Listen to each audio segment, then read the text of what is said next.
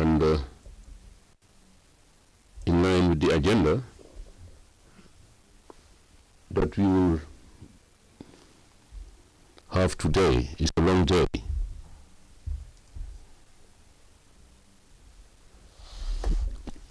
Chair, can anybody ask the chair to speak closer to the microphone? The interpreters cannot hear him. Hello? Hello? Hello? Can you ask the interpreter? Hello? Hello? Hello? Hello?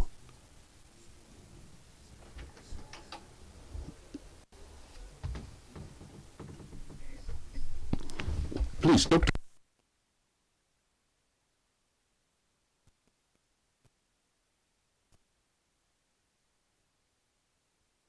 Sorry, the interpreter still can't hear the chairperson. The report of the working group on communications, then the working group on the special rapporteur on the freedom of expression and access to information in Africa, and then the report of the working group on economic, social, and cultural rights in Africa. Without much ado, I will call upon the chairperson of the working group on communication, Honorable Commissioner Marie-Louise Abono, to take the floor. But if you look at the program, this activity, the presentation is 9 to 12:30, reports. So mathematically, we have 15 minutes for each report. We do hope that we will stick to those 30 minutes for each report, 3 reports. So on that note, I would give the floor to Commissioner Marie-Louise Abono for the first report. Chairperson, microphone please, Commissioner Abono, microphone please. The interpreters can't hear, please.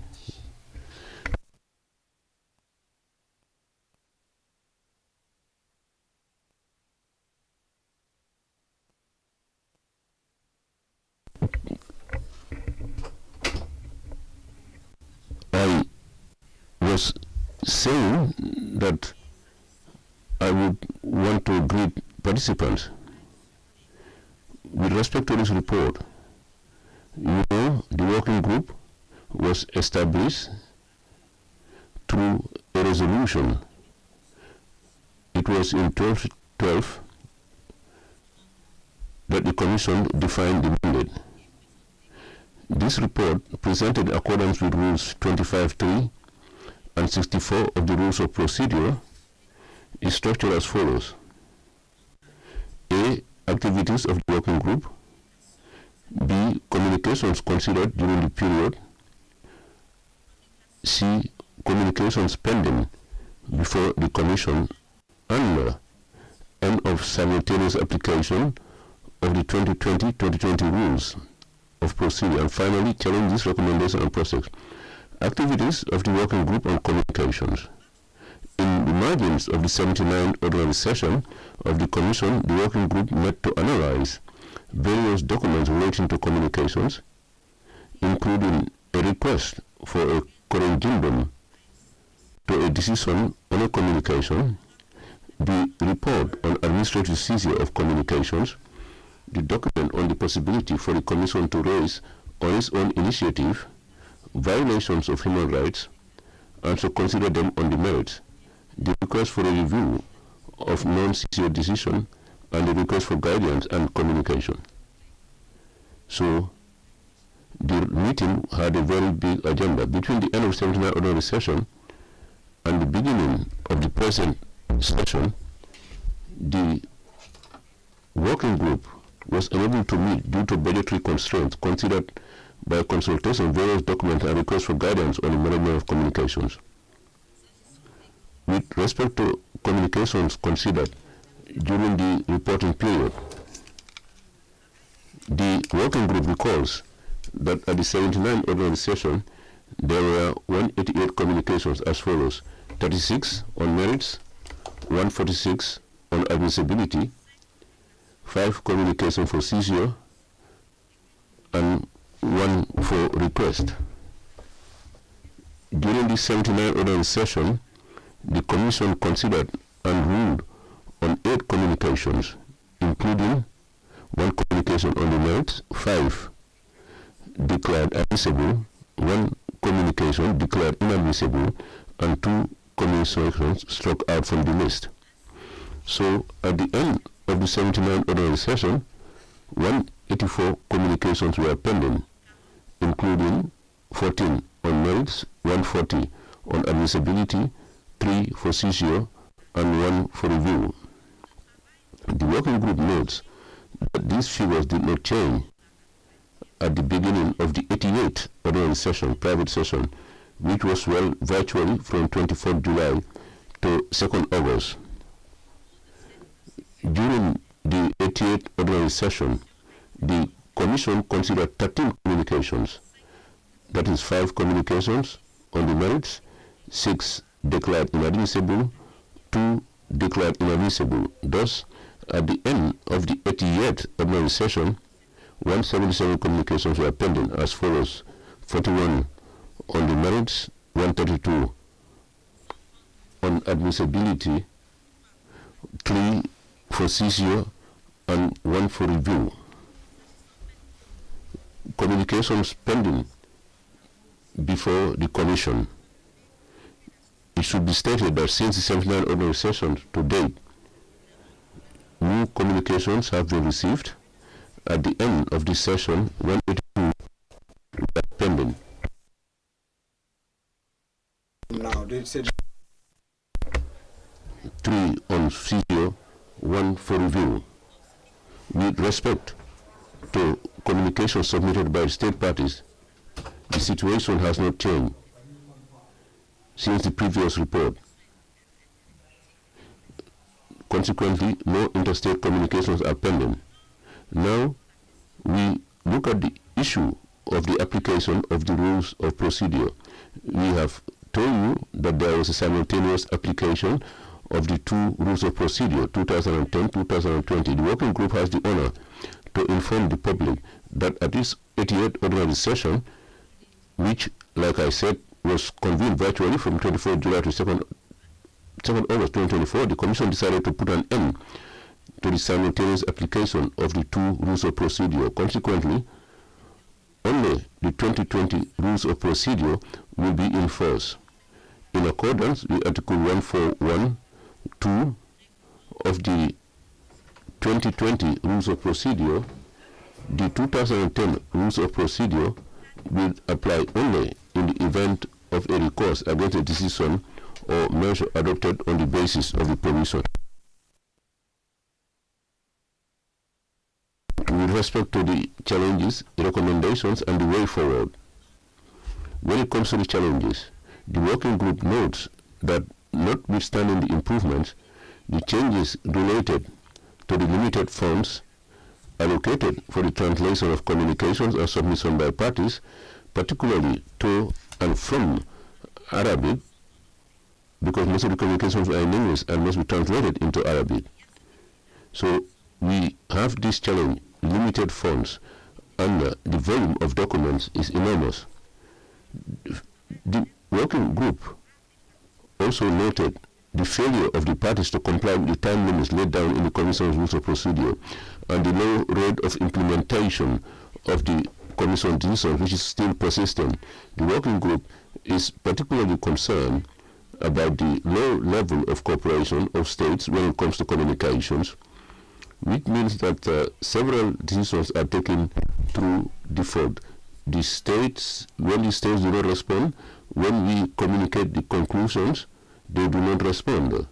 The working group recalls that the human rights instruments that the Commission applies were adopted by the states and it is therefore crucial that the states themselves participate in the development of jurisprudence, case law, arising from the application of these instruments in the context of the communications procedure. Finally, the working group wishes to stress the importance of compliance with the principle of confidentiality of decisions until their publication is authorized in accordance with Article 59 of the Charter.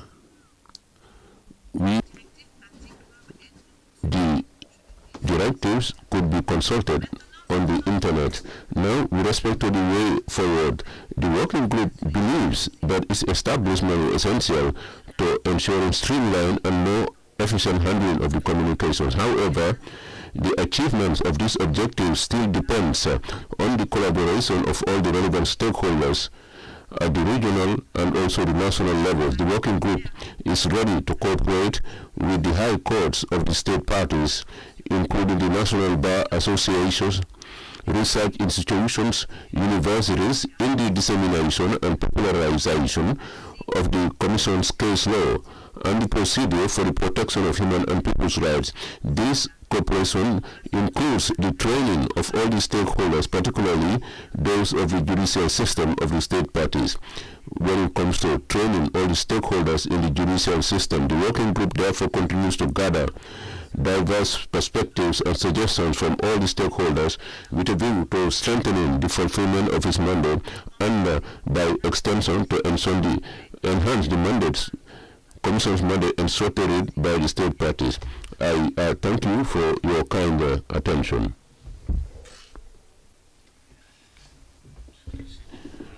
Let us congratulate Honorable Commissioner Marie-Louise Abono for the quality of this report, its clarity, and also for the recommendations contained therein.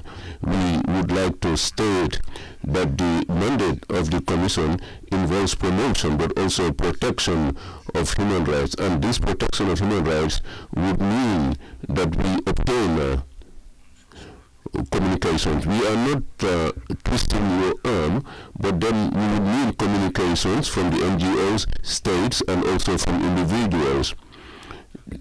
40 years of existence, the balance sheet that we have is very low. We have less than 900 communications in a period of 40 years. If you look at it closely, you would believe that the situation of human rights in Africa is great, and that other continents would envy us, but in reality it's not the case, because if you compare ourselves with the Inter-African Commission of Human Rights, Inter-American Commission of Human Rights and other jurisdictions, then there is a problem. Are there any NGOs, any states registered? That being said, we would like to congratulate Commissioner Abono for her leadership in the management of the working group at the level of the African Commission on Human and People's Rights. That being said, we now move on to the second report. This is the report to be presented by the Rapporteur Special on the Honorable Commissioner Topsy-Tono, who has not yet joined us in Banjul, but in her absence, Honorable Commissioner Derso has kindly accepted to present this report. So I will hand over the floor to Commissioner Derso for 15 minutes to share with us the report.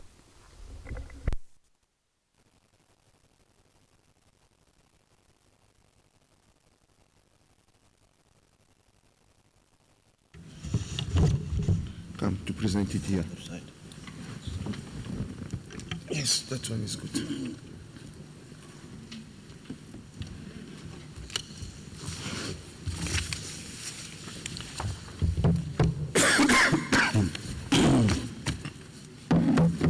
Very good morning to you all. Thank you very much, Chair, for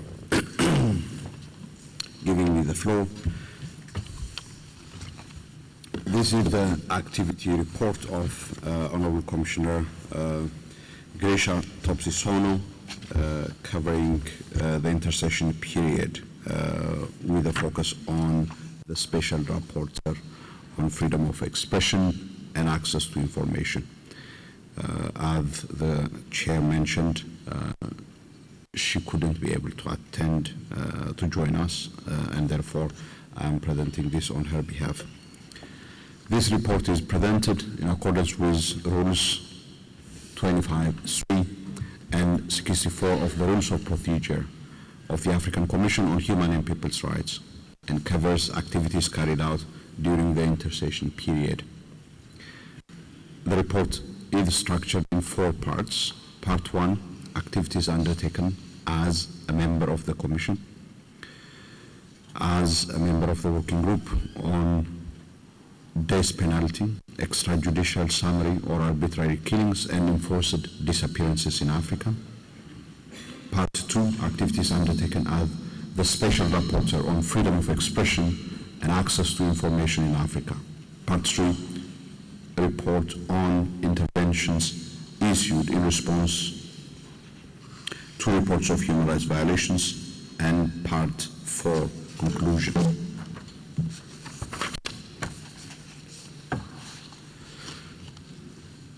In terms of activities undertaken as a member of the Commission, benchmarking activity mission that was undertaken to the Inter-American Commission on Human and People's Rights from 10 to 16 July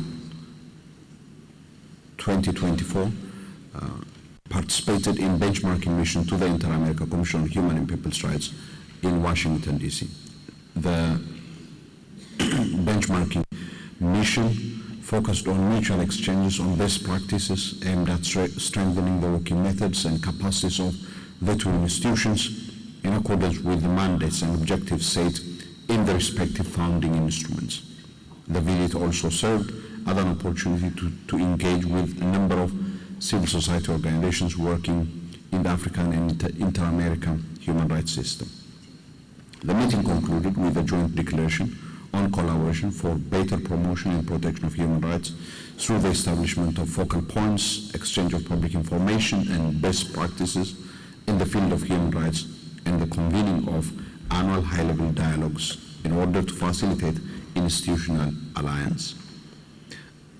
I also held bilateral meeting with my counterpart in the Inter-American Commission on Human Rights, Mr. Pedro Vaca Villarreal, the Special Rapporteur for Freedom of Expression, and we discussed on ways the two special mechanisms could further cooperate to advance freedom of expression. From 24 July to 2 August 2024, I participated in the Commission's 80th Ordinary Private Session, which was held virtually to consider communications, adopt concluding observations on state periodic reports, adopt country and thematic resolutions, in addition to considering a number of reports. Activities undertaken in my capacity as a member of the working group on death penalty, extrajudicial summary arbitrary killings and enforced disappearances in Africa. During the period under consideration, I didn't participate in any activities as a member of the working group. Part 2, activities undertaken as the Special Rapporteur on freedom of expression and access to information in Africa. Regional workshop on supporting election management bodies and election observer mission. From 23rd to 24th July 2024, I attended a regional workshop on supporting election management bodies and election observer missions to fulfill their obligations, held in Windhoek, Namibia, where I delivered the keynote address. The workshop was convened by the Center for Human Rights of the University of Pretoria in collaboration with the Election Commission Forum of SADC countries. The conference was convened in view of the need to support election monitoring bodies and election observer missions fulfill their obligations, in addition to raising awareness on the Commission's soft law documents, including the Declaration of Principles on Freedom of Expression and Access to Information in Africa, and the Guidelines on Access to Information and Elections in Africa. I also took the opportunity to meet with a number of stakeholders to discuss future collaboration and cooperation. AU Peace and Security Council meeting on protection of journalists and access to information in situations of armed conflict in Africa. On 2 September 2024, I attended the 12th Surtees meeting of the African Union Peace and Security Council, held virtually, to discuss the issue of protection of journalists and access to information in situations of armed conflicts in Africa. During this meeting, I highlighted the numerous measures taken by the Commission and the special mechanism to remind state parties of that duty, as well as the efforts put in place to safeguard the interests of journalists and media practitioners. On 19 September 2024, I gave a virtual presentation during a partners' breakfast meeting, which focused on preparations for commemoration of the International Day to end impunity for crimes against journalists, which will be commemorated later this year. The meeting was convened by the EU Department of Political Affairs, Peace and Security, and the United Nations Educational, Scientific, Cultural Organization, UNESCO. The briefing I gave focused on the work which has been done by the Commission and the special mechanism on the protection of journalists in Africa, such as the development of soft law principles for their protection and interaction with the states parties in this regard. From 1 to 2 October 2024, I participated in a conference on the celebration of the International Day for Universal Access to Information in Accra, Ghana, held under the theme of mainstreaming access to information and participation in the public sector. The conference was convened by UNESCO and the Ministry of Information of the Republic of Ghana. During the conference, I participated in a high-level panel on advancing access to information in government institutions and the role of civil society, where I gave the keynote address. In this address, I highlighted the work which has been done by the Commission to promote and protect the right of access to information in Africa.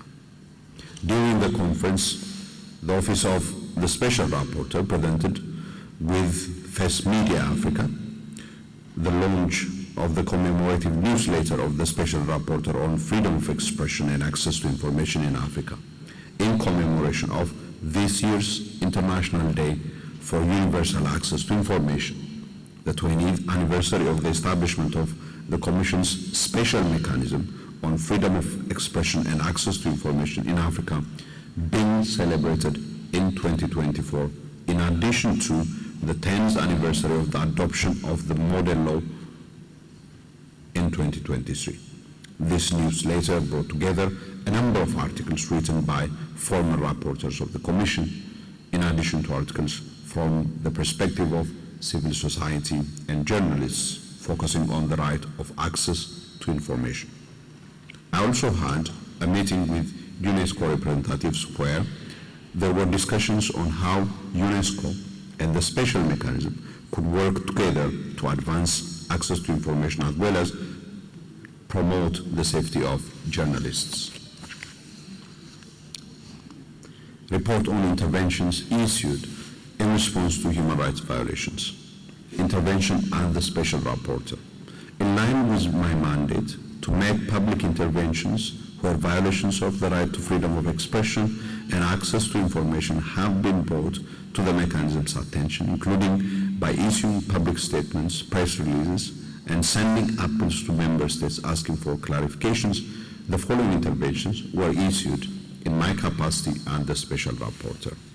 Letters of appeal to the Republic of Tanzania.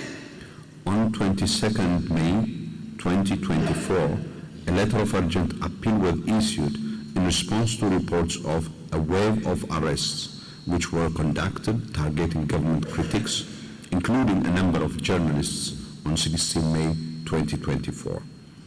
Additionally, reports indicating that a number of journalists were accused of violating the cybercrime law, Decree 54, by allegedly spreading fake news and undermining state security. The letter requested clarification regarding the alleged arrest and arbitrary detention of journalists and called on the government to ensure that laws in Tunisia, such as the Cybercrime Law, Decree 54, adhere to regional and international standards for respect of the right to freedom of expression and freedom of the press. My apologies that at the beginning I made reference to Tanzania. It must be a letter of appeal to the Republic of Tunisia. Joint letter of appeal to the Republic of Guinea-Bissau. On 24 May 2024, a joint letter of urgent appeal was issued in collaboration with the Commissioner Rapporteur for the human rights situation in the Republic of Guinea-Bissau in response to reports of brutality committed by security forces during the period after the local elections following demonstrations called by the Popular Front on 18 May. Reports indicated that the Popular Front decided to hold the demonstration, which culminated in the arrest of 93 people who were reportedly held in degrading conditions in the detention center. Specifically, it was alleged that the detention center didn't have drinking water, lighting, ventilation, or toilets, and further, all the detainees were subjected to torture. The detainees were also denied access to their families and lawyers. The letter requested the government of Guinea-Bissau to provide clarification regarding the allegations, in addition to carrying out impartial investigations into the allegations, and if confirmed, holding the perpetrators accountable for their actions. Joint letter of appeal to the Republic of the Gambia. On 14 June 2024, a joint letter of urgent appeal was issued in collaboration with the Commissioner Rapporteur for the human rights situation in the Republic of the Gambia, raising concerns regarding certain elements in the draft cybercrime bill, and further noting that if voted on as is by the National Assembly, this would constitute a grave violation of several rights enshrined in the African Charter. The latter reiterated the principles in the declaration and called on the government to review the draft cybercrime bill to ensure that it is in line with regional and international standards for the protection of the right to freedom of expression, in addition to repealing existing laws on sedition and false news in line with Gambia's obligations under regional and international law. Joint letter of appeal to the Republic of Kenya. On 23 July 2024, a joint letter of urgent appeal was issued in collaboration with the Commissioner Rapporteur for the human rights situation in Kenya in response to reports received regarding attacks on journalists in Kenya, including Ms. Catherine Karuwiki, a Kenyan journalist and reporter for the privately owned Media Max Limited, who was shot 3 times by a police officer on 16 July 2024, in addition to Mr. Macharia Gaito, a veteran journalist in Kenya, who was reportedly abducted and later released with an explanation given that it was the case of mistaken identity. The latter requested clarification regarding the reports of journalists who had been physically attacked or detained by the police while covering recent protests in Kenya, in addition to calling on the government to carry out an independent and impartial investigations into the reported shooting of Ms. Catherine Karuwiki. Joint letter of appeal to the Federal Republic of Somalia. On 27 August 2024, a joint letter of urgent appeal was issued in collaboration with the Commissioner Rapporteur for the human rights situation in the Federal Republic of Somalia, raising concern regarding certain reported elements in the information bill. The letter called on the government of the Federal Republic of Somalia to review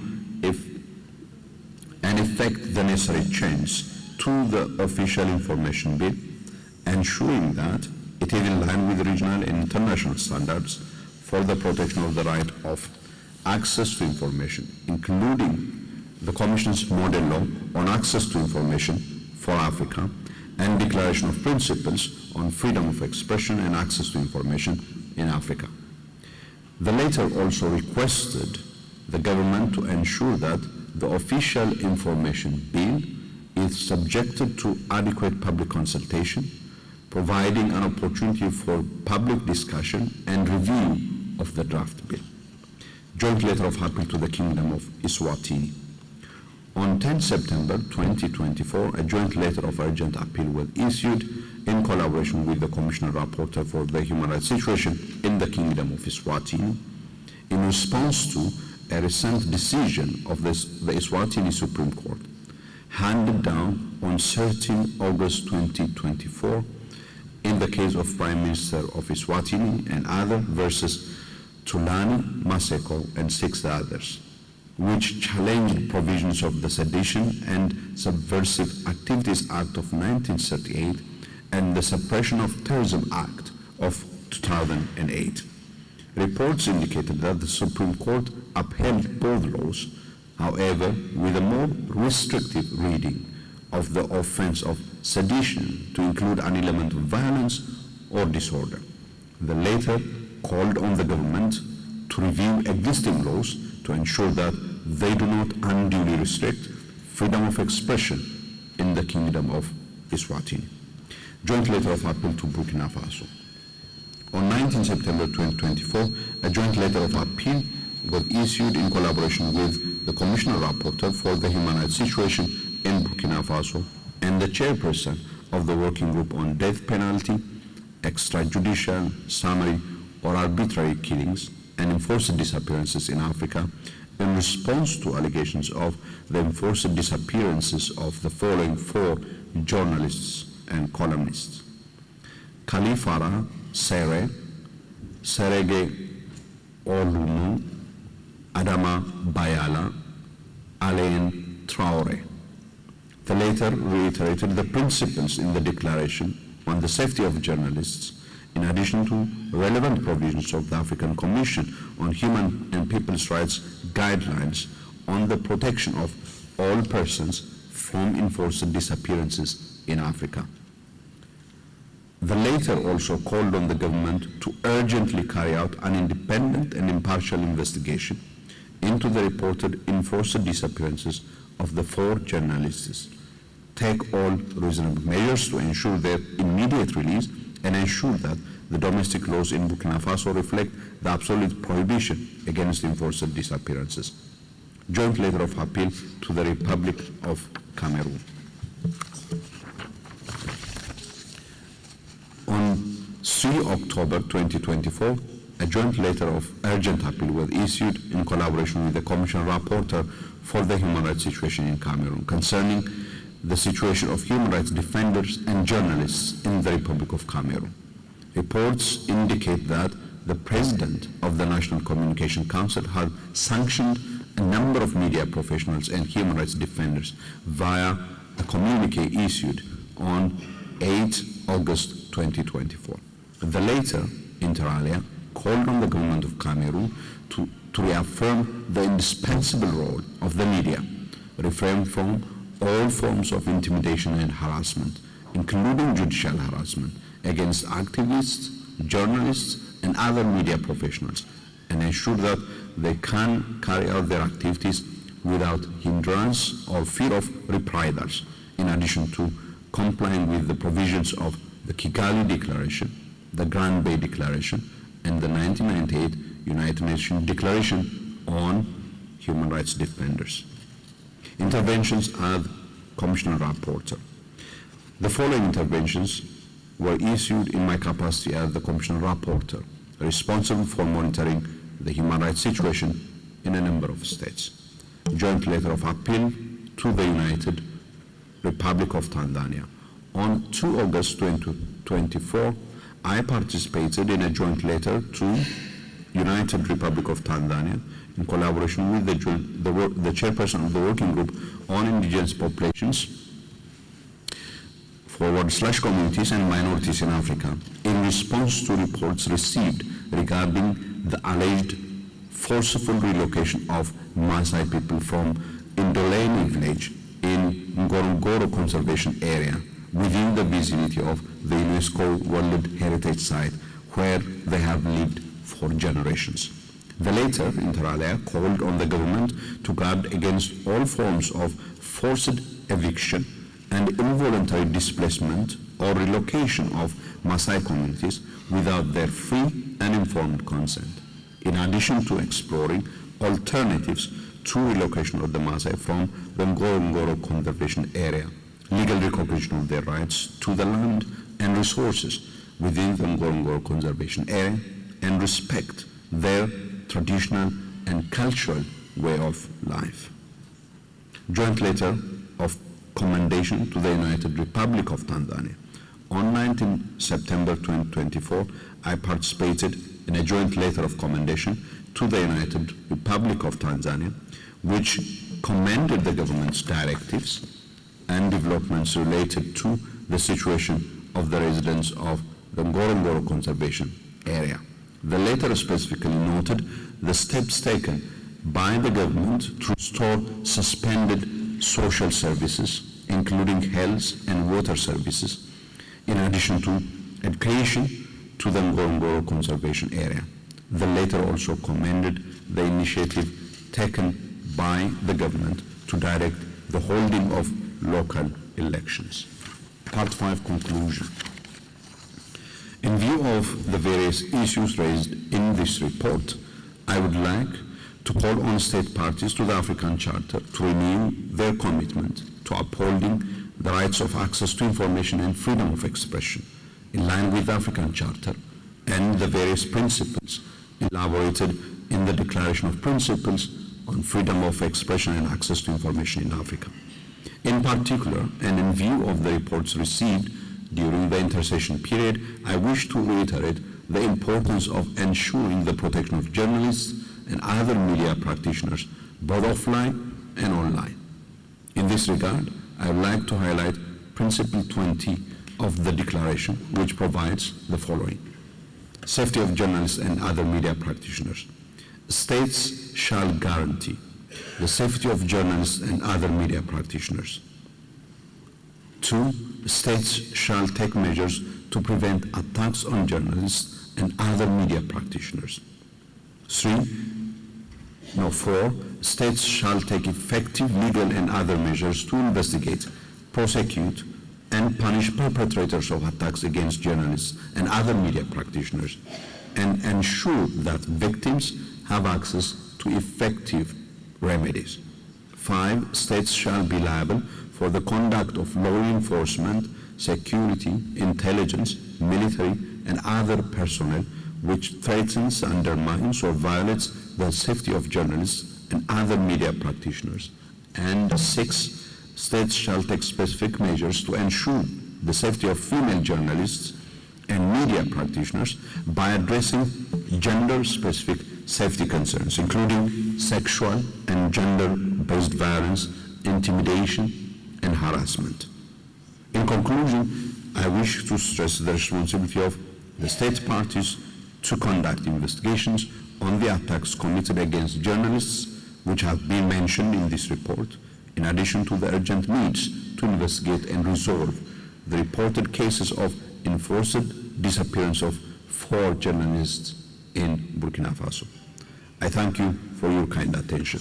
Once again, this is the report of the Special Rapporteur on Freedom of Expression and Access to Information, Commissioner Grisha.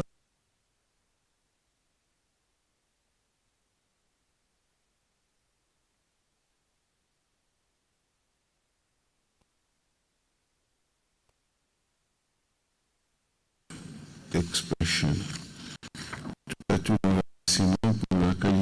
Thank you for the quality of the presentation and the report itself. We will now move on to the interactive segment. Before we give the floor to Angola, I wish to state that we have Lesotho, which registered, so I shall to take the floor. So I shall give the floor to Lesotho, who and thereafter I'll give the floor to Angola and some NGOs and NHRI which requested for the floor. Is Lesotho in this hall? Lesotho?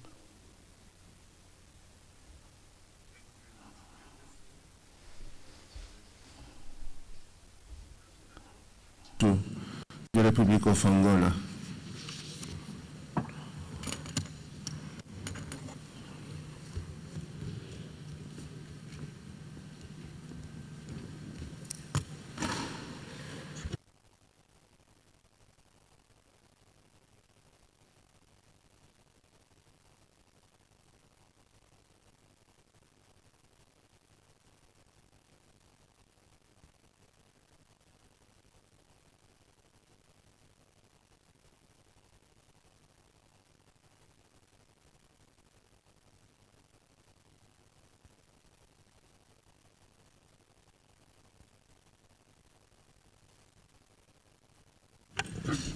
Mr. Chairman, Lesotho didn't register for this one, I'm advised.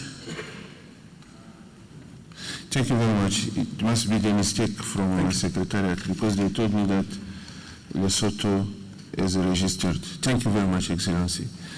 Cecilie. Welcome. Yeah. Cecilie.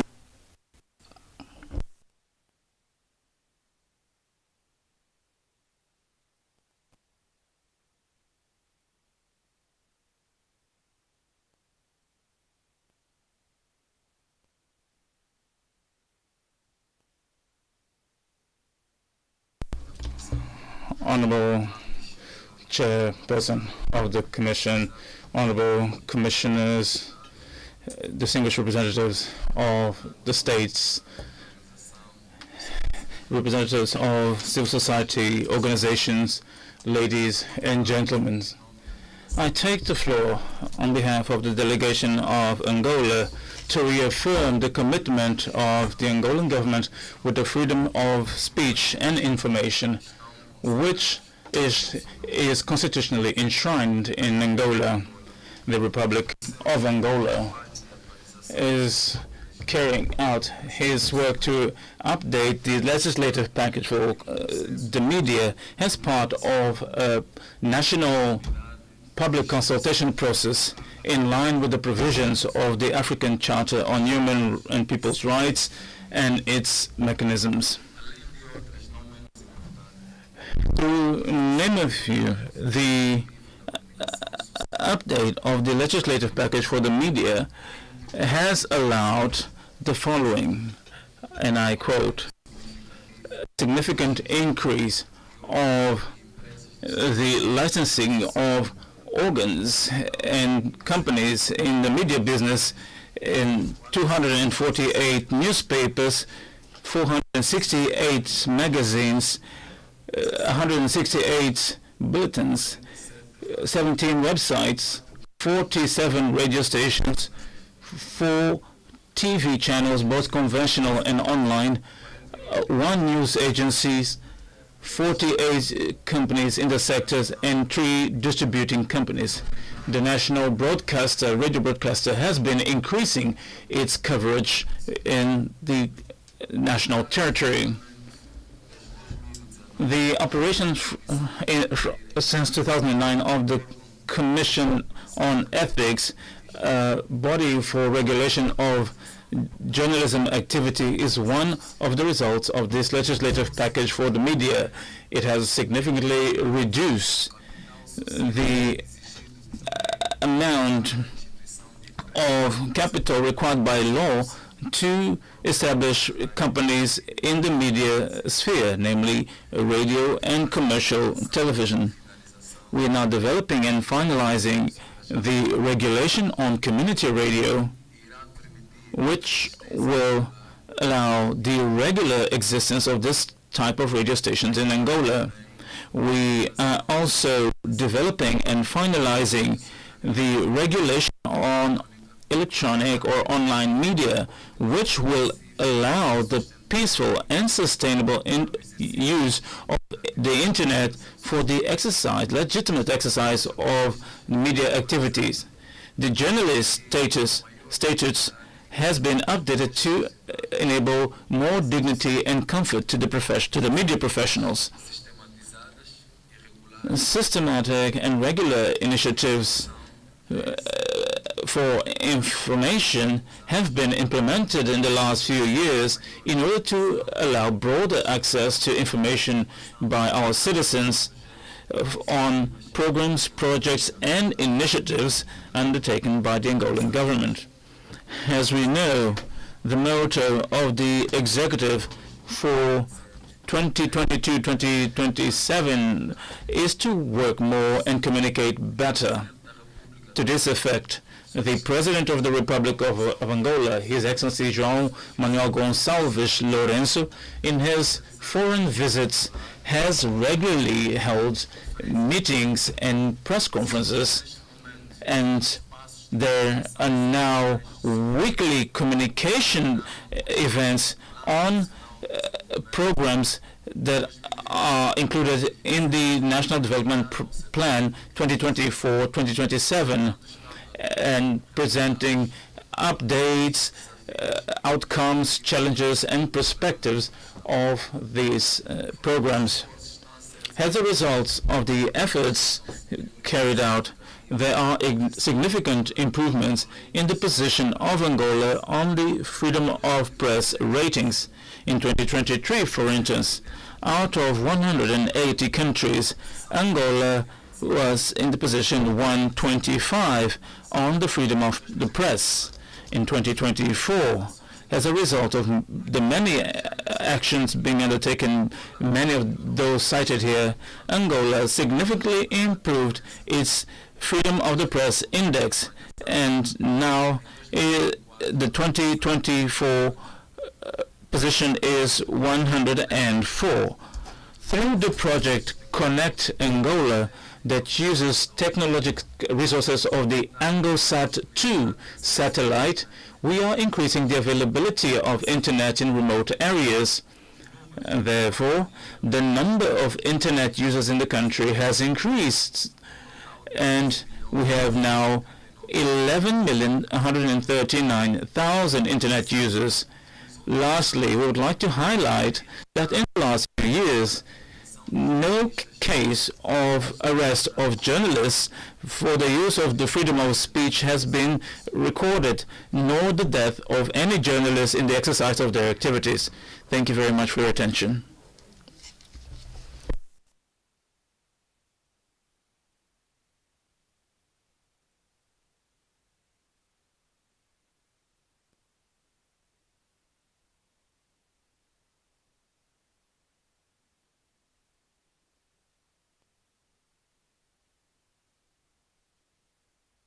C'est grâce à la vigilance de l'honorable commissaire Solomon et Derso So that I realized that Tunisia had request for the floor first. I give the floor to Tunisia. Thank you very much, dear brother, and good morning to you and all the colleagues. Yes, I thought you had forgotten me, but considering myself as a friend of your delegation, and I express all my respect to you, Chair, my delegation requested for the floor, and of course to comment my brother Commissioner Solomon, who presented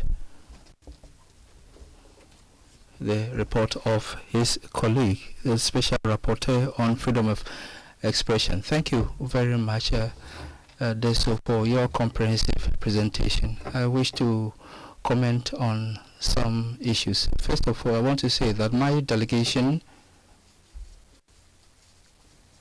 received a letter of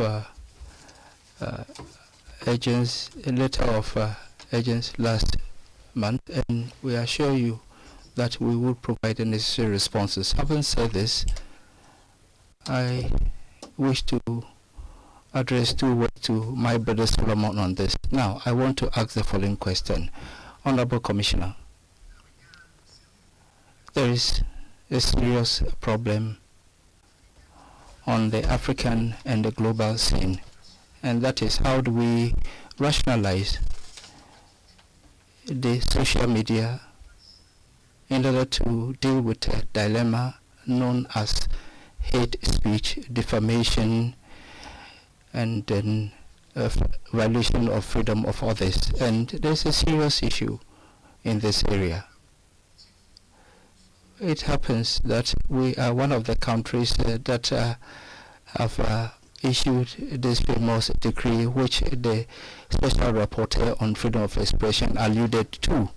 That is, the decree forms part of the legal body of laws of Tunisia and is a legal act which dates back to September 2022 and which relates to the fight against disinformation and a text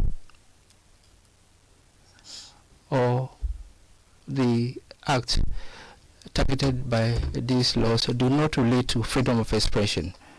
And it doesn't, and I want to emphasize mine, it doesn't target a specific group of persons and not journalists.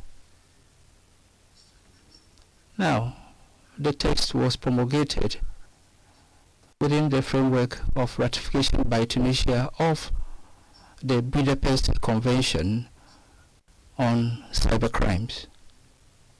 And it effectively aims at ensuring balance, a fine balance between the respect for the protection of freedom of expression on the one hand, and on the other hand,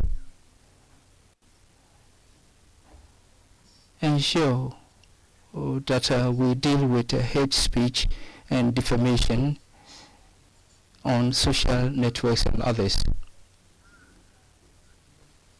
Not to focus too much on this discussion, Chair, my brother Solomon, I would have loved to see the Commissioner in charge of freedom of expression here so that we can discuss, but we'll do that when she's here. But I want to assure you that we will respond to the letter of appeal and the recommendations that she made in the report.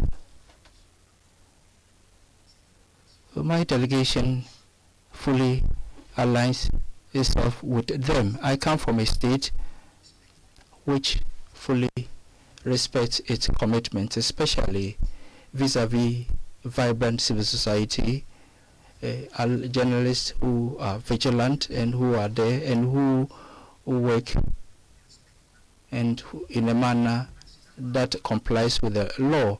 So, Chair, thank you very much for giving the floor to my delegation, and I shall come back with a response to this letter in the spirit of cooperation, and this is what I intend to do. Thank you very much.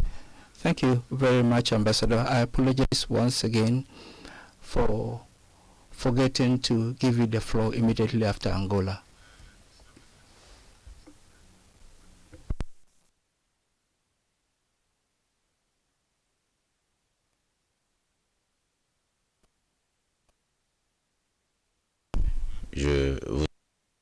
Okay, I present on behalf of Acting Chief Commissioner Rakeb Mesele.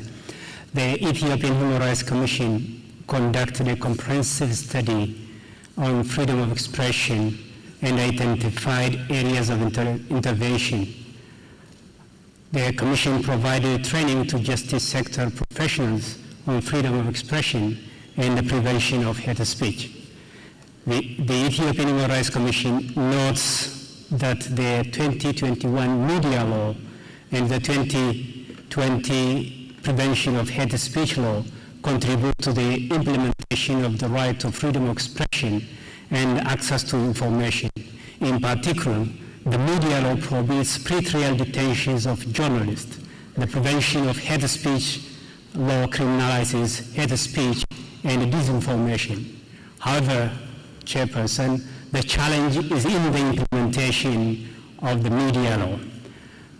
Media personnel and journalists are subjected to arbitrary arrest and pre-trial detention despite the prohibition in the law.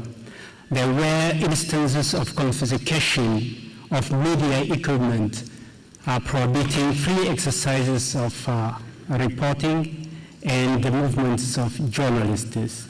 The Ethiopian Human Rights Commission calls for the implementation of the media law and elimination of the practice of arbitrary arrest and pre-trial detention of journalists and media personnel.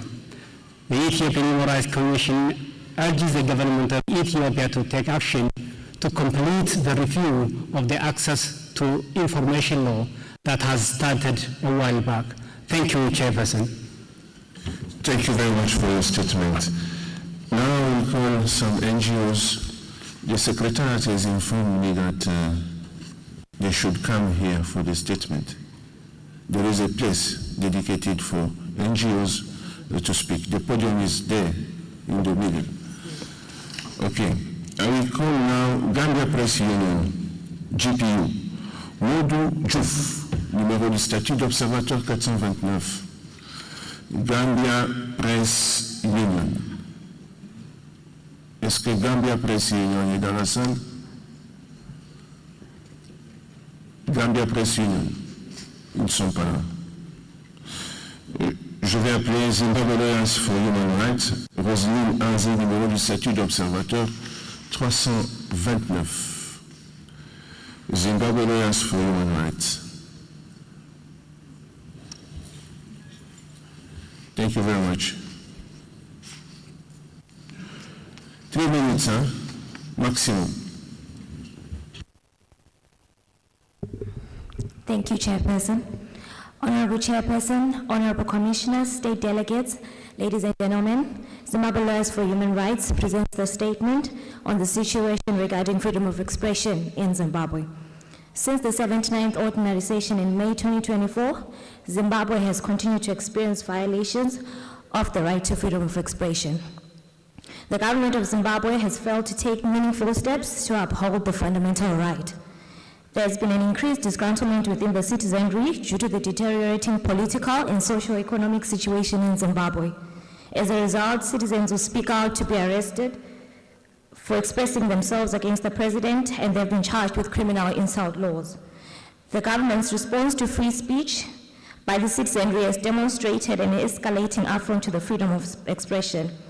The TLHR has recorded an increase in cases where citizens have been arrested on allegations of violating sections 33 and 31 of the Criminal Law Codification and Reform Act, namely undermining the authority of or insulting the president and communicating falsehoods prejudicial to the state, respectively. Fortunately, ZLHR successfully secured several acquittals and quashed other libel-related charges. ZLHR recorded cases of 2 foreign nationals, Tom Sekama of Uganda and Lucas Slavia of the Czech Republic, who were arrested for communicating falsehoods prejudicial to the state after they took videos exposing the declining socio-economic status in Zimbabwe, indicating that there was a shortage of water and electricity. Both nationals were arrested, detained, and denied bail and subjected to full trials. They were subsequently acquitted and deported back to their countries. In addition, the culture of hate speech by senior government officials and members of the ruling party towards HRDs, CSOs, and political activists persists with impunity. A recently recorded incident was when ZLHR became the subject of such hate speech from a politician affiliated with the ruling party during a parliamentary debate on the Private Voluntary Organizations Amendment Bill. ZLHR also noted with concern the violent disruptions of the public hearings for the Private Voluntary Organizations Amendment Bill in Harare and Masvingo by state-aligned individuals, impeding on the right to the freedom of expression of individuals who were making submissions against the repressive bill. Therefore, ZLHR urges the African Commission on Human and People's Rights to call upon the government of Zimbabwe to ensure a conducive environment where individuals who harbor divergent political views can express themselves without reprisal, repeal repressive criminal provisions and laws that hinder the exercise and enjoyment of the freedom of expression in Zimbabwe, cease the arrest, detention, and prosecution of human rights defenders and ordinary citizens for exercising the right to freedom of expression, desist from making unwarranted and disparaging attacks on civil society organizations and public fora. Thank you very much.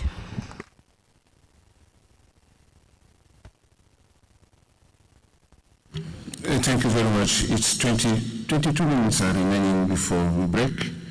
I want now to give back the floor to Commissioner Delso so that he can respond, and after that we'll take another report for social, economic, and cultural rights. Commissioner Delso. Thank you very much, Chair. I would like to thank the Republic of Angola for the update provided on the state of freedom of expression and access to information in Angola. And we have taken due note of the update of media law, which have expanded licensing to media houses, the reduction of capital requirements for opening radios, and the processing of regulation for community radio as well, and also the point that have been made about the government's commitment for providing regular information on activities that are undertaken by the government as part of responding to or as part of enhancing access to information to the public. We also wish to take note of the feedback provided by the Ambassador of Tunisia regarding the urgent letter of appeal that has been issued by the Special Rapporteur in relation to the September 2022 decree regarding the potential adverse impact that this decree can have on freedom of expression and access to information. We in particular recognize with appreciation the commitment expressed by the Ambassador of Tunisia to respond to the letter accordingly. We take note of the update that is provided by the Ethiopian Human Rights Commission regarding the state of freedom of expression and access to information, including in terms of the study, the comprehensive study that the Ethiopian Human Rights Commission undertook, the importance of the 2021 media law and the hate speech law for purpose of advancing freedom of expression and access to information, and the gap that has been highlighted between what is stated in the law and the actual practice, and the need for addressing this gap. We also take note the submission from Zimbabwe Lawyers for Human Rights regarding the state of freedom of expression and access to information in Zimbabwe, and the specific issues raised around individuals who have been arrested and situation of intimidation or harassment that have been specified as a result of some laws, particularly criminal law that was made reference to. And the Special Rapporteur, having taken note of these submissions, will accordingly take the necessary follow-up action. We once again thank you for your kind attention and feedback on this report. Over to you, Chair. Thank you very much, Commissioner Solomon Delso. Je pense que nous pouvons quand même l'applaudir pour la présentation. I think Commissioner Delso deserves a round of applause for the presentation of this report. In the next 12 minutes, I would like to request Dita Masino Ogana to present the report to be concise, because this report has already been posted on the website, and the participants must have gleaned through the report, because at 10:30 we'll proceed on our health break. Commissioner Lita, kindly present the activity report on behalf of Commissioner Mwandenga. Commissioner Lita.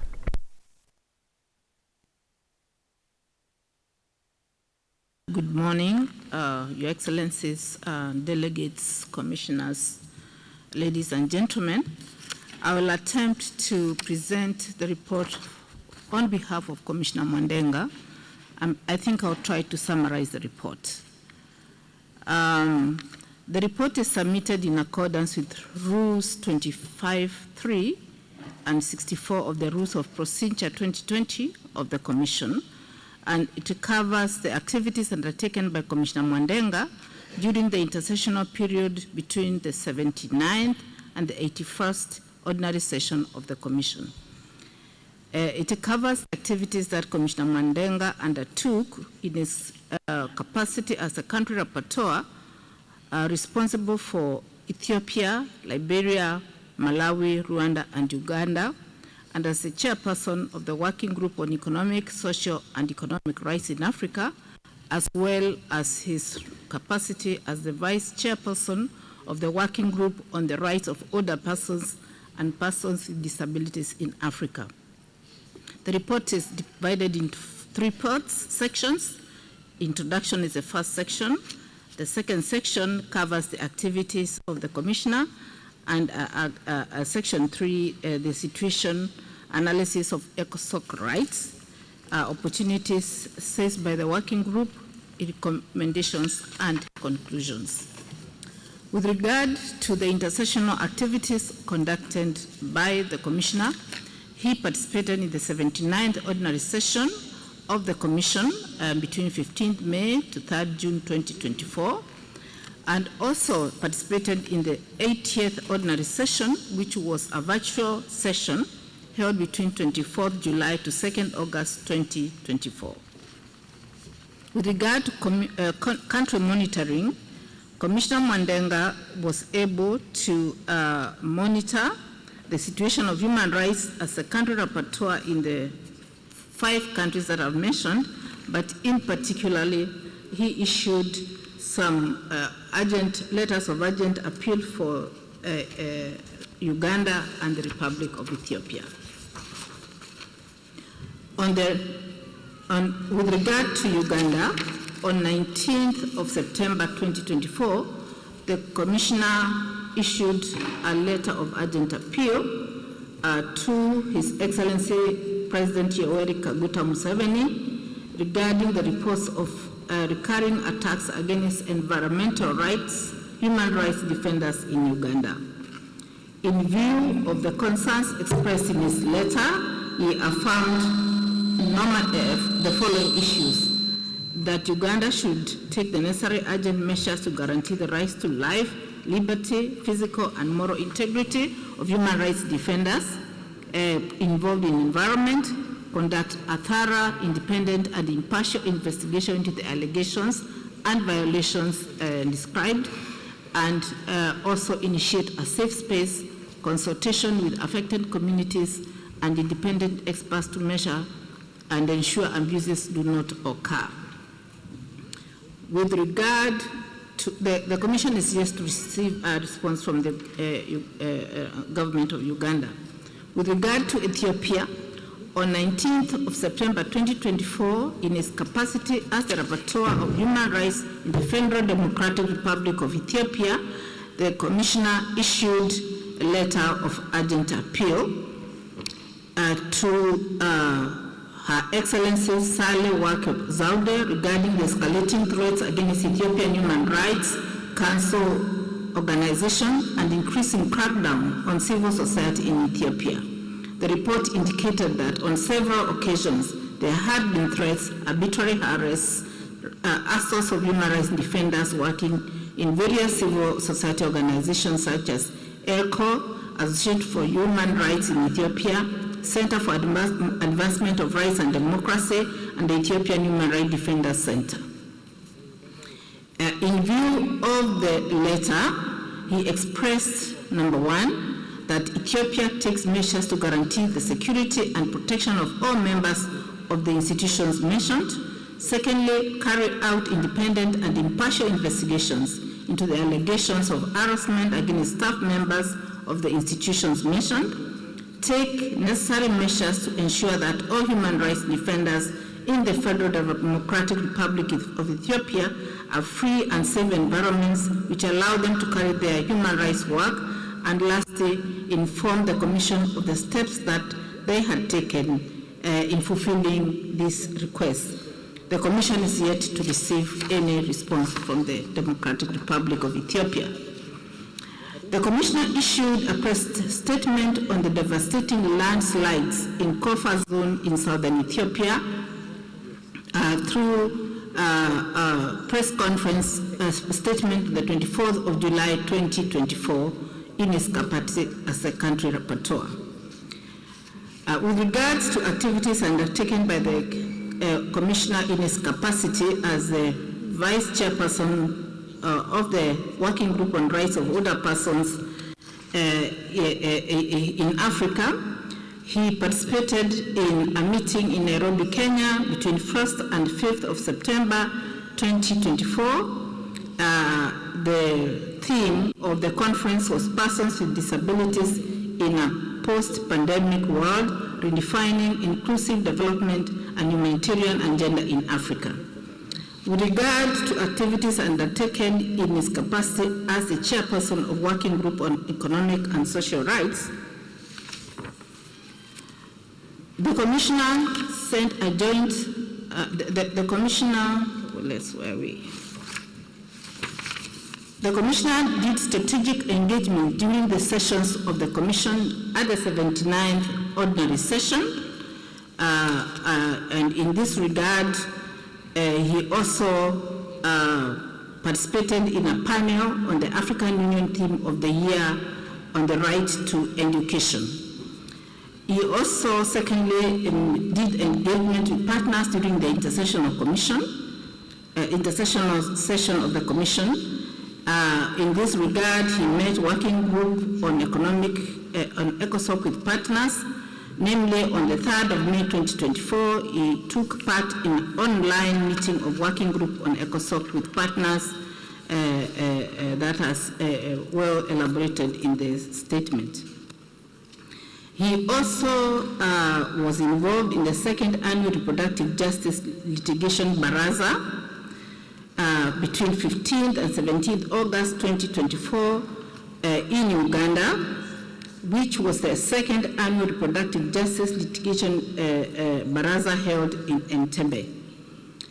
The theme of this Baraza, or public meeting, was reimagining a regional Afrocentric approach to litigating reproductive justice through South-to-South knowledge exchange.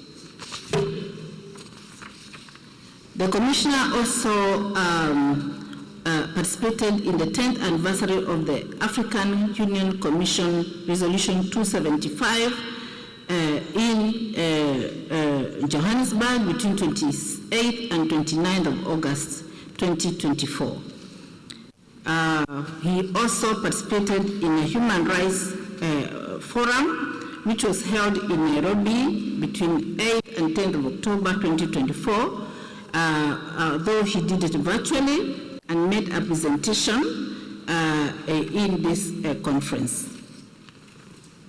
He was actually a panelist on the linkage between trade, human rights, development under the African Free Continental Trade Area, which was a prelude to the 3rd Business and Human Rights Forum in Nairobi, Kenya. On Section 3, the Commissioner undertook some situation analysis on economic rights on the continent in his capacity as a chairperson of the Working Group on ECOSOC Rights in Africa. He started with the first one, the right to property, Article 14. He also participated in he also analyzed the right to work, Article 15. He also carried a similar exercise for right to youth and health under Article 16. He carried similar work on rights to education under Article 17. And finally, he carried similar work on social protection and social security. This is all contained in the document that the Commissioner has circulated, and you can find the details in there. With regard to opportunities seized by the Working Group, And in view of the above concern, the working group is already engaging with partners in discussions on practical steps towards protection of ECOSOC rights as enshrined in the African Charter. The working group has also placed advocacy with state parties and relevant partners on the concerns raised on the priority list. I would like to go to the conclusion of this report and state that the Commissioner has provided recommendations for state parties, namely to take legislative and other measures for the full realization of economic, social, and cultural rights in accordance with the Charter. Secondly, to sign, ratify, and domesticate the protocol to the African Charter on the rights of citizens to social protection and social security. Thirdly, to develop social protection programs that ensure that every citizen has equal access to adequate, affordable, and quality health care. There are quite a number of them. They run all the way to number 15, and I would like to draw the attention of the member states to these recommendations. To civil society, I'll also just read two of them.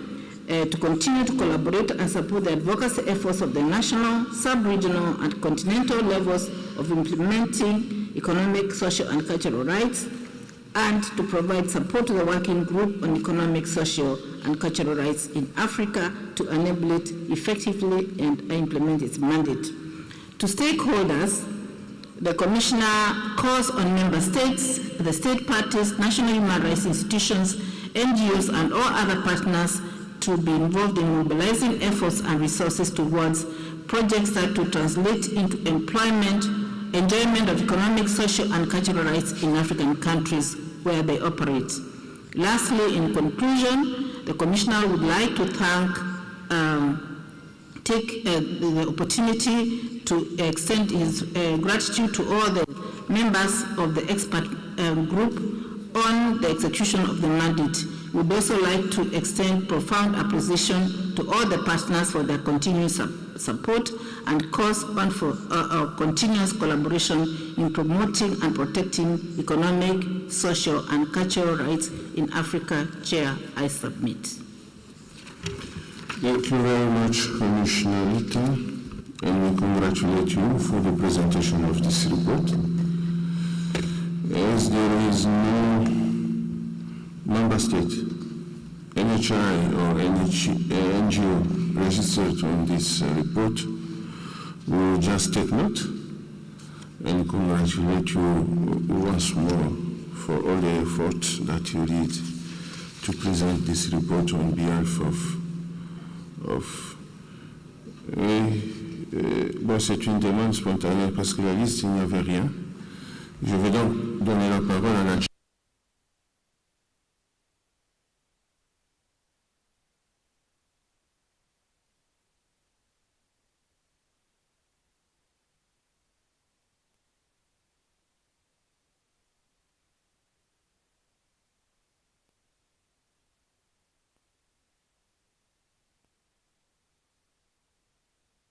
share some thoughts with the Commission on what we believe is one of the most important topics that is related to social and economic rights in Africa. We do believe, as the Algerian delegation, that those rights are the fundamental corpus of the human rights, and sometimes they are overwhelmingly left behind compared to the civil and political rights. That's why we wanted maybe to suggest to the Special Rapporteur or to the working group to undertake a study on the best practices in Africa when it comes to financing economic and social rights.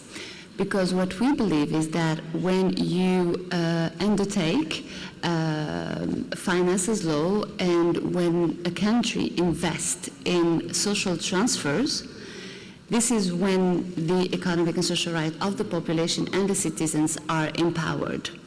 And a lot of countries are doing that in some ways or in another, and it would be interesting to see how African countries devote finances to finance, I don't know, education, health, and those are very interesting. For example, in Algeria, we devote 20% of the entire budget to social transfer, and we would be interested to see how it is done in other countries so that we can share practices.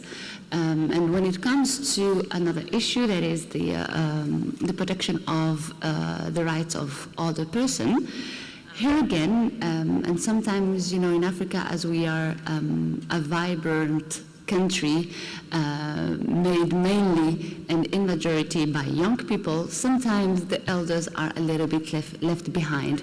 So we believe that there is a need to discuss further how their rights are empowered. For example, in Algeria, we have just passed a new law on protection of the elders in order to economically integrate them into the market.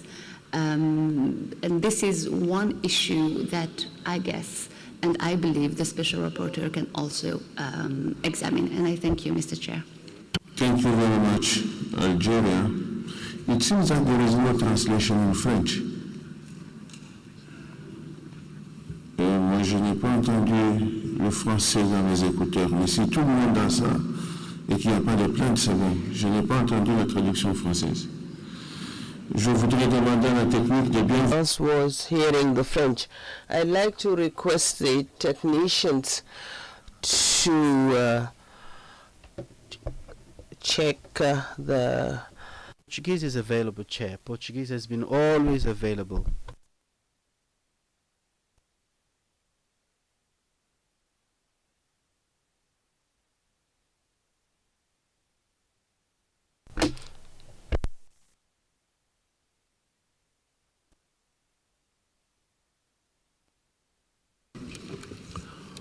Chair, Uganda's position is that, Chairperson, I'd like to bring your attention to the fact that these allegations have been made against Uganda in the same forum during the 77th Ordinary Session of the African Commission on Human Rights and on Human and People's Rights. We exercised our right of reply in the matter and informed the Commission that land acquisition and compensation of project-affected persons is undertaken in compliance with national laws and regulations, international standards, and best practice, as well as the culture and traditional livelihood practices of the project-affected persons. This is done to ensure the government of Uganda upholds, promotes, and respects the rights of all persons. Chairperson,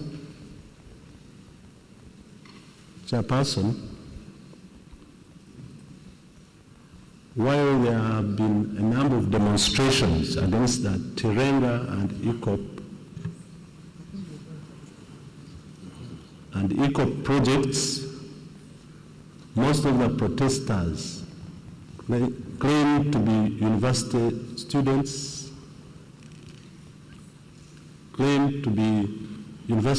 However, none of them were able to provide university student identification cards. These protesters were rather unruly assemblies.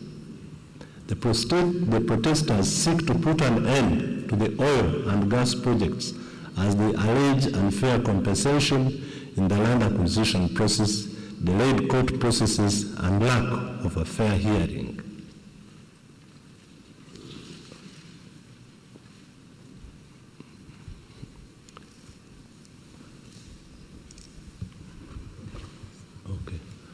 I also wish to highlight to you that the Land Acquisition Act, CAP 235, guarantees that persons whose land is compulsorily acquired for public purposes are fairly, adequately, and promptly compensated. Further, in line with the Land Act, CAP 236, a statutory 30% disturbance allowance is added to all computed statutory compensation amounts. Tirenga and ECO projects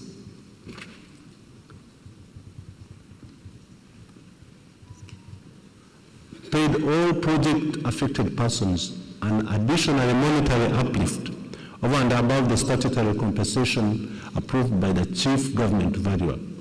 This was to cater for the time lost between the assessments which were undertaken between 2018 and 2019 and the actual payment that commenced in 2021. Chairperson, from the onset and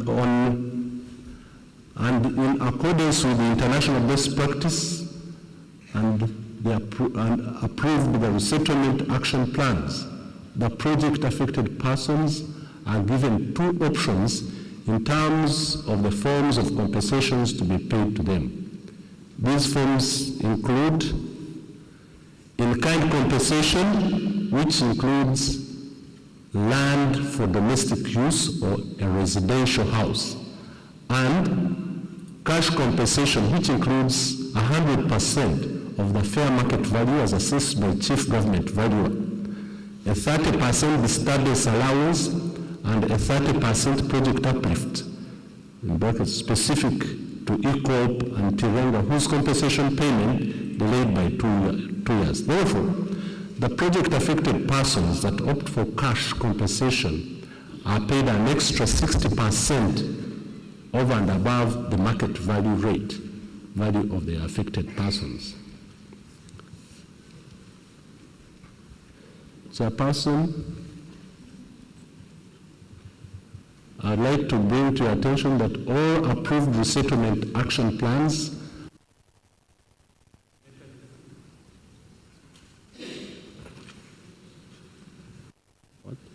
have grievance mechanism established to address any grievances, issues, and concerns raised by the project affected persons. The grievance mechanism involves the participation of the project contractor, a licensee, and local council one leaders, who are the first line of interface before these grievances are escalated to the resettling planning committee at the sub-county level. From the resettlement planning committee, any unresolved grievance is brought before the district resettlement committee to facilitate resolution of the same. All these levels of dispute resolution are avenues put in place to accord project affected.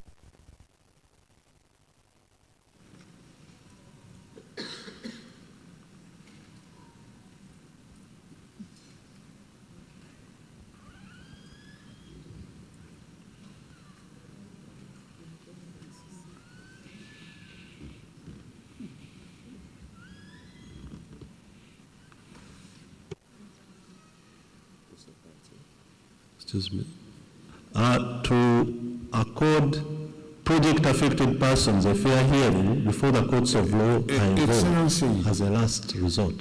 Can you please summarize your question to allow Commissioner Lister to respond? If you can summarize the question. Oh, the answer? Because you are reacting. Chairman, we have a full report, and we shall at an appropriate time present it. Okay, but for the moment we are dealing with the issue of questions related to the report of the working group of economic, social and cultural rights. If you want to make a declaration, you will wait for the point 3, human rights situation in Africa. If it is a right to response, please precise very well so that we can know in which context we are going to put your statement. Please. Chair, we were reacting to the question put by the Commission. We are making a reply, but we hope, I don't know. Okay, you can make your reply, but even if it's a reply, can you summarize, please, due to the constraint of time?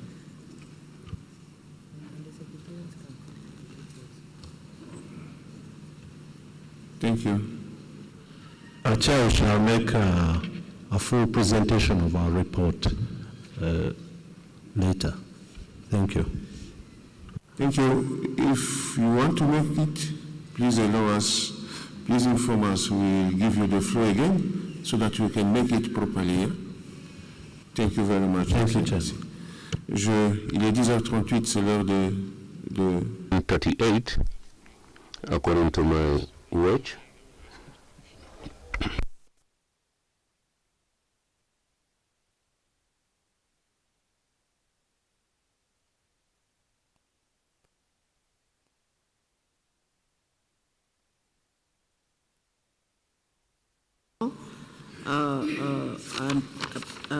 Starting with the delegation from Algeria, we take note of your intervention and the proposals that you have made, particularly emphasizing the importance of cultural, social, and political rights, and requesting the rapporteur to undertake a study on financing cultural rights, and in particular to establish the role that social transfers play in remittance, in form of remittances in advancing social rights.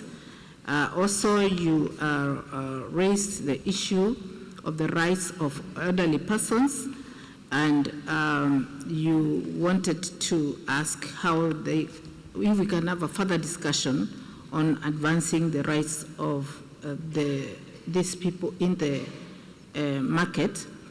On my left is the chairperson, actually, of the commissioner in charge, the real chairperson of that committee. She may want to take the floor on this, but I would like to say that through Commissioner Mwendenga, I will submit these proposals that you've made so that the mechanism of economic, social, and cultural rights can consider.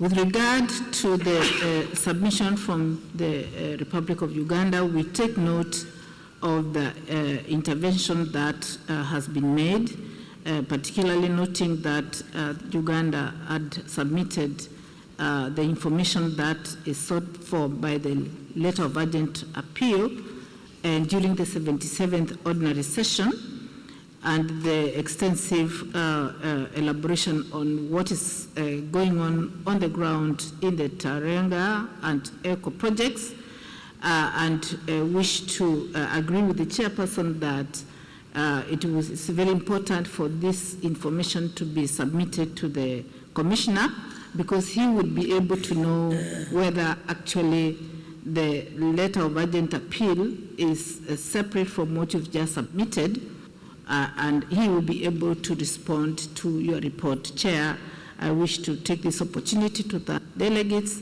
for their indulgence as I presented the report for Commissioner Mwendenga, and I yield back the floor. Thank you very much. On peut vous applaudir alors. Ceci dit, nous allons prendre une pause de 30 minutes. On revient à 11h. 30 minutes break. We'll come back at 11:11 to continue with the rest of the agenda.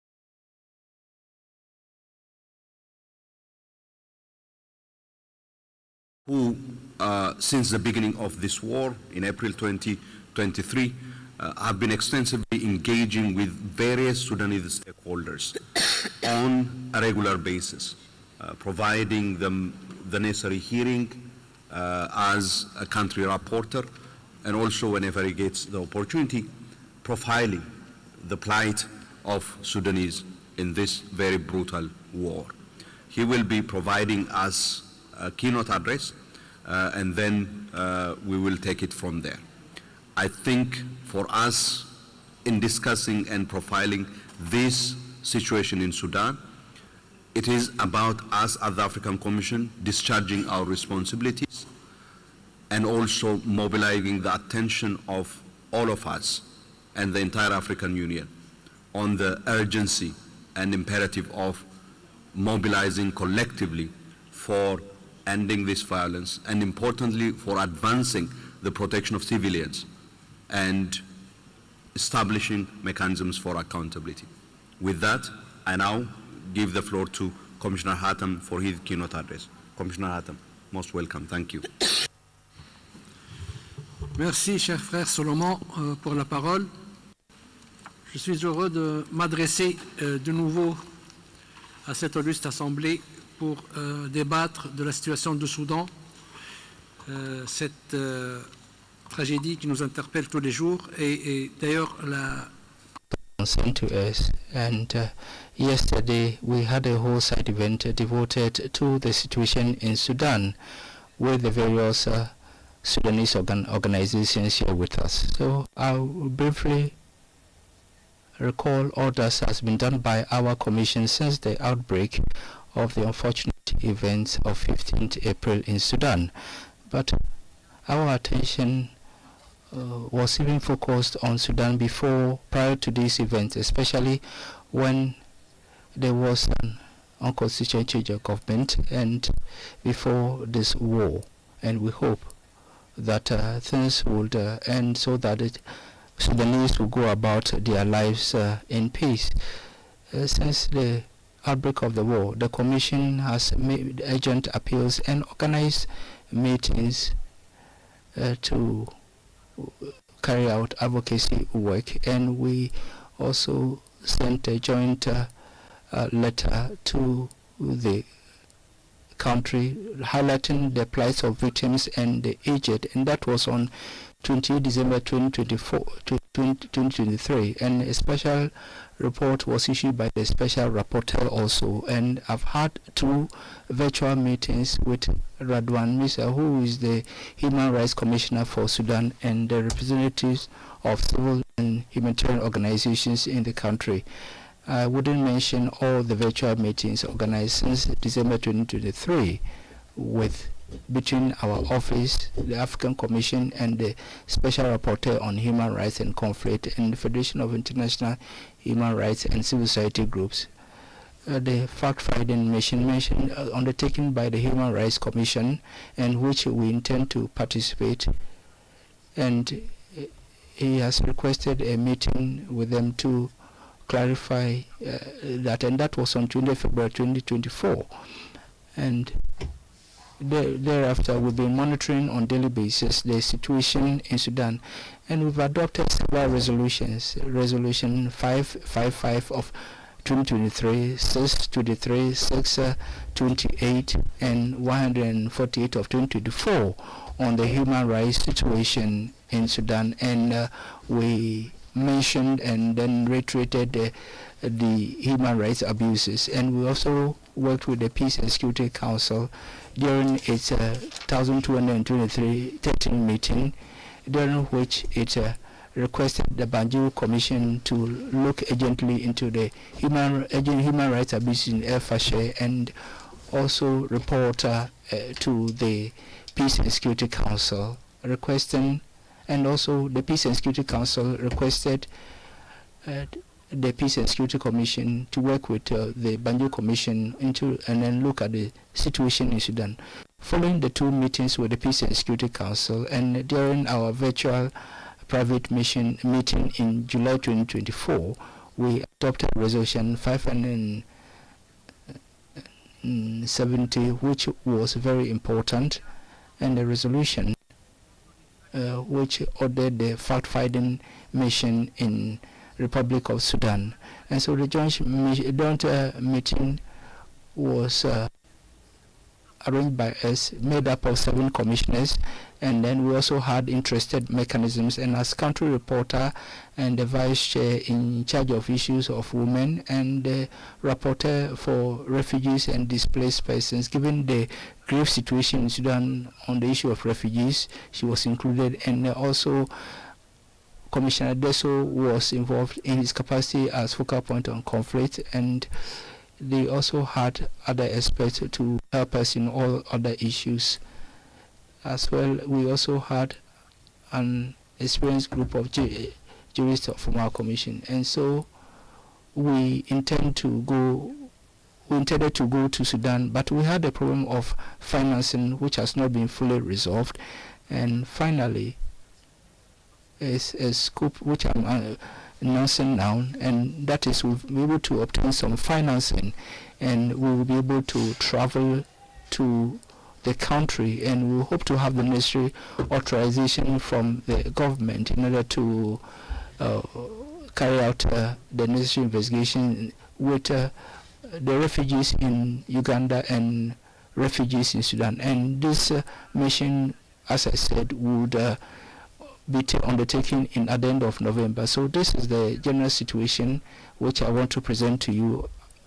And before I give the floor to Honorable Solomon, I want to call on my Sudanese brothers and sisters to better coordinate their efforts when there are too many meetings, and when there are too many meetings, they undermine the effectiveness of measures to resolve the situation. So I urge my Sudanese brothers to be more united and coordinate their efforts in order to bring pressure to bear on international community. So they shouldn't go in dispersed order. And this is a fraternal appeal to my brothers and sisters of Sudan. So dear Brother Solomon, I give you back the floor. Thank you.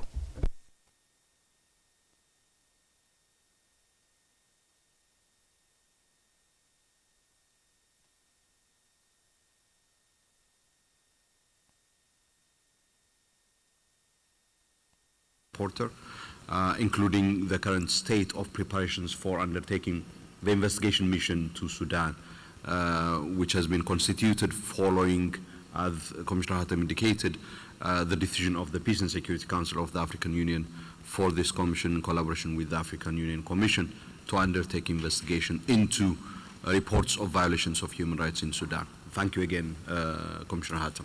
I now give the floor to Ikhlas Elsa from Darfur Advocacy Group. One of the things that is important for us at the Commission is to hear directly from Sudanese on the state of human rights, on the kind of challenge that Sudanese are facing as a result of this ongoing war. Over to you, Ikhlas. I look forward to listen to your intervention.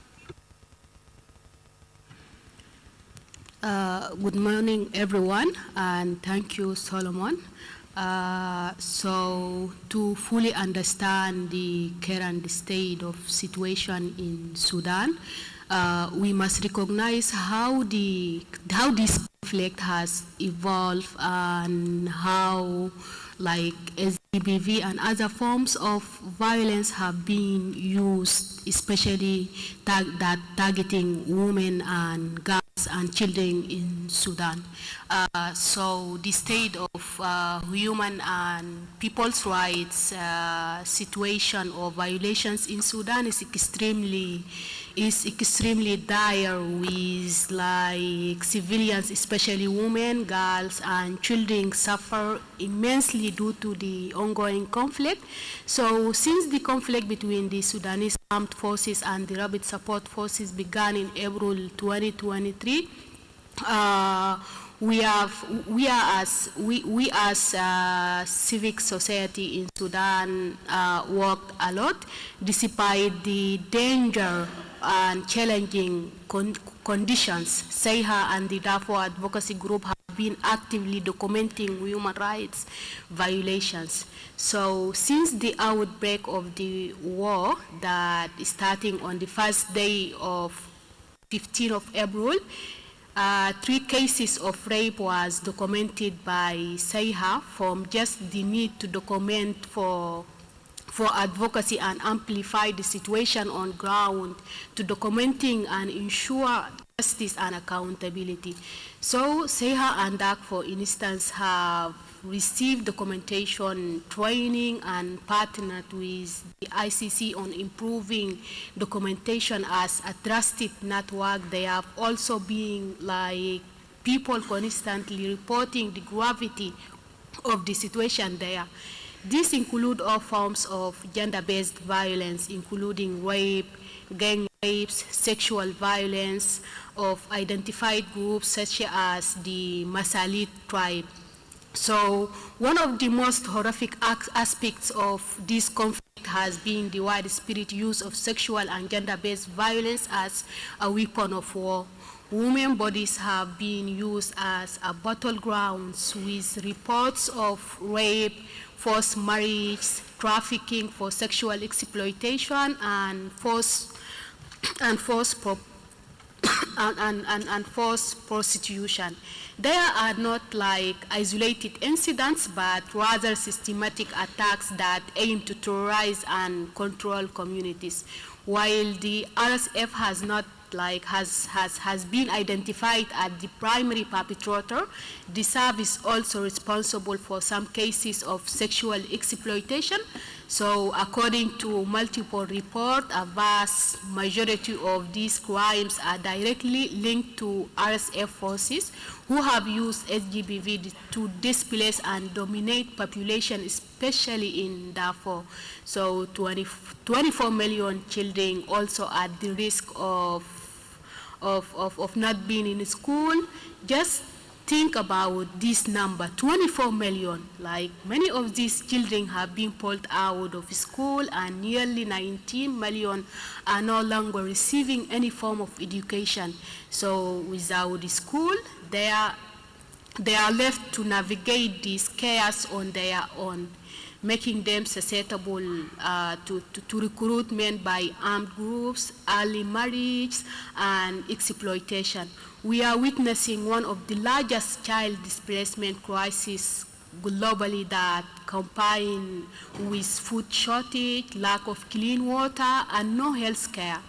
And we have children suffering from severe malnutrition with 3.7 million in urgent need of food, water, and health care. So the humanitarian situation in Sudan remains critical, with 80% of health services non-functioning due to the destruction of infrastructure, particularly hospitals and clinics which have been bombed or shut down in major cities like Al-Fashir.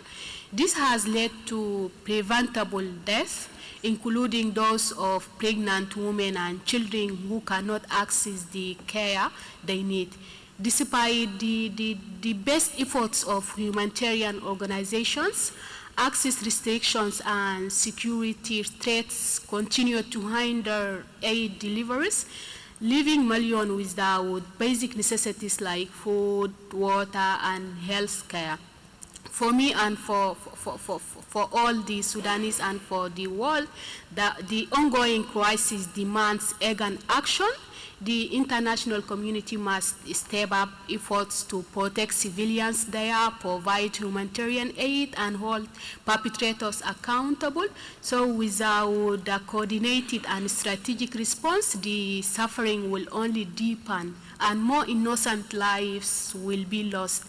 It's time to act decisively to end this cycle of violence and ensure justice and support for the survivors. Yes, thank you.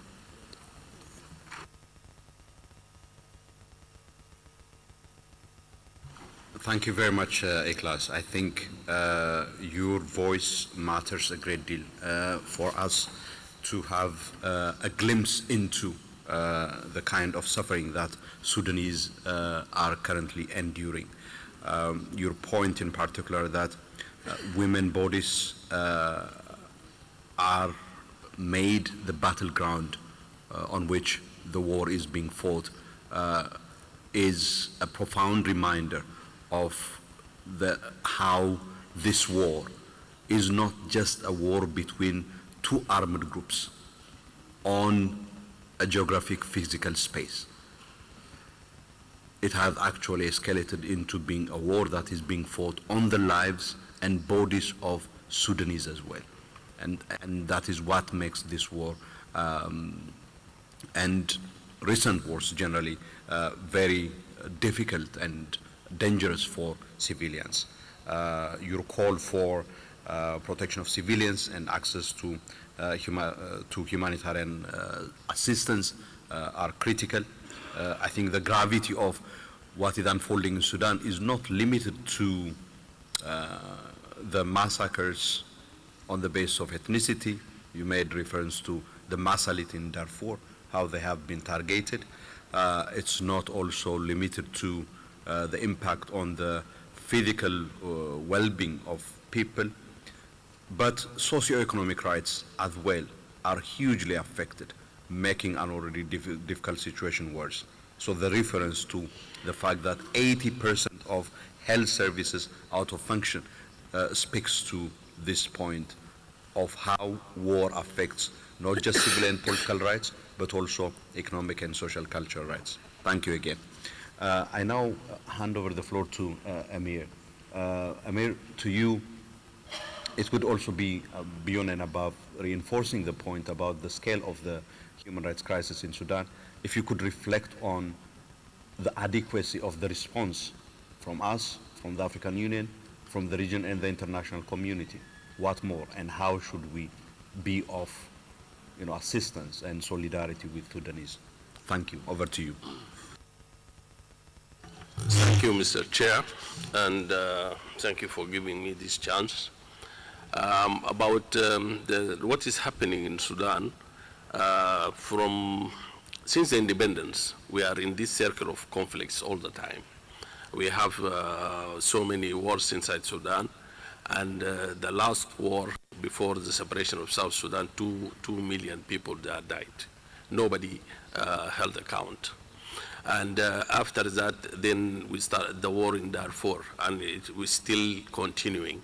And now this war is starting after that, and nobody held accountable. All of this because of this impunity gap and the lacking of accountability, making the situation worse.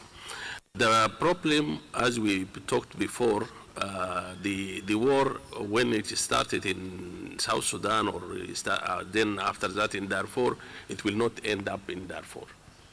It will continue, and now it reached the whole Sudan. And I pray that it will not reach the whole region, and then after a while, maybe the whole continent. Because from what we have seen, the intervention of even our neighboring countries, and they are our brothers and sisters. They allow weapons to enter Sudan, fueling the war in Sudan. Secondly, the issue of Sudan resources, especially the gold. This gold now, it is the major cause for what is going on in Sudan. Engaging neighboring countries, engaging other countries from outside the region, engaging even international, some international countries. Continuing like this situation without engaging these neighboring countries to stop fueling this war, it will continue like that.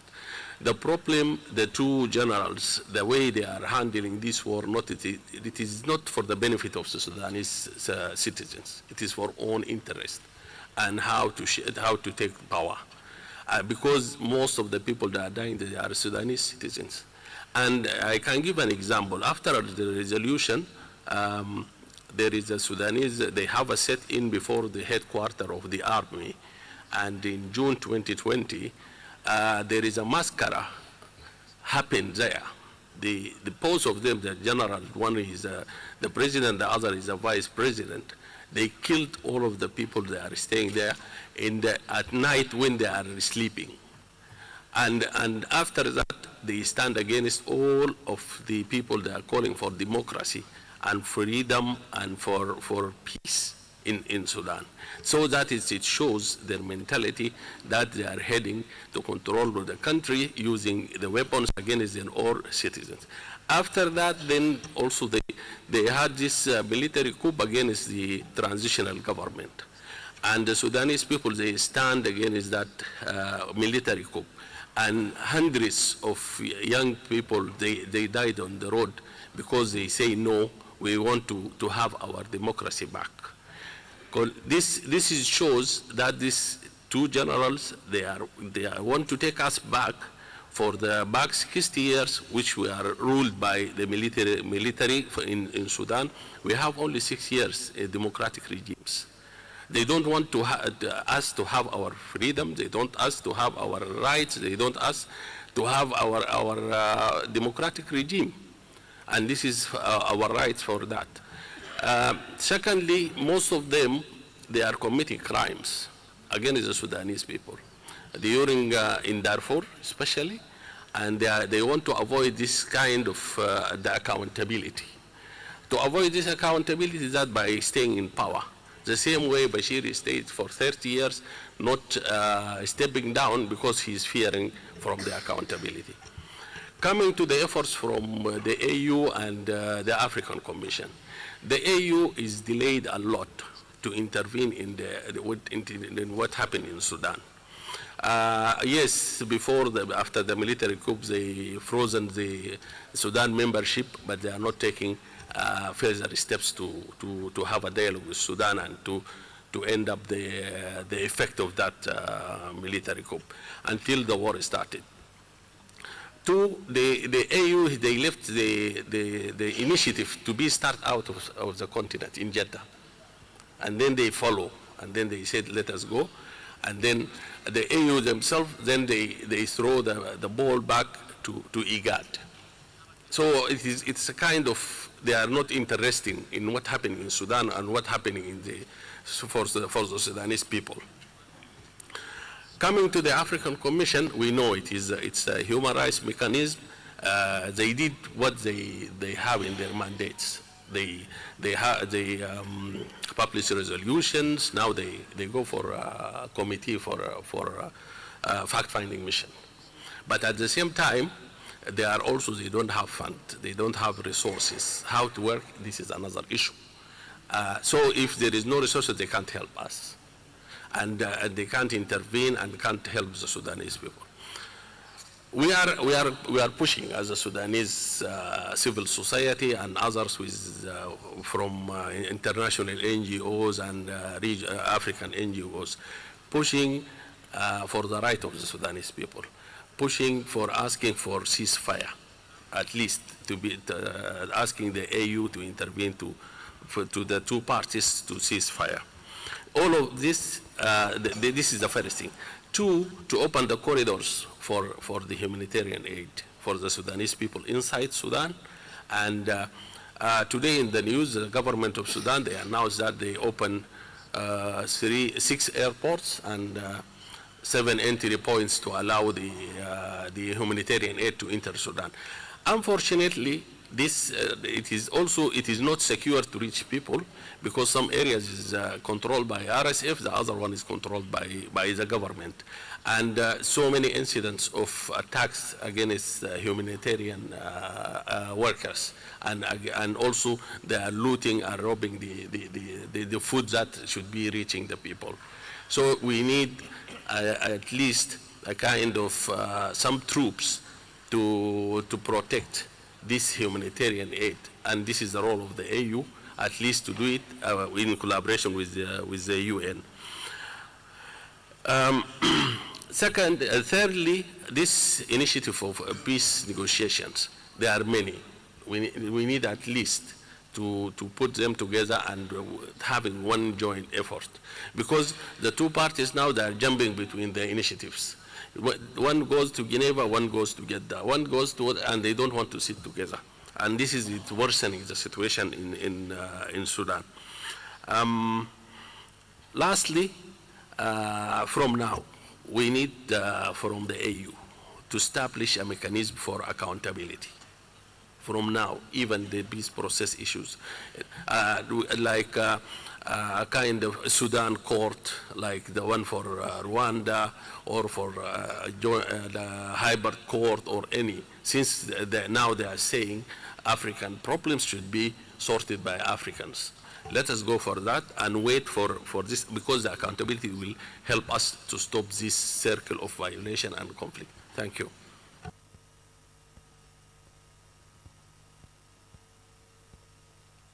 Thank you very much, Amir, for also helping us in terms of historicizing the current unfolding tragedy in Sudan, as it is not the first war. It is actually happening as a result of the impunity that previous wars have created, because no one was held accountable in many of those different wars. The role that neighboring countries can play, including particularly in sealing off entry points for transfer of weapons, in terms of also the use of natural resources such as gold. I think how the two generals have held hostage Sudan, the role of the AU and the humanitarian corridor, establishing one peace process, and ultimately I think the accountability mechanism that needs to be put in place. With that, I now hand over the floor to Alan Nagari, who would be providing us additional inputs, and then we come to you for some moments of reflections and exchange. Thank you very much. Alan. Thank you, Honorable Commissioners Derso and Esaim, for the opportunity to address this august gathering. Nowhere is safe in Sudan. As the plight of civilians in Sudan gets worse by the day, the role of the African Commission and the AU in protection of civilians comes at a critical juncture. Human Rights Watch has been investigating the atrocities and war crimes in Sudan for decades, and we have stepped up over the past year and a half. In May this year, we published our report on ethnic cleansing in West Darfur. Its publication coincided with an uptick of violence in El Fasher, for which the AU Peace and Security Council has raised the alarm. In that report, we call the African Union and the United Nations to work together to deploy a mission to protect civilians. As the AU PSC in its June 21st communique emphasized the need to ensure the protection of civilians in Sudan, and in this regard requested the African Union Commission, in coordination with the African Commission on Human and People's Rights, to investigate and make recommendations to the Peace and Security Council on practical measures to be undertaken for the protection of civilians. We have since then published on widespread conflict-related sexual violence, and I'm glad that my fellow panelist Ikhlas has spoken to this, primarily by the RSF in Khartoum, but also in the sister cities of Omdurman and Bahri. Unlawful attacks on civilians and civilian infrastructure in El Fasher, and most recently on summary executions of and torture of detainees. All this underlines the harrowing reality that nowhere is safe for civilians in Sudan. And this is why it is critical for the African Commission for Human and People's Rights and the AU as a whole to have a less rigid approach to go about activating the investigative mechanism.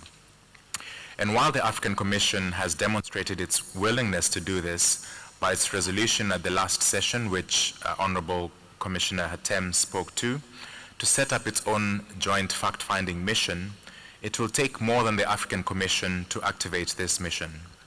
We are all aware of the challenges of access to the country, consent by the Sudanese state, and the financial and technical resources that will be necessary. Based on our research and consultations with partners, Sudanese civil society, and frontline responders in recent months, we believe that deploying a physical protection mission to the country is the main option that the Peace and Security Council and the AU as a whole urgently needs to consider. We call on the African Commission to adopt this position in its recommendations to the Peace and Security Council on practical measures to be undertaken for the protection of civilians. In fact, our view is that a physical protection mission is the only option that would improve protection for civilians, given that neither the SAF nor the RSF can be relied upon to protect civilians in light of their ongoing disregard for international human rights and international humanitarian laws. A civilian protection mission is also what Sudanese civilians have repeatedly told us is needed to improve the situation on the ground, and you heard this as well from my fellow panelist, Amir. Such a mission should include both police and civilian personnel with protection by military forces.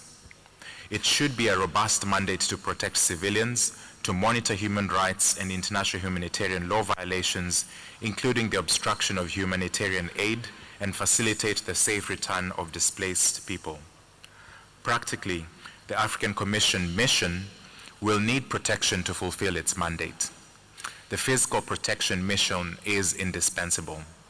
By way of example of how this could work, and which responds to the access and consent questions, the recently negotiated humanitarian corridors could be a starting point for the deployment of a physical protection mission. These areas should be expanded over time, and civilians allowed to reside in these slowly expanding safe zones.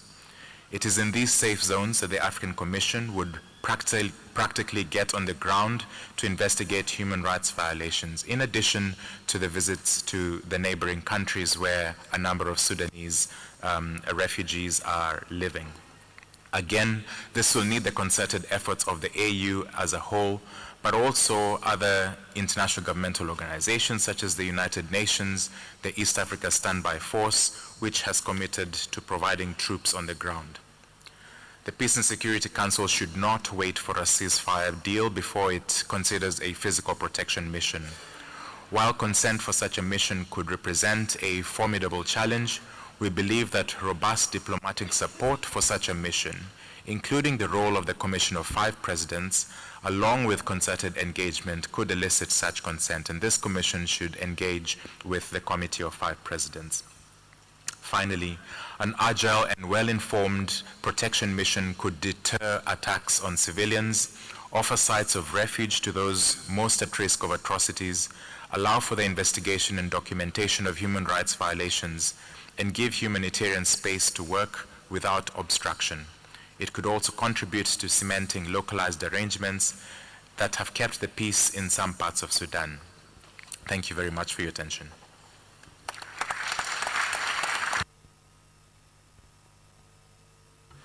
Thank you, Alan, for that important contribution, highlighting the kind of challenge that the African Commission and broadly Sudanese are confronted with in this current situation.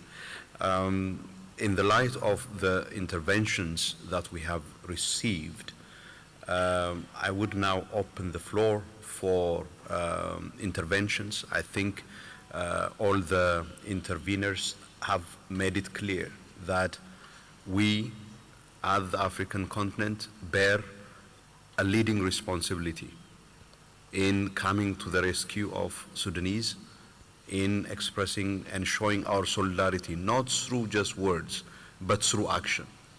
And the states, member states of the African Union, in this regard, bear the primary responsibility.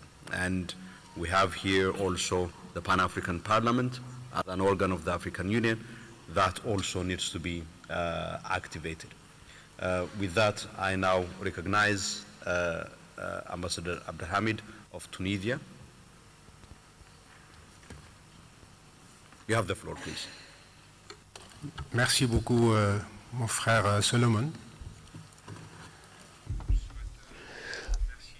I would also like to thank the panelists for their inputs.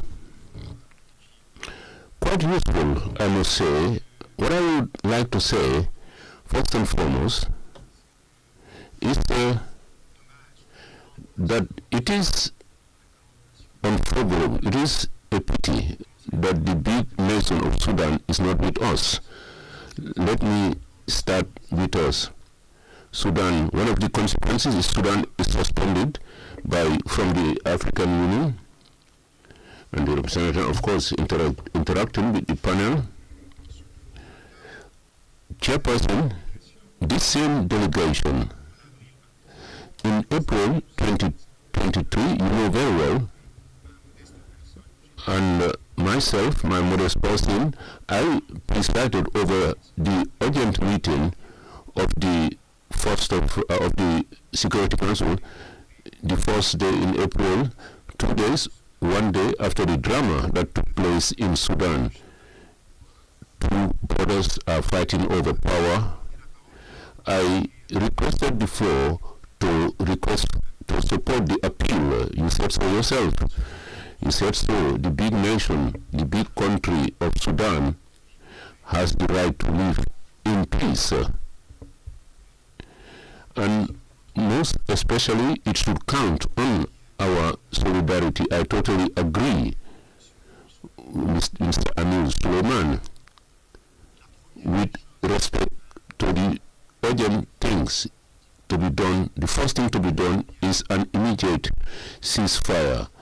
It is probably the first solution to this crisis, immediate ceasefire and discussions among the two parties. We all know very well, Chairperson, there is a proliferation of initiatives here and there. The African Union, our union, is still trying to coordinate all these initiatives. You also have this roadmap of the African Union adopted once again by the heads of state during the meeting of the Security Council under the president of our brother. This was in May 2023, I believe, is still there. A crucial part of this roadmap, you do know more than me, is the humanitarian aspect.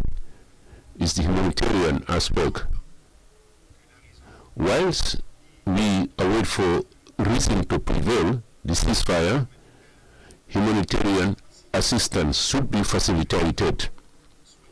Now, let us be honest with our own selves. We are talking about an issue of capacity and resources here.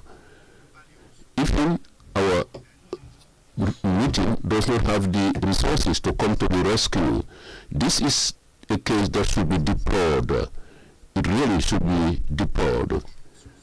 We always count on this African Humanitarian Agency, which will see the light of day, and we hope when this agency will be there in the future, it would have the wherewithal to intervene in this situation. Chair, I requested the floor to say that Sudan is with us, and this, and we hope that reason will prevail once again, and that sanctions would be taken away, and to see that we would contribute to this edifice. That was my modest contribution, my brother Solomon. Once again, thank you. Thank you, Commissioner Hatem Sayem, for the work that you are doing on the Sudanese case.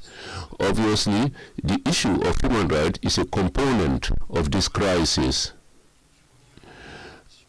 I would now to come back to my first assignment as a missionary in Addis Ababa. There is an African referential. The Security Council should institute an immediate ceasefire and discussions among the parties. Thank you, Commissioner, for giving me the floor. Thank you. Ambassador, for those very important highlights in terms of what it is that we, other Africans and the African Union and member states need to do, whether it is in terms of ceasefire or the humanitarian dimension of what's unfolding in Sudan. I now give the floor to my brother Biniam of Eritrea. You have the floor, please. Thank you. Thank you, my brother Commissioner Solomon, and thank you all the panelists. for their instructive contributions.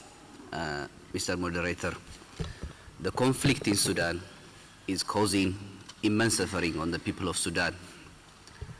The war has so far claimed, has been expressed by the panelists, the lives of thousands of people, and led to the displacement of millions and caused destruction of basic infrastructure. This dire situation requires urgent and serious efforts to bring the conflict to an end and alleviate the suffering of the people of Sudan. Eritrea stands in full solidarity with the people of Sudan during this difficult time. Eritrea is also actively engaged in the efforts to bring to an end the conflict. It is receiving with open arms Sudanese brothers and sisters fleeing the conflict. We stand in full solidarity with the people of Sudan, and we continue to engage with the relevant stakeholders and are actively participating in regional initiatives. My government firmly believes that the solution to the problem is a Sudanese-owned inclusive process supported by neighboring countries. In this vein, Eritrea engages with various Sudanese delegations, countries of the region, and relevant institutions like the UN. The crisis in Sudan and its regional repercussion was one of the major issues discussed during the tripartite summit between the presidents of Eritrea, Egypt, and Somalia held on 10 October 2024 in Asmara. As multiple panelists alluded to, it's important that the various initiatives are coordinated and serious effort made to create an enabling environment. Having said that, I have an issue to raise, which is the lack of constructive action,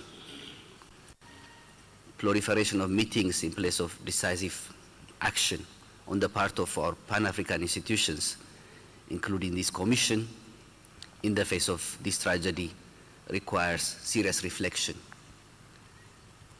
We talk about the deaths and displacement of thousands and millions, but have we given enough attention to address this issue that's happening in our member states? Are we showing the required solidarity? Are we standing for our brothers and sisters when their country is burning, when they are in their worst of circumstances? Is what we are doing enough to address the situation? So this is a test to our institutions, to ourselves, to our instruments. If we cannot stand when our neighboring country, a brotherly country, is burning, when we cannot act in this circumstance, then what is the relevance of our institutions, our policy organs, all what we have?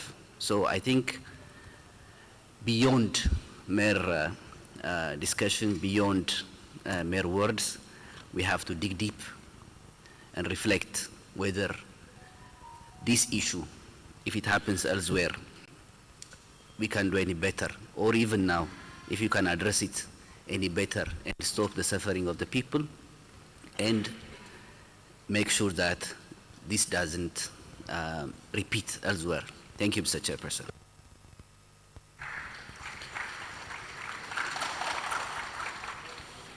Thank you very much for that submission regarding, I think, particularly the efforts for addressing the situation through a Sudanese-owned and inclusive process supported by neighboring countries. I think the inadequacy that you have highlighted in terms of whether we are doing enough and whether what we are doing matches not just the scale and gravity of what's happening in Sudan, but actually matches the responsibility that we have as institutions in respect to situations like this one. I think that is a very profound question that faces us at the African Commission and as Commissioner Hatem, as well as Amir and Alan mentioned, there are a number of issues that we need to contend with and address in order to really be able to fully and effectively exercise and discharge our responsibilities. I don't see any other requests from the floor, from members of the Commission either, so I think I will revert back to members of the panel for their concluding remarks. I'll first again give the floor to ECLAS and then Commissioner Hatem, I'll come to you at the end.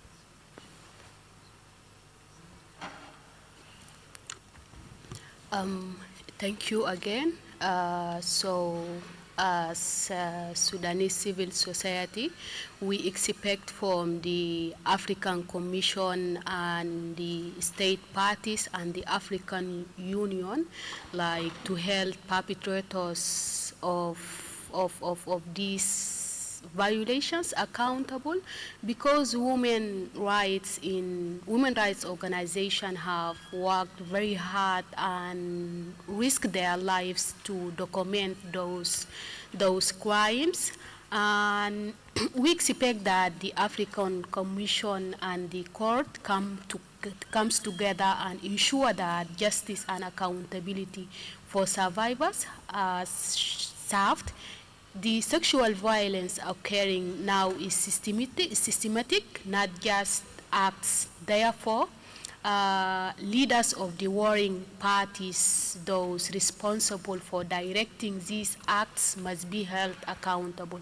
Additionally, there is a call for well-funded and supported fact-finding mission, as Amir and Alan mentioned, to gather solid evidence that can be used to prosecute offenders and ensure long-term justice. Another key expectation is the need to impose stricter sanctions on entities and states that continue to supply arms to the warring parties by cutting off the flow of weapons. There is a hope that the violence can be de-escalated in Sudan, and also creating a safer environment for civilians there. Ultimately, this crisis demands a unified and strategic response from the AU and its state members. So the people of Sudan are calling for justice, for peace and stability, and that requires collective action to end the violence, hold perpetrators accountable, and support women's organizations who are at the forefront of this fight. Thank you. Thank you very much, ECLAS. I see the representative of South Africa before we continue with the panel. Thank you very much. Well, thank you very much to you, Chairman. My apologies for taking the floor after you've closed the list. No, I just wanted to thank the panelists on this issue. Also to say that as South Africa, we have a very, very strong interest in the peace in Sudan. This is well known. And at the same time, our intervention right now is just more to just highlight a thing or two around the issue of Sudan, and also to make a concrete proposal for the Commission. There was a very good meeting held, and I think I made reference to the meeting. It was held in Magaliesburg. This was about 2 weeks ago, and I participated in that meeting, again hosted by the former President Thabo Mbeki. I'm mentioning this because in my engagement in multilateral, for I think I can fairly say it's quite a number of years now, one notices a trend of conflicts in the continent and the multiplicity of initiatives, and the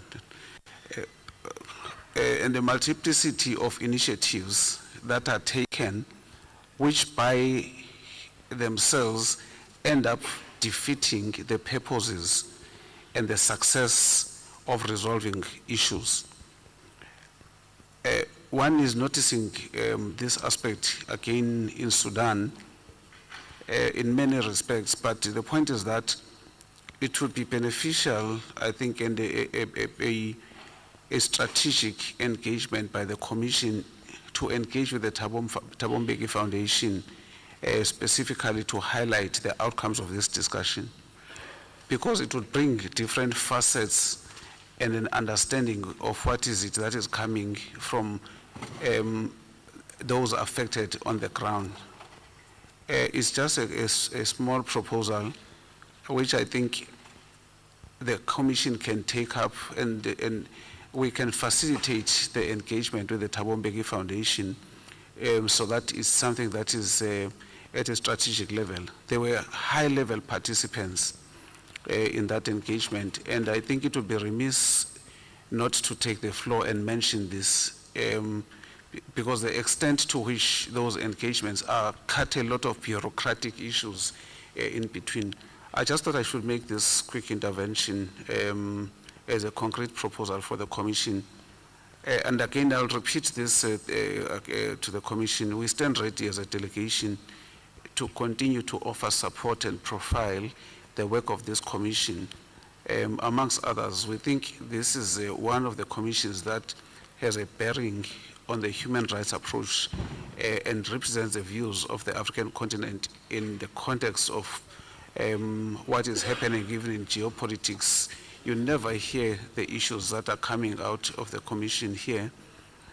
And I think this is one of the most important issues, because if you look at the issue of Sudan, it's serving even in the United Nations Security Council, it's serving elsewhere, but in the continent, it's never brought up in the manner that equates the situation in Sudan to all the other conflicts that are happening globally. And we think it's something that is unfortunate that there's a little bit of a hierarchical attention to these issues. But I just thought I should make that point. Thank you. Thank you very much, the representative of South Africa, for those two important points. Indeed, the reason why Commissioner Hatem and myself opted for a plenary engagement on Sudan rather than a side event is exactly because of the fact that the situation in Sudan is not getting the level of attention that it deserves. And it's important that we actually bring it to the plenary of this session. On your proposal, we take note with Commissioner Hatem for engagement with President Thabo Mbeki Foundation, including the initiative for bringing together the two sides in the context of the Africa Peace and Security Dialogue that was held early this month. Thank you for that as well. I now pass the floor to Amir.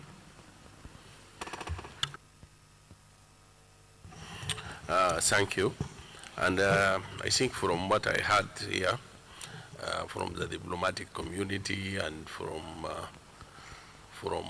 our brothers and sisters from the NGO community and from the Commission, we are all in the same page, but we are lacking how to move and how to make this initiative to start working and to sort the situation. I'm calling on the African states and the AU to support the African Commission fact-finding mission, at least at the first step, to provide resources to let them start working and to reflect what is going on in Sudan, and that will help the situation a lot. The second thing, also I'm calling on our brothers from the NGO community to push their government, especially our neighboring countries, to stop fueling fueling the war in Sudan. That also it will be a great help for the Sudanese citizens in our country. And also, I'm calling that please don't you boycott the gold trade from Sudan, because it is fueling what is happening in Sudan. This is also one of the issues, that because the two parties, they are taking our gold and killing us with our own gold.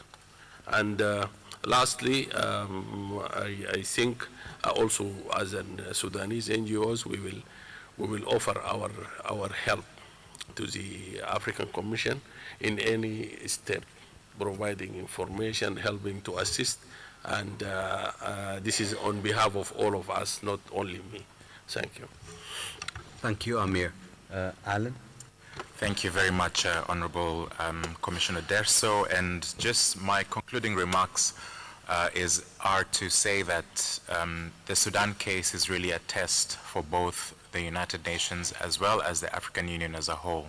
And I just want to join the call that came from the Excellency from the Republic of South Africa, who called for engagement with eminent personalities on the continent, including former President Thabo Mbeki, and the invitation of this commission to take up this. And I'm glad to hear, Commissioner Derso, that this is something that you and Commissioner Hatem would take forward. The fact that, and this has been spoken to before by the panelists and also some representatives, state representatives, that the issue has been pushed from one multilateral body to another. The AU says it's IGAD, IGAD says it's AU. States themselves are taking responsibility or try to take responsibility in moving the discussions forward to address the challenges in Sudan. The United Nations, the Security Council, the A3+, and this multiplicity of fora is really counterproductive to addressing the issue. And we need the leadership of the African Union on this specifically. And I had mentioned that one of our top line recommendations to the African Union Commission as well as the UN Secretariat is to find ways of working together, developing civilian protection plans that should include physical protection. And just a couple of days ago, we had the renewal of the fact-finding mission by the Human Rights Council in Geneva, and this was really a hallmark. It's a mechanism that is in place. We are glad to know that there is one that is going to be underway from the African Commission, and really to congratulate states such as South Africa and Ghana that voted for this resolution, because we actually do need African states to step up on behalf of the people of Sudan. And I invite the Commission to see the fact-finding mission of the Human Rights Council as well as their own mandate as complementary in nature. Thank you very much. Thank you very much, Alan. I now give the floor to Commissioner Hatem for your concluding remark, Commissioner.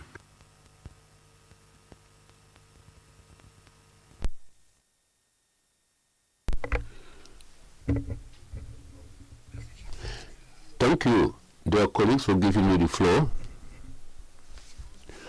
I believe that after 1 hour of discussions, we have made some headway. We have clearer ideas, we have some proposals which would make us make headway on the human rights scale in Sudan, not on the political situation. We, as Human Rights Commission, we are trying to find solutions, human rights solutions for this brotherly country. As I have said previously, we shall try to go there as much as possible, to go there as soon as possible. We have received some funds to visit a neighboring country and go on the ground. But then, let me be honest, we have to go above another level, namely acquire the necessary authorizations to go on the ground. I would like to make a comment for my brother Alan with respect to his last proposal on the complementarity in terms of the missions. unfortunately, we have not had much from the mission when they conducted their mission. We propose our know-how, we convene a virtual meeting, but then the idea was for us to go on the ground together. But they are in Geneva, but we, God willing, we will come to November. We will come there in November. So, quite frankly speaking, there is really no complementarity. Yes, we are prepared to join them, but the ball is in their court. We are proud of our continental organizations. Well, you have talked about the political solution, Amir, as well. There are a lot of initiatives, a lot of efforts, but then it is thanks to international pressure and also in neighboring countries, because the arms, the funding, the goal, we do know which countries intervene. If there is an international will to stop this, we would have resolved the matter. But we are still listening, and we will try to roll out this mission as soon as possible. Thank you, Commissioner Solomon. I hand over the floor to you. I think this has provided us a very important platform. Obviously, 1 hour is not enough, given the nature and complexity of the situation in Sudan. But I would like to thank members of the Commission for agreeing to our proposal for having this panel as an expression of the Commission's solidarity, but also a way of discharging its responsibilities with respect to the situation in Sudan. There are about 5 main issues that came from the floor. One is the question of the need for a resourced, adequately supported fact-finding mission by the African Commission. And in this respect, we indeed appreciate the support of member states of the African Union for this fact-finding mission, for it to get all the necessary support from member states, because without that support it would be difficult to get authorization and indeed carry out meaningfully this fact-finding mission. The second has to do with protection of civilians, with particular attention, as Ikhlas mentioned, to the plight of women and girls who are enduring the most atrocious of violence in this war. So the question of protection of civilians, in this respect, a call has been made for a protection force to be one of the avenues that needs to be seriously considered. Humanitarian access, again and again, all speakers, including states who intervened, have highlighted the imperative of facilitating humanitarian access. A unified peace process is also the other point that have been repeated by all, and stopping supply of weapons and extraction of the resources of Sudan, particularly the use of gold, for purpose of fueling the war, is the other item that has been put on the table.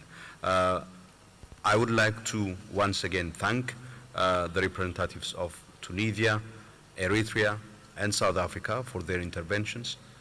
Please also join me once again in thanking the members of the panel for their contributions for this panel.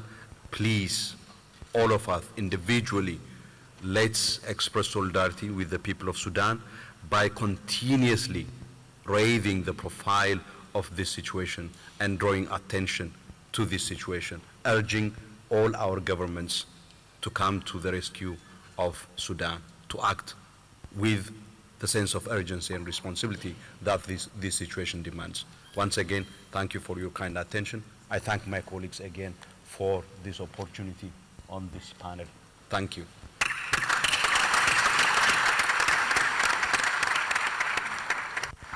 Thank you very much, Commissioner Solomon Aile Derso, Commissioner Hatem, and all panelists.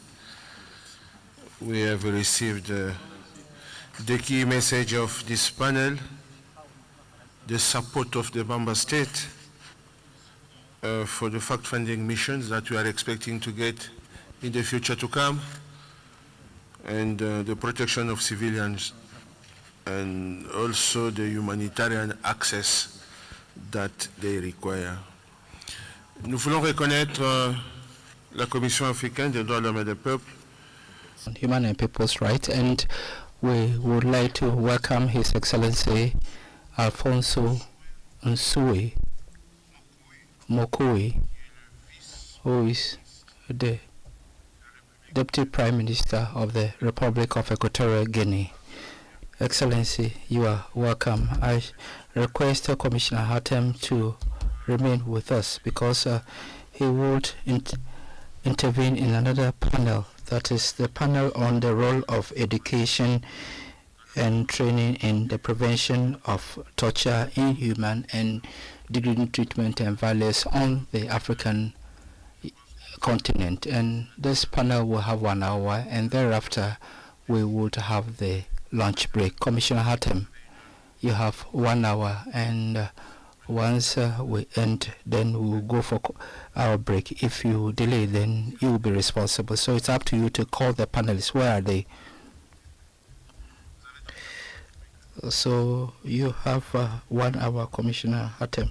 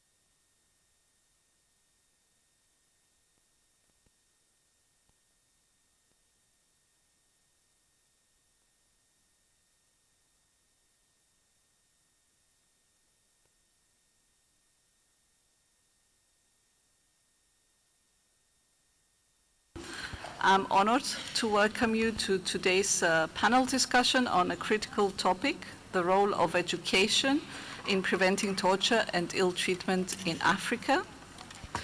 My name is Kalia Gambanella. I'm Senior Legal Advisor with Dignity, the Danish Institute Against Torture, and I will be honored to be the moderator for this panel today. Dignity is a human rights and development organization working towards preventing torture, ill treatment, and violence, while also supporting survivors to access justice and rehabilitation. Our discussion today stems from, of course, the annual theme of the African Union on education. As we all know, education is a fundamental right, but it's also a powerful tool that empowers individuals and fosters a culture of respect of human rights. Today, we will explore how educational initiatives can serve as a deterrent to torture, violence, and oppression. And we will hear from our distinguished panelists successful approaches across the continent from different perspectives, from the African Commission, civil society, and national human rights institutions. So after the brief presentations, we will open the floor for a few questions and comments. So with that, I think we should begin our conversation with our keynote speaker for today. It is my pleasure to welcome and give the floor to the Honorable Commissioner Hatem Essayem, Chair of the Committee for the Prevention of Torture in Africa. Thank you. Merci pour la parole, Madame la modératrice. Distingués commissaires, Mesdames, Messieurs les panélistes, invités et tout participants. Panelists, invited guests, partners, all protocols observed. It's a pleasure for me to welcome you this morning to this debate on the role of education and training in the prevention of torture, ill treatment and violence in Africa. As we are all aware in this room, Article 5 of our the Charter of the African Charter on Human and People's Rights prohibits torture and cruel and inhuman and degrading treatment. But you know that though we prohibit that, that is not enough to prevent torture, inhuman treatment, and so we need to have a concerted effort from various state and non-state stakeholders, as well as the need for administrative and legislative education measures to curb that. The theme of the year 2024 of the African Union is Educate an African Fit for the 21st Century, building resilient education systems for increased access to lifelong education throughout life cycle and ensure relevant education in Africa. And this reminds us of the crucial importance of education in the attainment of the objectives of Agenda 2063. And this theme stresses the need for revolution in education on our continent. And this also includes human rights. Education and human rights play a key role in the long-term prevention of violation of human rights, including torture and inhumane treatment. And it does not only help promote individual rights, but also help safeguard peace, security, and sustainable development in Africa by informing citizens of their fundamental rights and enhancing the capacity of those holders of rights, so as to create a harmonious society and build resilient society to combat abuses. And we believe that education is key in eradicating torture and inhuman treatment on our continent. Since the creation of the mandate, we've worked with various stakeholders, including state parties, national human rights institutions, national prevention mechanism on torture, and international organizations and civil society to promote the prohibition of torture. Education and sensitization programs are the heart of our action, and we are proud to have gained a wealth of experience in the use of education as a lever to prevent torture and ill treatment on the continent. This debate, organized within the first session of the African Commission on Human Rights, seeks to enhance the role of education in the prevention of torture. Our discussions would will shed light on the role of CPTA and then civil society, and also mention the challenges that we face, and also stressing the importance of education and training the prohibition of torture. We have chosen as theme for 2024, and whilst aligning ourselves with our continental body, we've chosen education our theme for the year, that is CPTA. And this afternoon we shall launch our newsletter this afternoon, and the newsletter will focus on education and training in the eradication of torture and inhumane treatment. So I would like to use this opportunity to invite you all this afternoon after lunch to be there for the launch, and we have the document in 4 languages, and this time we've had a high level contributions on the issue, and I'm convinced that this discussion will be rich in teachings and help us to build a better future for Africa. Moderator, you have the floor.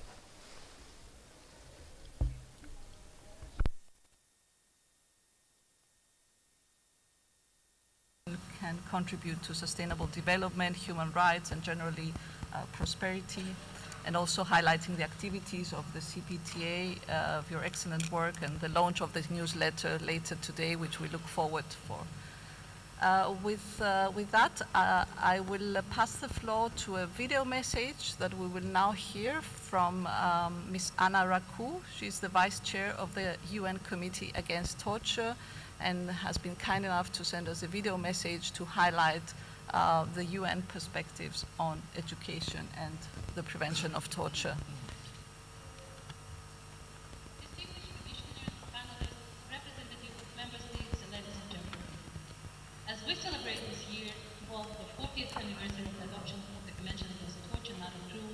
Inhuman or Degrading Treatment, Punishment, and the 20th anniversary of the Committee for the Prevention of Torture in Africa, it is crucial to reflect on the progress made as well as the challenges that remain in eradicating torture and injury. Torture and other forms of cruel, inhuman, or degrading treatment or punishment are amongst the gravest human rights violations and are prohibited by the Universal Declaration of Human Rights and by various international and regional human rights instruments, including the Convention Against Torture, the International Covenant on Civil and Political Rights, and the African Charter on Human and People's Rights.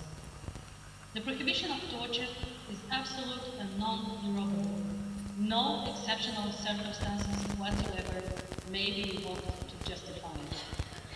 Despite its universal prohibition, torture continues to exist in all regions of the world, disproportionately affecting individuals and groups in vulnerable situations, including children, women, the elderly, migrants, asylum seekers, refugees, people with disabilities, ethnic and national minorities, LGBTI people, as well as those deprived of their liberty.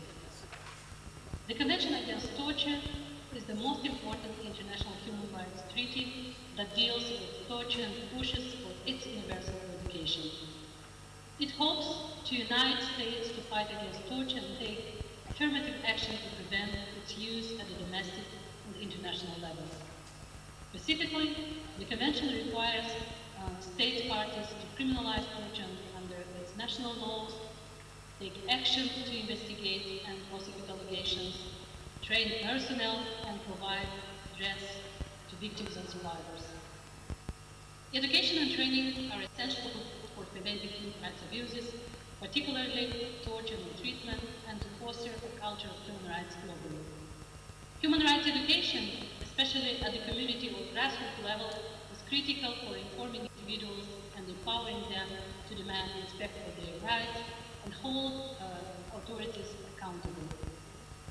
By using a large-scale awareness-raising campaigns and by integrating human rights education into school curricula, we can foster a cultural shift within the various segments of society, nurturing a generation that values justice and dignity for all.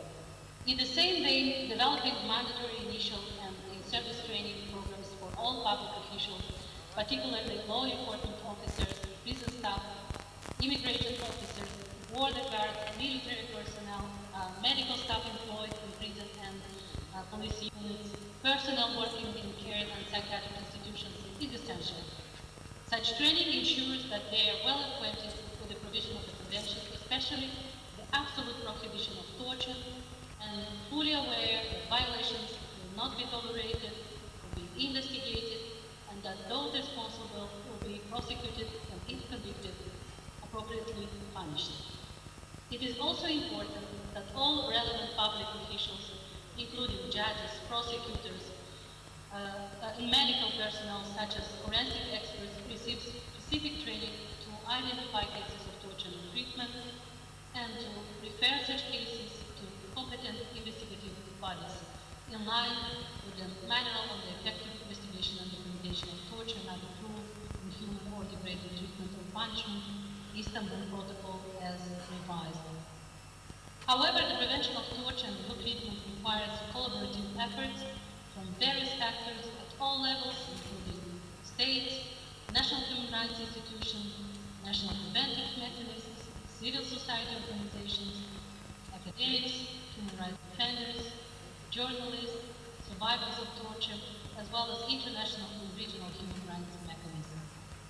It is vital to build on the extensive experience of these stakeholders in human rights education and to enhance cooperation among them to strengthen comprehensive awareness raising and training programs that more effectively prevent and combat torture and treatment.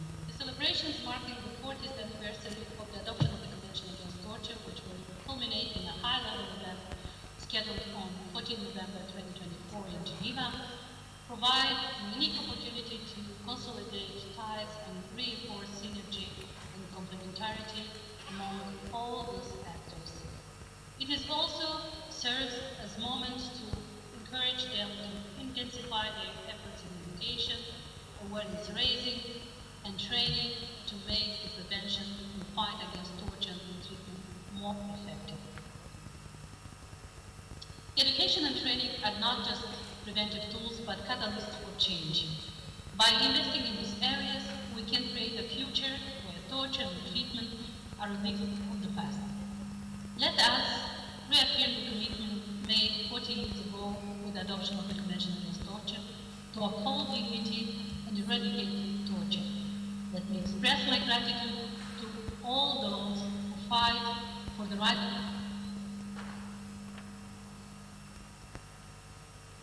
dedication to the pursuit of the world where every human being can enjoy a world free of torture. Thank you for your time and consideration. Thank you very much, and thank you to Ms. Anna Raku for her observations, especially regarding the international obligations of state parties to the UN Convention Against Torture. Education and training of law enforcement is one of those obligations, but also her point on education being a catalyst of change and how multiple actors need to come together in terms of being involved in human rights education and torture prevention. And with that, I will give the floor to Ms. Asita Maria Sherieb, a human rights officer in the Treaty Body Capacity Building Program at the UN Office of the High Commissioner for Human Rights, to complement the presentation of your colleague. Thank you. Thank you very much. Good day to everybody. As my lovely colleague mentioned, I'm presenting the UN Treaty Body Capacity Building Team. And I think the Vice Chair of the CUT underlined the importance of states being state parties to conventions, specifically the conventions that protect the people against torture. This year we are celebrating the 40th anniversary of the Convention Against Torture. Last year we celebrated the 20 years of the optional protocol against torture. But I think that apart from just ratifying and having the legal base in place, we have to take into consideration that 3 crucial elements are important to really prevent torture. One of them is the reporting, then there is the implementation part, and there is the follow-up part. Within our different treaty bodies, the different committees, such as the one on the Committee Against Torture, review the states in constructive dialogues. In order to do so, they depend on information that not only the state parties are requested to send to them, but also all other actors, such as civil society or national human rights institutions, but it can also be bar associations and others. Our team actively helps you as stakeholders in case you have a need to be assisted. We know that reporting under different treaties, reporting to the African Commission, reporting to the ILO, reporting under UNICEF and others, created some sort of what we call reporting fatigue. We are aware that there's challenges to report to the 9 different treaties. All of these treaties have different requirements, and it becomes a bit difficult for states as well as for other stakeholders. So we offer you programs that give you trainings. We have also simplified guides. We have training materials in all UN languages. Over Africa, we have 4 regional offices, and in all of these 4 regional offices, you find a team that is called Human Rights Mechanism Team. Within the team, we have an expert on special procedures, we have an expert on treaty bodies, and we have an expert on the UPR. So all of the countries here are covered by these teams, and they're happy to provide you with trainings and information. Let me just give you some examples. We have recently done a mock session on the Committee Against Torture, how the state has to present its report there, what kind of questions it will be asked, and how other stakeholders can be involved. And NGOs and the NHRI of Cameroon then successfully submitted their report. We also recently assisted the Ivory Coast in writing their first initial report. Then we also assist states when it comes to visits of the Subcommission on Torture and how to follow up on these recommendations. Recently, the Subcommittee on the Prevention of Torture visited Gabon, and Gabon has pleaded to make the report public. And this brings me to my second part. Apart from you being so important for reporting, it is absolutely crucial to follow up in the implementation of these recommendations. And there again, we are happily helping you in developing matrices and action plans with concrete indicators, with concrete targets, timelines, and project proposals in order to follow up on these recommendations. When we talk about education, it's mainly also about awareness raising. If you don't know what your rights are, if you don't know what the problems are in your country around torture or any other degrading treatment, inhuman treatment, cruel treatment, you cannot work on it, you cannot follow up on it. So the first step is that all the stakeholders work together to get the information to the duty bearers, the states, and that we then look at the recommendations and how we can all work together in order to follow up on them. This year in November, because of the 40th anniversary, we will also launch a guide, which is a guide for the Convention Against Torture. This will further help you to report and to understand the convention, to adopt also we also adopted the convention in a simplified language that will help you to do awareness raising activities with grassroots organizations or in the field. I conclude here. Thank you very much, and I will be here the whole day and also do a side panel on this important topic at 5:30, where we provide more examples. So happy to see you then. Thank you.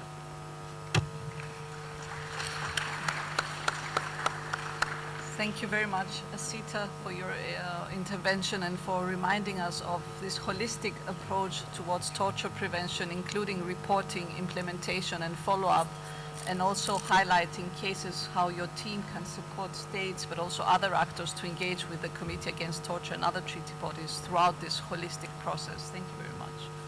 So the next two panelists will share perspectives from the work of civil society organizations on education and torture prevention.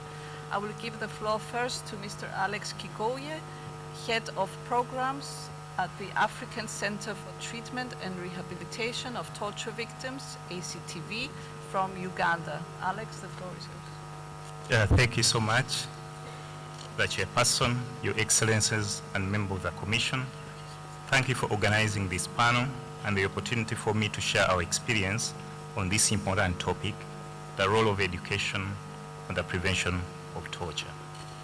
The African Center for Treatment and Rehabilitation of Torture Victims is a non-government organization with a core mandate to advocate against torture, gender-based violence, and other forms of violence, and provide holistic care to survivors of torture. ACTV employs a holistic approach in addressing issues of torture and aimed at ensuring effectiveness in prevention and response.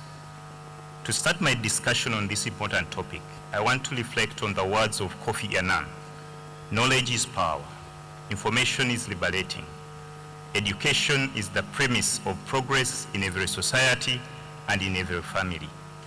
These words become realistic today as we talk about torture prevention. ACTV, to address the needs of continuous education as a measure for torture prevention, we designed holistic capacity building and community awareness programs aimed at changing attitudes and perceptions, institutional practices, legal frameworks, and countering myths about torture. The capacity building programs have played a key role in building community resilience to demand for accountability and organize institutions, especially the criminal justice system, to have structures, resources, competencies to prevent and respond to emerging torture issues. The context is always evolving. There are always emerging issues regarding torture prevention, including legal frameworks and policies, torture methods, institutional processes, that require to be disseminated from time to time. For example, since the passing of the United Nations Convention Against Torture as the mother instrument on prohibition of torture, so many other instruments, including the Robben Island Guidelines, have come up. Currently, we have the Mendes Principles, the Abidjan Rules, and our national laws on torture, which we need to raise awareness about and empower actors on their importance and implementation. We know that continuously empowering the duty bearers and right holders is very important if we are to effectively prevent acts of torture, as is the aspiration under Article 5 of the African Charter. ACTV has over time offered capacity building programs to state and non-state actors. And some of the training programs include trauma-informed approach in litigation of torture cases through the criminal justice system, a tailored program for the criminal justice actors, including the police, state prosecutors, and judges.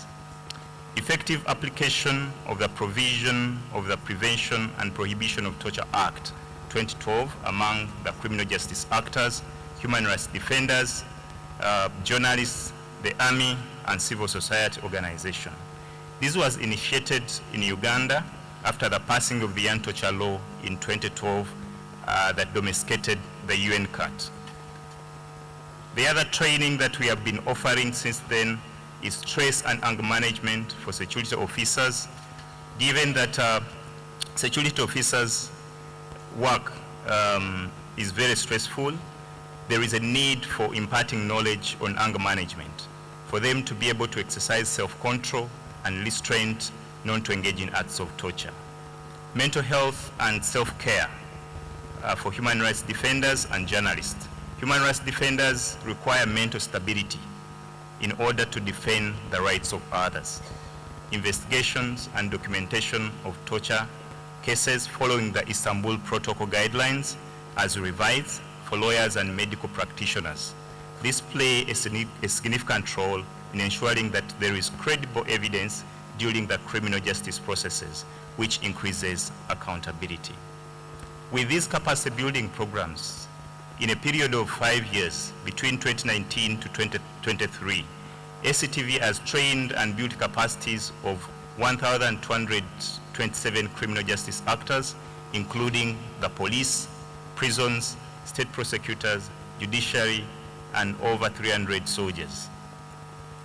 The major question would be, are the trainings being helpful? Are they relevant? We believe that there are significant milestones that have been achieved through the capacity building programs. These include change in perception and practices. Many persons that have attended our trainings, especially those from security agencies, have devised alternative ways in crime investigation rather than the use of torture. We have achieved on increasing activism, mainly for personnel to take action. I want to give an example. After training that we had of police health workers, one of the trainees was able to identify a case that was mishandled. Then he was able to investigate it, document it, and then have it prosecuted. Influencing policy and change. Through the numerous trainings, we are able to identify gaps and opportunities for legal and policy change. Through this, we're able to achieve the Prevention and Prohibition of Torture Act in Uganda that came in 2012 and its regulations in 2017. And we have continued to train on the same. We have achieved improved processes. For example, the Police Crime Investigation Department in Uganda and the Office of the Director of Public Prosecutions have been able to develop a checklist that is used in documenting cases of torture. We believe that one of the best practices is to hold joint trainings with different stakeholders, including the army and the police, which facilitates and quickens mindset change. Identifying champions within the targeted groups and having different personnel with interconnected roles trained together. As I conclude, I want to quote from my language, Ndi mugezi nga mubulire, simply meaning forewarned, forearmed. Continuous education for criminal justice actors and other institutions is the bedrock for prevention of torture. The Commission, states, NHRIs and civil society organizations should continuously invest in it. I thank you.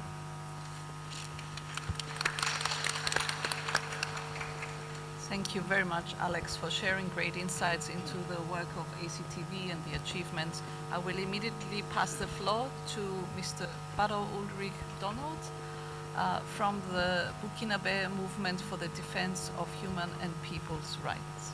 Baro, the floor is yours.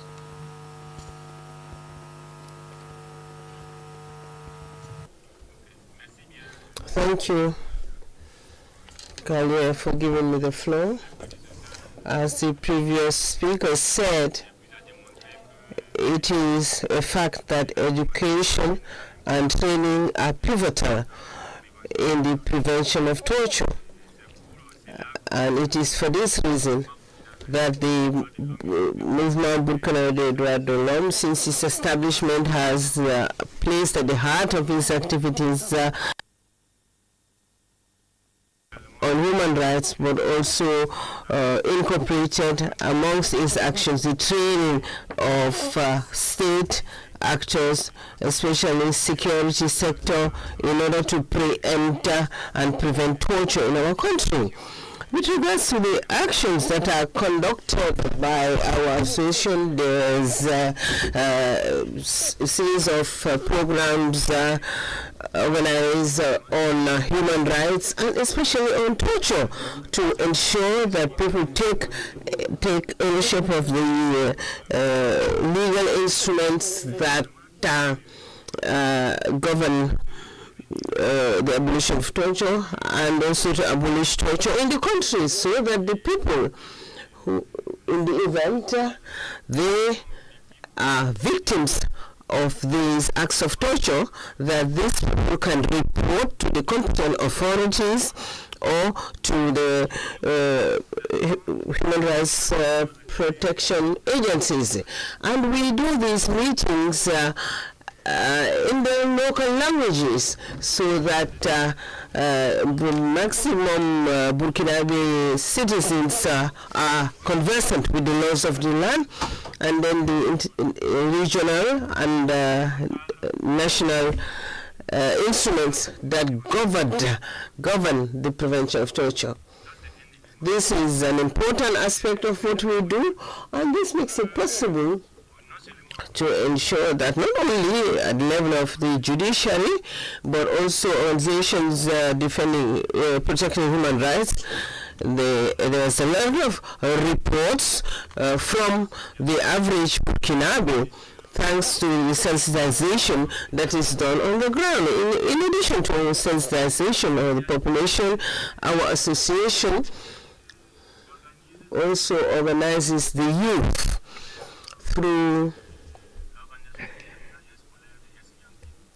amongst the schoolboys, schoolgirls, and university students, and they have NBDH committees, they revolve around committees, and they conduct sensitization activities on human rights.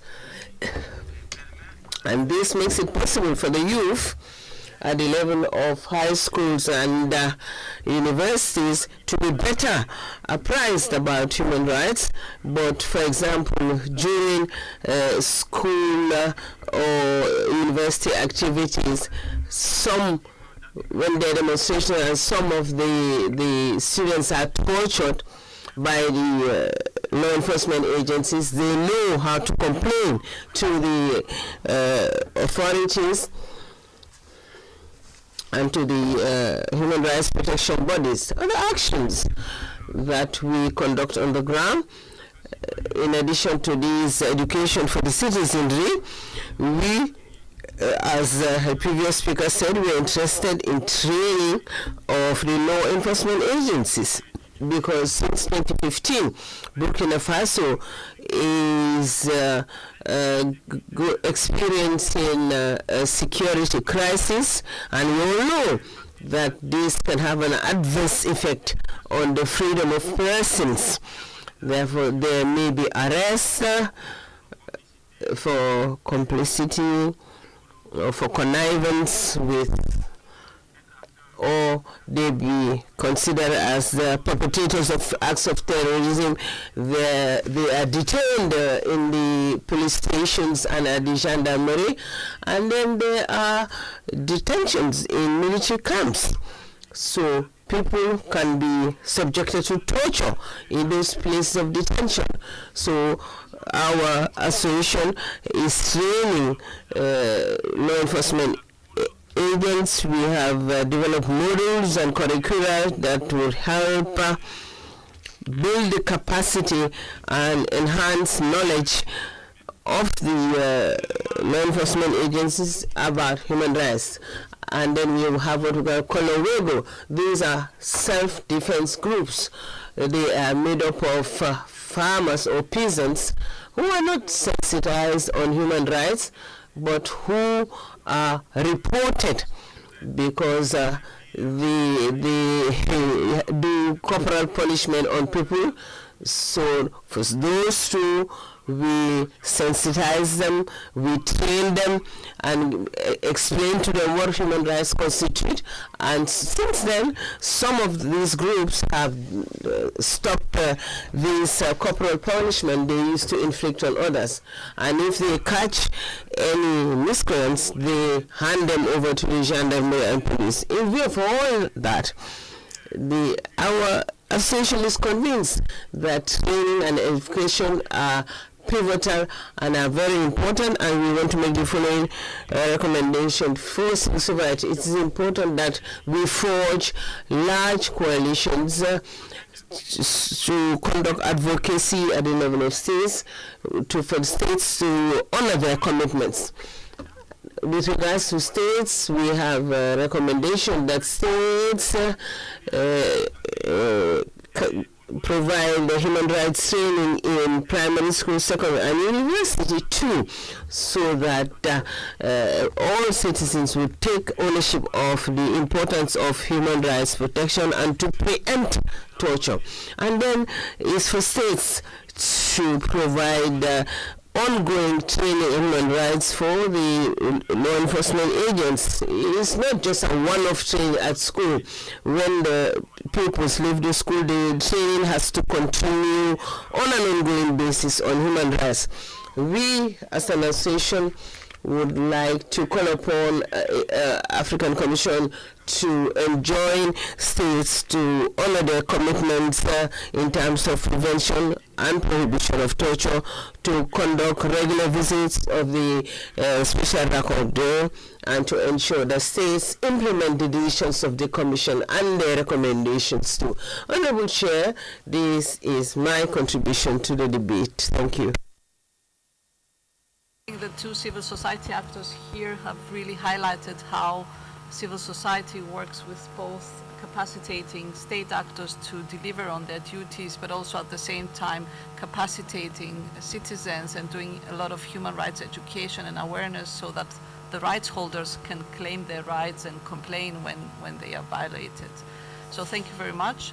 Last but certainly not least, I welcome to the panel Mr. Foluso Andekalu, Program Officer at the Network of African National Human Rights Institutions, to share the experience from the mandate of NHRIs. Thank you, Foluso, and please let's respect the time, because I know we are the only thing standing in between participants and lunch, so I would like to finish on time and give the floor for some questions. Thank you, Foluso. Thank you very much, Kalia, and I would definitely try to stick to time. So building on what has been said previously, I think clearly the link between education and torture has been well articulated by the previous speaker and also Honorable Atem. So I will just go straight to the link between education, torture, and the work of national human rights institutions. So with regards to torture prevention, one of the mandates of national human rights institution is to hold states accountable for international obligations that they have committed to. And as we know, most African states have ratified different instruments that prohibit torture, such as the United Nations Convention Against Torture, the African Charter on Human and People's Rights that also prohibit torture. And also recently, African states have also started ratifying the optional convention, optional protocol to the Convention Against Torture, which provide for the establishment of national preventive mechanism. So from that angle, there is clearly the role for national human rights institutions to play with regards to prevention of torture. Now, what then is the link between education and the work of national human rights institutions as it relates to torture? We can look at it from two perspectives. So there is the promotional mandate of national human rights institutions. The promotional mandate of national human rights institution is the responsibility of national human rights institution to raise awareness of human rights among the general population and different sectors of the society, including government officials, law enforcement agency. And the promotional mandate is generally achieved through advocacy campaign, public event, media engagement, and outreach programs. The objective, broadly speaking, of the promotional mandates of national human rights institution is to ensure that human rights norms and standards are understood. Now, that then brings us to the educational mandate of national human rights institution. When you look at the objective of the promotional mandate of national human rights institution, then it's obvious that the educational mandate now of national human rights institution builds on and complements the promotional mandate of national human rights institution by providing targeted training and capacity building. And this is both to the duty bearers, which is the states and its officials, and also right holders. And so now, having set that background, I will just quickly speak to a couple of points on how NHRIs can use this educational mandate to prevent torture, ill-treatment, and violence. And of course, some of these points really reinforces some of the previous points that have been made by the previous speakers, because the first one, of course, is obviously public education on rights. So by educating citizens about their rights, particularly in this instant issues of torture, ill-treatment, and violence, the education helps the people to understand that torture is actually, they understand the concept of torture and also how the concept of torture has expanded beyond, for example, traditional understanding of torture being just about physical violence. Now, this public education definitely serves as a form of deterrence in a sense, because increased awareness will lead to more reports of violation. And in this sense, even if the state is not interested in doing so much, but then the concept of naming and shaming starts coming up, because we will see increase in reports of issues of torture. Then closely linked to that is that through this educational mandate, of course, the National Human Rights Institution can broaden the understanding of torture by expanding to relevant stakeholders what really constitute torture, ill-treatment, and violence as it relates to evolving jurisprudence that is expanding the concept of torture. The third one is to also involve themselves in the training of state actors, because a lot of the time, not exclusive to state actors, but mostly the perpetrators of torture are usually state actors such as the police and also the military. But also in this sense, they can also include, expand the understanding of state actors that are involved in the perpetration of torture, such as, for example, even like ministries like the Ministry of Health. I see the moderator is about to. Oh, okay, thank you. Okay, so I will conclude by just maybe emphasizing 2 points as well. The other point is, they can actually support, state reporting. I think that's a very important role that National Human Rights Institution can play. And this is also to ensure that the state report submitted by the states to the International Human Rights Body shows a holistic understanding of the issue of torture, ill-treatment, and violence. And I think the last point that I would just make in the interest of time is the fact that NHRIs also need to strategically collaborate with relevant stakeholders so that they can amplify, relevant documents and educational materials by the stakeholder. For example, the African Commission Committee on the Prevention of Torture issue, different educational material like annual reports and also thematic reports and newsletter. So NHRIs can actually be very critical to use these documents to improve the understanding of torture for its citizen, and also correspondingly strengthening the work of these other mechanisms, and that also applied to the UN mechanisms and also civil society organizations. Thank you. Thank you very much, Foluso, for highlighting the multiple ways and the key role that NHRIs play with their educational and promotional mandate. So we have some time left, so I would now like to open the floor for any questions or comments. I think we have some time to take a couple of questions if there are from the floor. Thank you.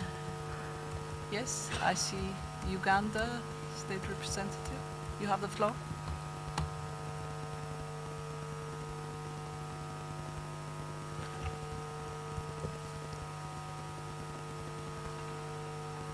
Thank you, Chair, for giving my delegation the floor. We thank the panelists for the comprehensive presentations on this issue. The right against torture is a non-derogable right, and it's guaranteed under Article 44 of the 1995 Constitution in Uganda. Government has undertaken demonstrable efforts through the adoption of relevant legislative and policy measures to eliminate torture. Security agencies in Uganda, as duty bearers, have taken steps to ensure adherence to the prevention and prohibition of torture, including through human rights education. Human rights education, sensitization, and awareness raising in all security agencies is a top priority to ensure respect for human rights and dignity in all aspects. It is a mandatory requirement at all levels of inland training to incorporate laws, policies, and best practices guarding against torture, inhuman and degrading treatment or punishment. In order to enhance the capacity of security agencies to prevent acts of torture, the UPDF, that's the National Army, the Uganda Police Service, and Uganda Prison Service, in collaboration with the Uganda Human Rights Commission, civil society organizations, as one represented by one of the panelists, Alex, have continued to train officers on the use of non-coercive means of extracting information and on the provisions of the Prevention and Prohibition of Torture Act in order to prevent torture. Chair, over 95% of the prison staff have undergone human rights training as one of the basic modules of the Prisons Academy and training schools at the Prisons Academy. While the Human Rights Training Manual of the UPDF has integrated prohibition of torture into their military training curriculum. Thank you, Chair. Thank you very much to the State Delegate from Uganda for presenting on your commendable efforts in training and educating state actors, but also citizens. Thank you very much. Do we have other questions from other participants?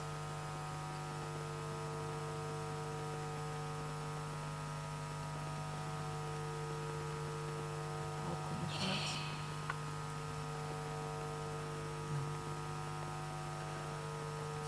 Okay. I think because we have 10 minutes, I will give just one sentence to each panelist, a key message. Just 30 seconds. What is your key message to state delegates, civil society, all participants here on education and preventing torture? In one sentence, if we may, and then we would conclude. Thank you. Let's start maybe Commissioner, since you're sitting next to me, would you like to go first? Thank you.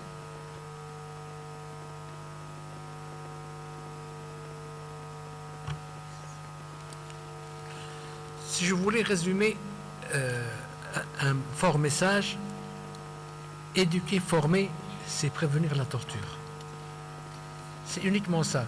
Et c'est pour cela que nous avons adopté ce principe cette année comme thème de l'année 2024. Et je reviens à l'intervention de mon frère du Burkina. Pourquoi? Parce que chacun de nous a parlé un peu dans sa sphère. Comment apprendre à la population à revenir aux instruments? Comment lire un rapport? Non. Mon frère du Burkina, ça commence à partir de l'école primaire. Quand vous éduquez les enfants à partir de 5-6 ans à être non-violents, à voir dans la torture un acte répréhensible, il va grandir dans cette atmosphère-là. On lui rappellera ça à l'école secondaire et même dans nos facultés. Une faculté de droit, une faculté des lettres, chacun fera son cursus, et même dans les facultés de médecine. Et là, nous aurons une société qui sera saine et qui sera donc débarrassée de la torture. Voilà, donc je ne veux pas être long, mais c'est le sigle. Éduquer, former, c'est éradiquer la torture. Merci. Thank you very much, Honorable Commissioner, for that key message. I will give the floor to Asita next for your key message. Thank you very much. Following up on what you've been saying, dear Commissioner, you focused on the education from an early age on. I want to underline education, including adults, awareness raising. There's key obligations that states have to follow. Amongst them is the establishment of national prevention mechanisms against torture. We have a lot of African states who have ratified the optional protocol, but who have not set up this prevention mechanism yet. And there's also the obligations of reporting and then the implementation of these recommendations. And my key message would be to closely work together with all actors in a state. Yes, a state is a duty bearer, but it is important to do a collaborative approach in order to prevent torture, including stakeholders such as civil society, including the NHRIs, and you can count on our support as Office of the High Commissioner for Human Rights in these endeavors. Thank you. Thank you very much, Asida. Alex, what is your key message? Thank you. Yeah, thank you, and thank you to Uganda for giving that input to the discussion. I think it's very, very important. One thing I want to highlight that education for prevention of torture is a continuous process, and we need to put mechanisms and strategies in place to ensure that there is this continuous education of both the communities and then the state actors when it comes to prevention of torture.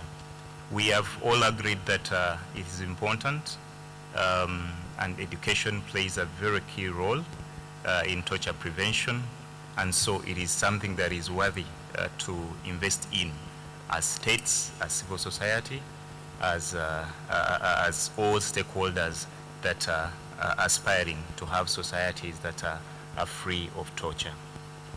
Thank you. Thank you very much, Alex. Bado, your key message in a couple of sentences. Ok, merci bien. Je crois que la torture, comme on le sait, c'est une partie. It's an inhumane practice, and it is important that we pool our efforts, that we forge synergies in fighting torture, be it states, human rights institutions, and international institutions, so that this practice is banished from all our countries. These are my concluding remarks, and we thank you for involving us in this panel. Thank you.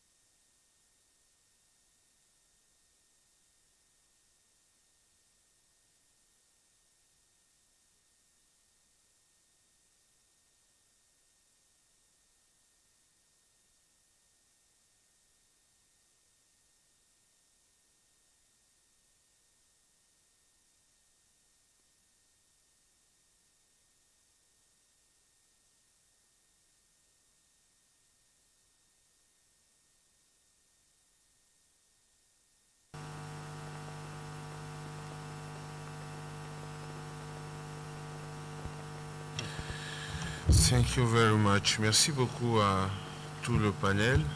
To the members of the panel, due to time constraints, we will not be in a position to consider the report on NGOs and NHRIs, relationship and cooperation with NHRIs and non-governmental organizations due to time constraints. So we'll defer that and we'll consider those reports after lunch. It is 1:38. We shall adjourn and we shall resume at 14:30 to continue with the agenda.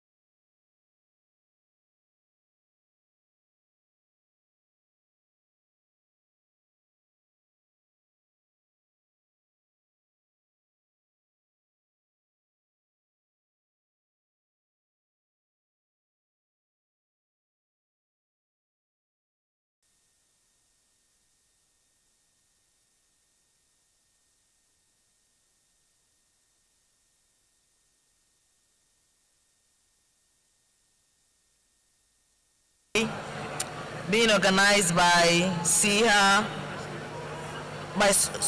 Solidarity for African Women's Rights in conjunction with ACHPR, and this will take place from 2:30 p.m.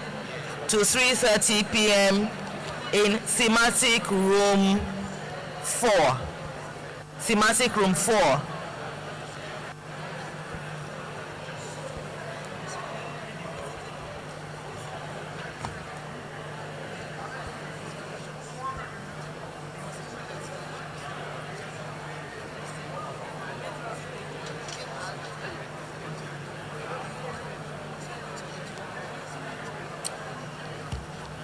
Sorry, Thematic Room 3.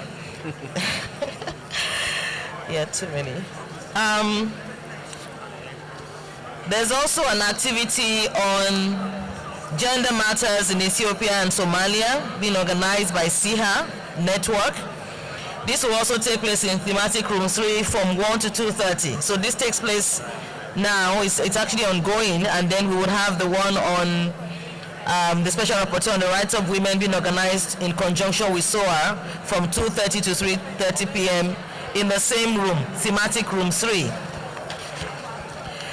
And lastly, during the lunch hour, we also have a side event on a people's pension towards rights-based social protection for older persons in Africa, being organized by the Initiative for Economic and Social Rights, as well as the Research and Action for Income Security. This is taking place in Thematic Room 4 between 1 to 2 p.m. Thank you very much.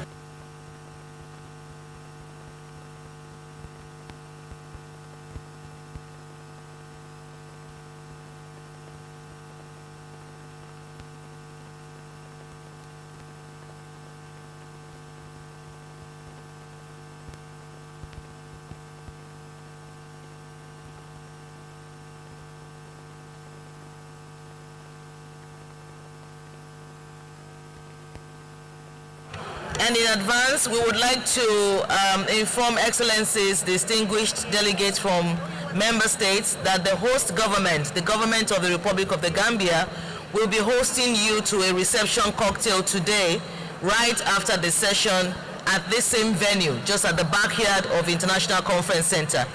We will repeat this announcement at the end of the day, but we wanted to give you advance notice. Thank you, Excellencies.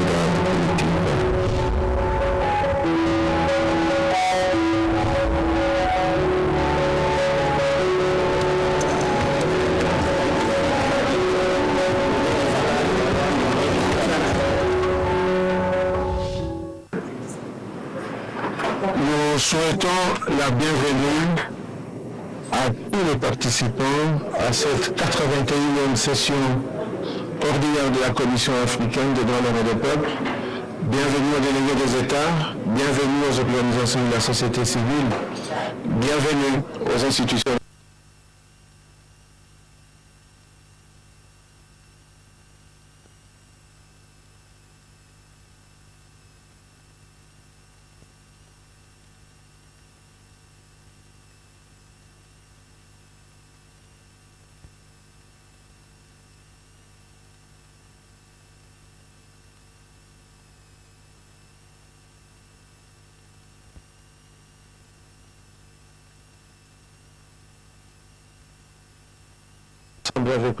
Avec vous, nous allons adopter les principales résolutions qui vont améliorer la qualité des citoyens africains sur notre continent. Je vous remercie.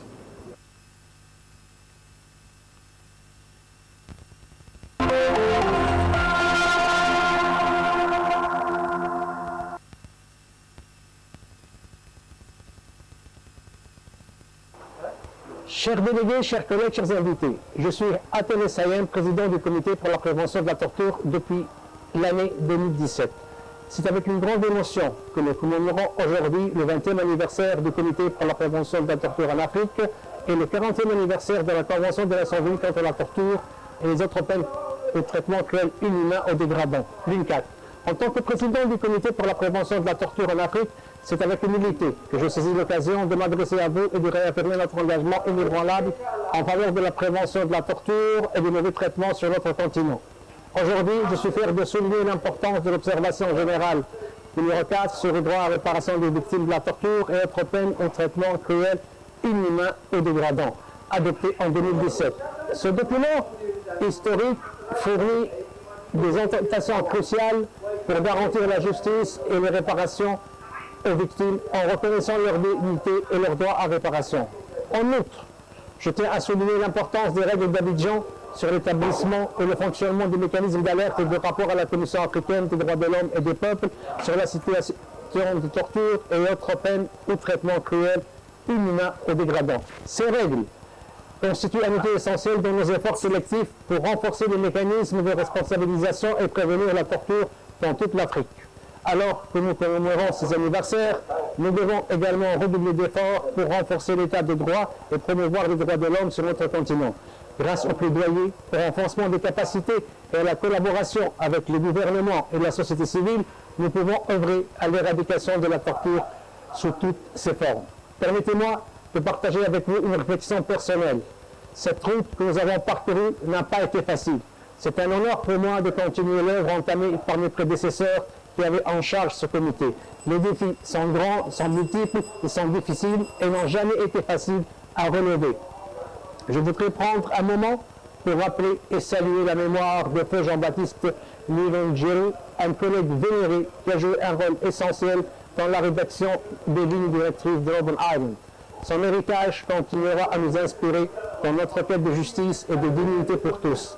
Je tiens à exprimer ma profonde gratitude à tous ceux qui ont contribué au succès du Comité pour la prévention de la torture en Afrique au cours des 2 dernières décennies. Votre dévouement, votre passion et votre engagement nous inspirent à œuvrer pour un monde meilleur et plus juste. Je vous remercie. Saudações aos estimados delegados, colegas e amigos. O meu nome é Maria Teresa Manuela. Sou relatora especial para as prisões, condições de detenção e policiamento em África e também membro do Comitê para a Prevenção da Tortura em África. Ao reunirmos hoje aqui para celebrar momentos importantes na jornada rumo aos direitos humanos e à dignidade, é com profunda honra que me dirijo a vós como membro do Comitê para a Prevenção da Tortura em África. Ao longo das últimas 2 décadas, o CPPA tem estado na vanguarda da proteção dos direitos dos detidos em todo o mundo e no continente africano. Através do seu empenhamento inabalável na prevenção da tortura e na garantia de condições de detenção humanas, o CPPA tem desempenhado um papel essencial na promoção de uma cultura de respeito pelos direitos humanos nos sistemas prisionais. Do mesmo modo, a Convenção contra a Tortura é um farol de esperança e justiça, servindo de norma universal contra a tortura e outras formas de maus tratos. Durante 4 décadas, proporcionou um quadro para os Estados cumprirem as suas obrigações e responsabilizarem os autores de atos de tortura. No entanto, apesar dos progressos registrados, temos de reconhecer que ainda há muito a fazer.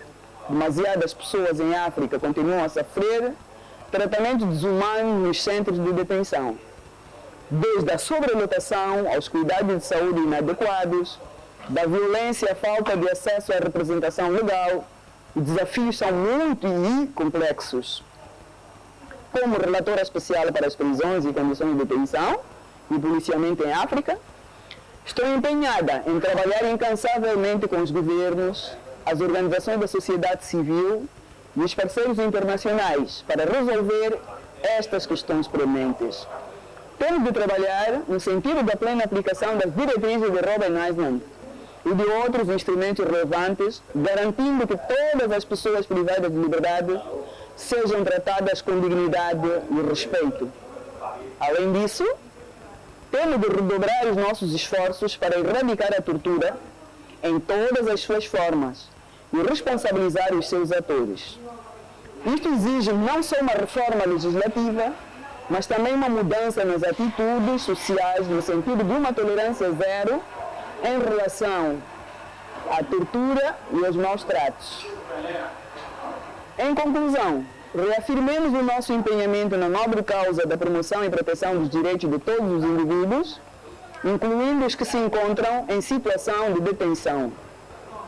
Juntos podemos construir um futuro em que todas as pessoas sejam tratadas com dignidade e sem exceção. Muito obrigada. Bonjour, je m'appelle Idriss Assou, je suis président du groupe de travail sur la peine de mort, les exécutions extrajudiciaires, sommaires ou arbitraires et les disparitions forcées en Afrique.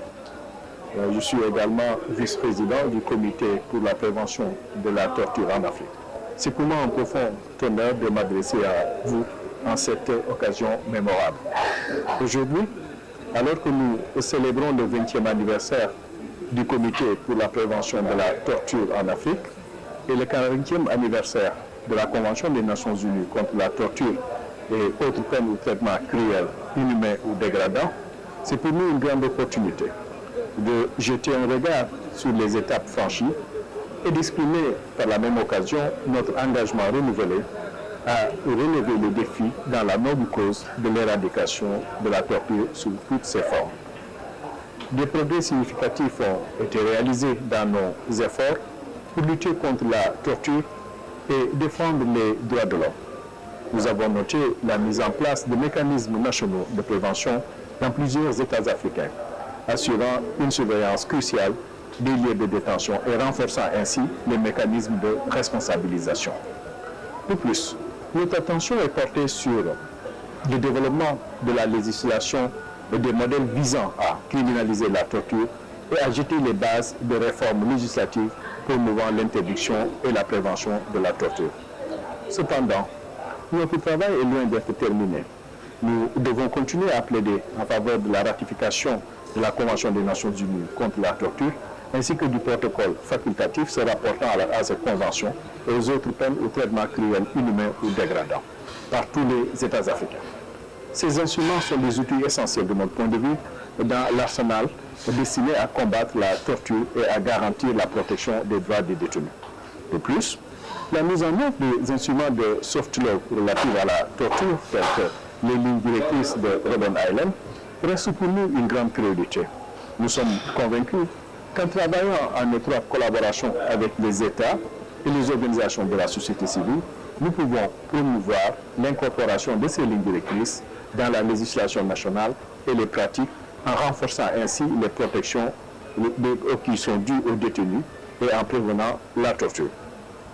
En regardant vers l'avenir, notre comité est résolument engagé à jouer un rôle de leader dans la lutte contre la torture.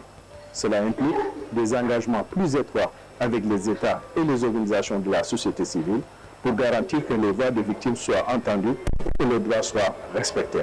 En favorisant le dialogue et la coopération, nous pouvons développer des stratégies innovantes pour relever les défis émergents et promouvoir la responsabilité des auteurs de torture. Je vous remercie pour votre aimable attention.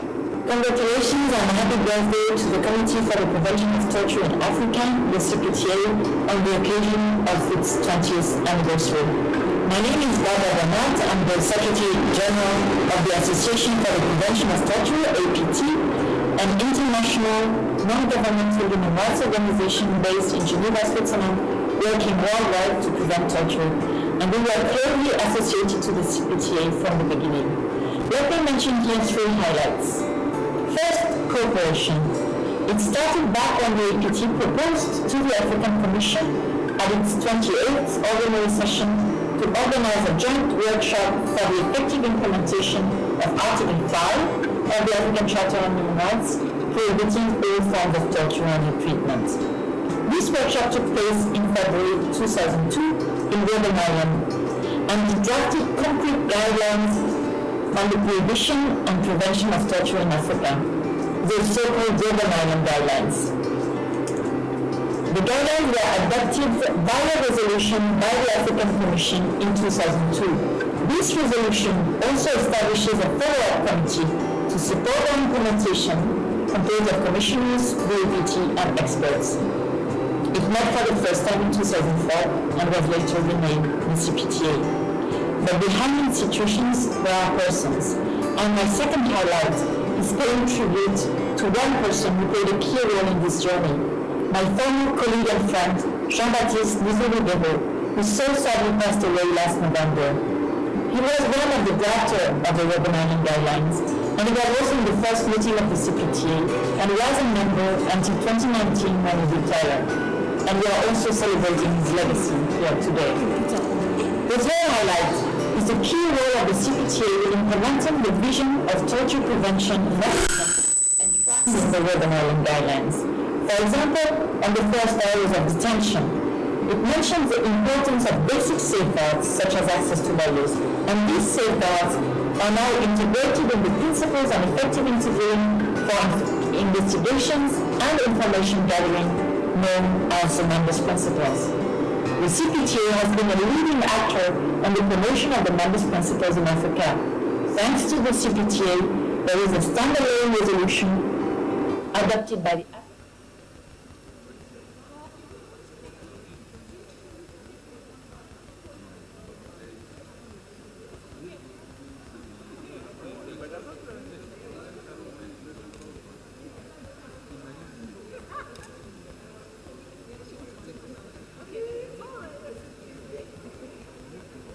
Can you stick?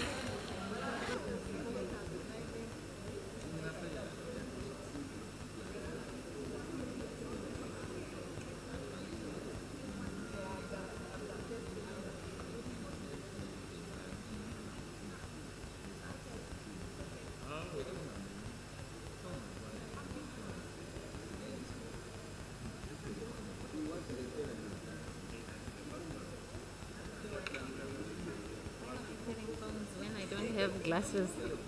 Get what?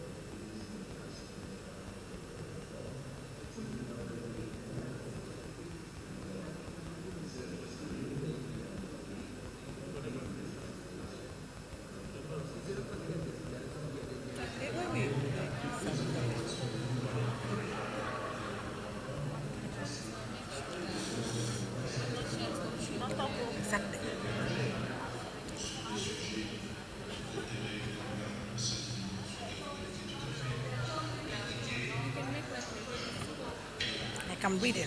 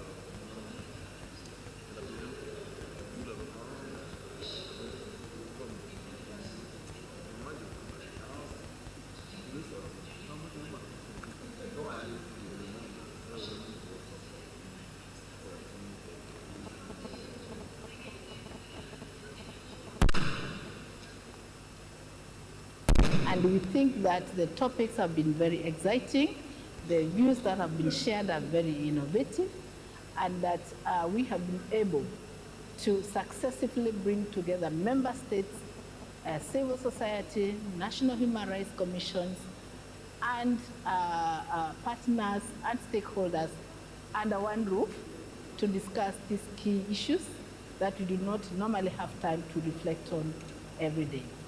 We want to say that next year you are welcome to our second forum, and we look forward to your participation, and we can assure you this is the forum. Thank you.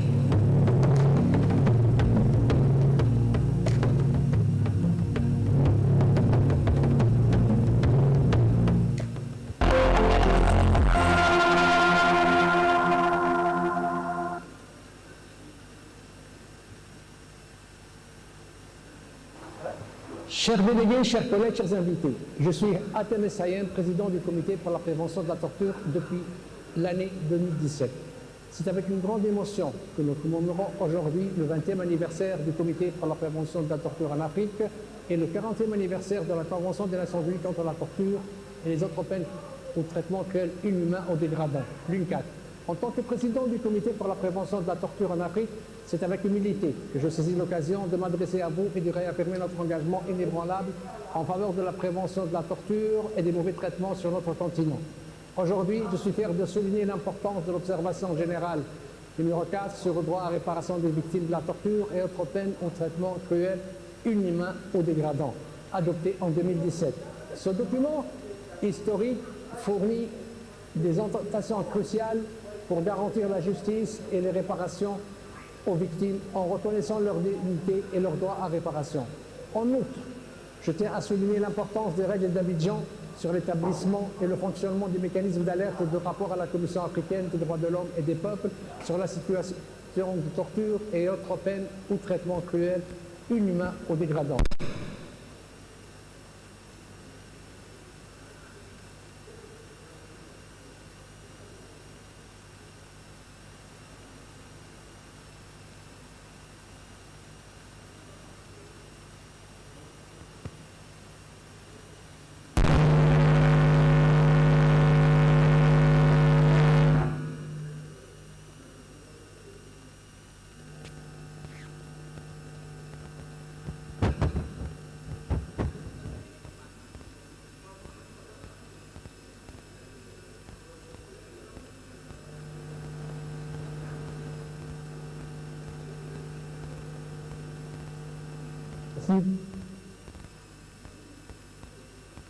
Pour rappeler et saluer la mémoire de Frère Jean-Baptiste Lévin-Géraud, un collègue vénéré qui a joué un rôle essentiel dans la rédaction des lignes directrices de Urban Army. Son héritage continuera à nous inspirer dans notre quête de justice et de dignité pour tous. Je tiens à exprimer notre profonde gratitude à tous ceux qui ont contribué au succès du comité pour la prévention de la torture en Afrique au cours des 2 dernières décennies. Votre dévouement, votre passion et votre engagement nous inspirent à œuvrer pour un monde meilleur et plus juste. Je vous remercie. Saudações aos estimados delegados, colegas e amigos. O meu nome é Maria Teresa Manuela. Sou relatora especial para as prisões, condições de detenção e policiamento em África e também membro do Comitê para a Prevenção da Tortura em África. Ao reunirmos hoje aqui para celebrar momentos importantes na jornada rumo aos direitos humanos e à dignidade, é com profunda honra que me dirijo a vós como membro do Comitê para a Prevenção da Tortura em África. Ao longo das últimas 2 décadas, o CPTA tem estado na vanguarda da proteção dos direitos dos detidos em todo o mundo e no continente africano. Através do seu empenhamento inabalável na prevenção da tortura e na garantia de condições de detenção humanas, O CPTA tem desempenhado um papel essencial na promoção de uma cultura de respeito pelos direitos humanos nos sistemas prisionais.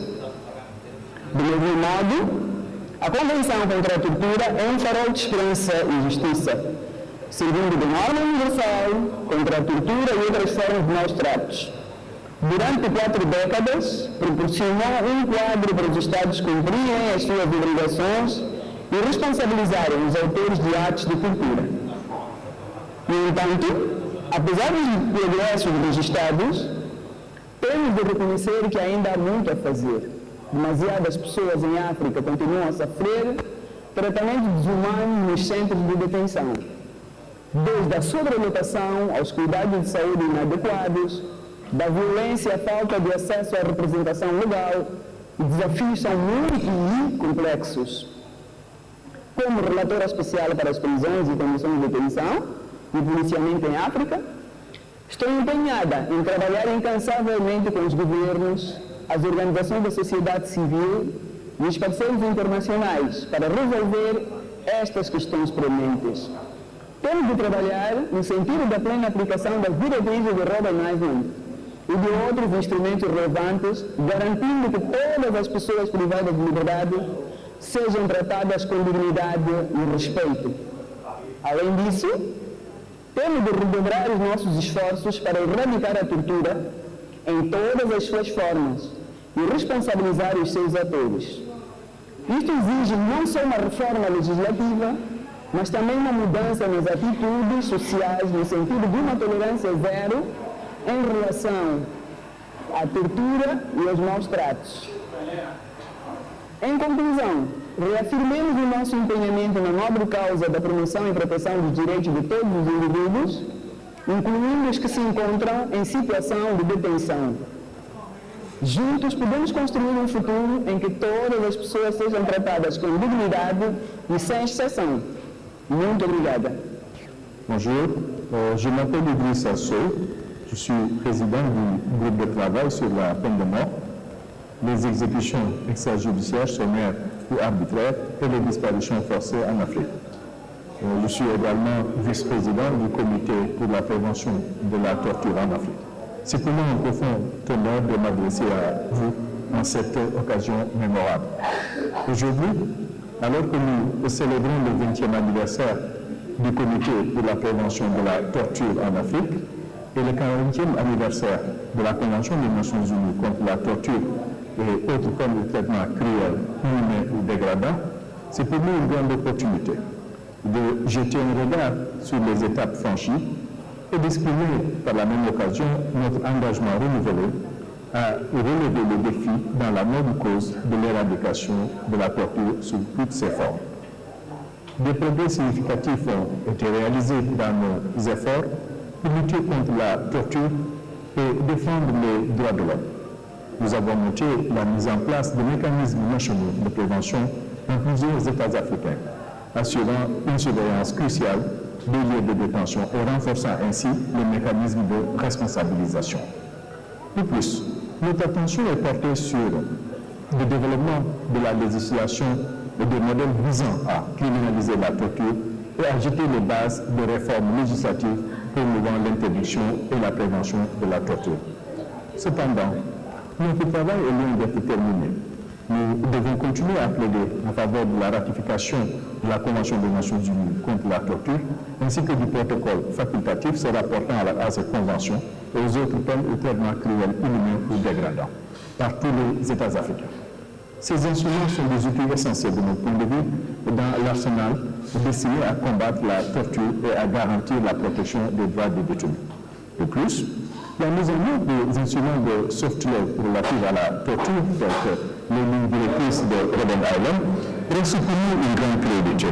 Nous sommes convaincus qu'en travaillant en étroite collaboration avec les États et les organisations de la société civile, nous pouvons promouvoir l'incorporation de ces lignes directrices dans la législation nationale et les pratiques en renforçant ainsi les protections qui sont dues aux détenus et en prévenant la torture.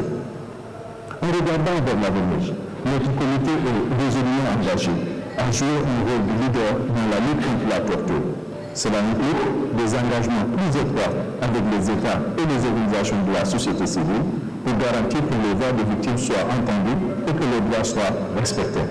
En favorisant le dialogue et la coopération, nous pouvons développer des stratégies innovantes pour relever les défis émergents et promouvoir la responsabilité des auteurs de torture. Je vous remercie pour votre attention.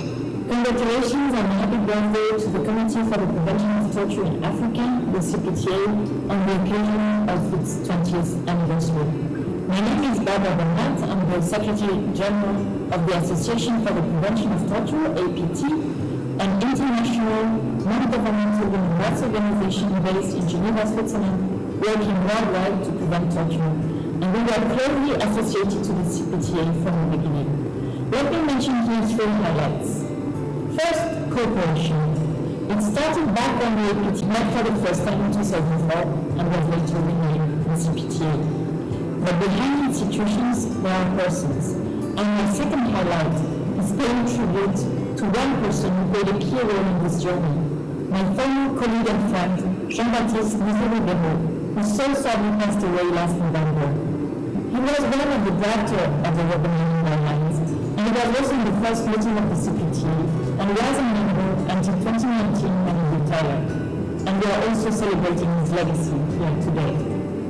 The third highlight is the key role of the CPTA in implementing the vision of torture prevention in Africa enshrined in the Urban Guidelines. For example, on the first areas of detention, it mentions the importance of basic safeguards such as access to lawyers, and these safeguards are now integrated in the principles of effective interviewing for investigations and information gathering known as the Members' Principles. The CPTA has been a leading actor on the promotion of the Members' Principles in Africa.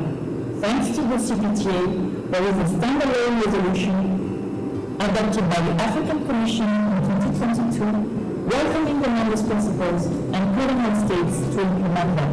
And the CPTA is also now leading on the implementation of the Members' Principles and is organizing the first sub-regional workshop to discuss the Members' Principles with police officers of Southern Africa in this year.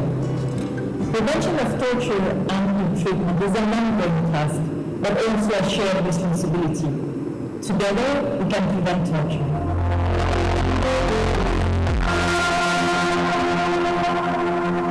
I'm Solomon Ayala. I'm a member of the African Commission on Human Rights. I chair the working group on extractive industries, environment and human rights violations in Africa in the Commission. This is one of the mechanisms of the African Commission on Human Rights, which is tasked with the responsibility of monitoring the human rights situation and environmental issues that arise in the extractive industries sector. As you all know, the extractive industry sectors historically, but also broadly speaking in Africa, has very substantial consequences on the lives, livelihoods, land, territories, as well as the environment of the African continent.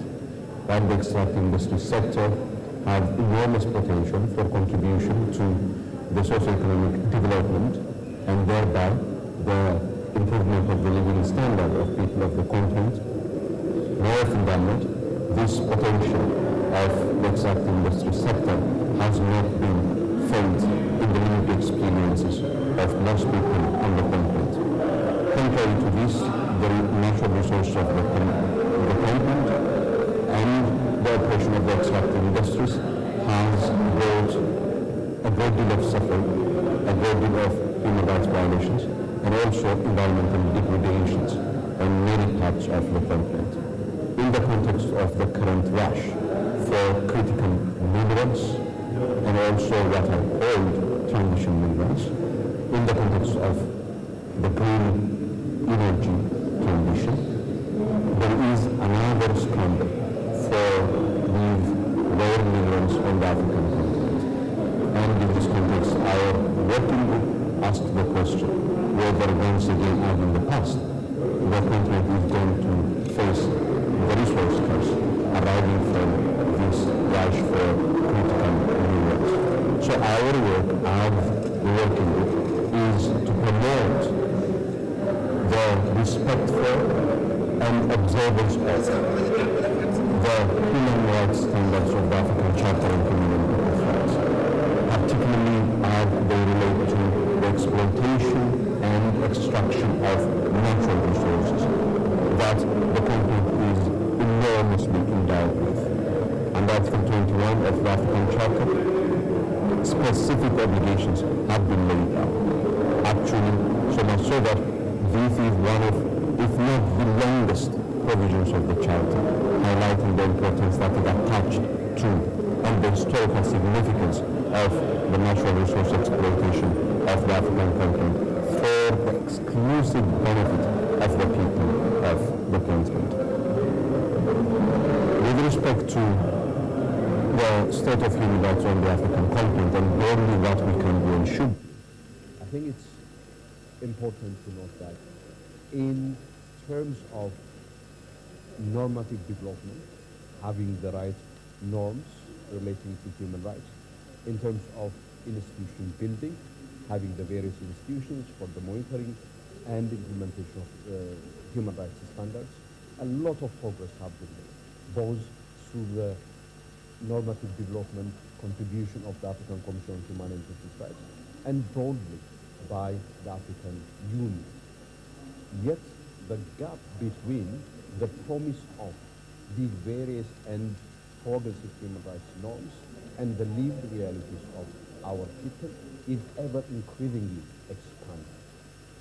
We have to feel the urgency and we have to feel the gravity of what the vast majority of people on our continent is feeling.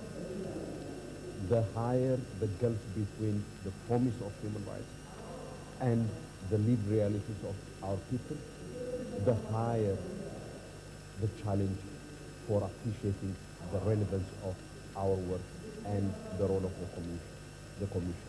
We therefore need to work hard in order to harness the role and contribution of all sectors of society in order to narrow down this enormous gap between the promise of our norms and the lived realities of the people on the continent. That is why it's extremely important for the Commission to work with other sectors of society beyond and above human rights institutions, human rights NGOs and civil society organizations. The role of the media needs to be harnessed and to be harnessed enormously. The role of policymakers, particularly in the economic sphere, needs to be harnessed. The role of policymakers in other areas, the digital space, also needs to be appreciated and harnessed and taken advantage of. We have to use civil society organizations, use women, and the enormous potentials and entrepreneurial skills of our people. I thank you very much.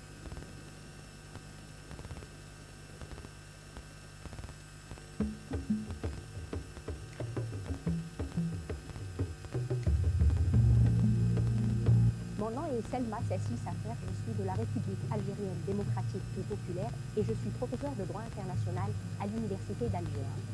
J'ai été élu membre de la Commission africaine des droits de l'homme et des peuples lors de la 43e session ordinaire du Conseil exécutif de l'Union africaine en juillet 2023 et j'ai pris mes fonctions en tant que commissaire lors de la 77e session ordinaire de la Commission africaine le 20 octobre 2023. En matière de mécanismes spéciaux, je suis le rapporteur spécial en charge des réfugiés, des demandeurs d'asile, des personnes déplacées en Afrique et des migrants. En ce qui concerne les pays dont je suis en charge, je suis responsable de la promotion et de la protection des droits de l'homme et des peuples dans 4 États africains qui sont l'État de la Libye, la République du Niger, la République du Sénégal et également la République tunisienne.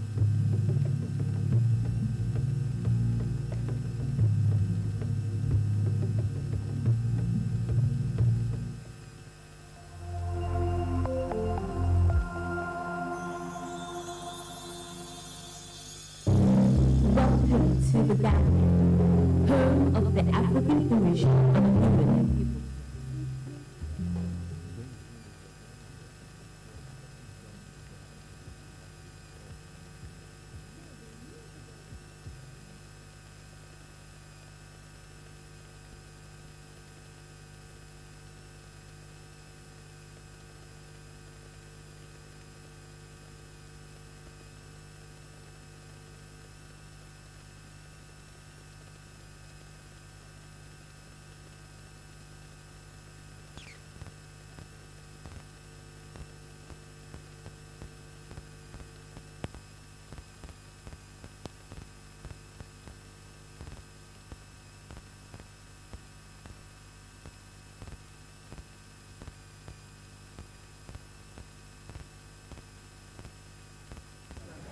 حقوق الإنسان مسؤولية الجماعية.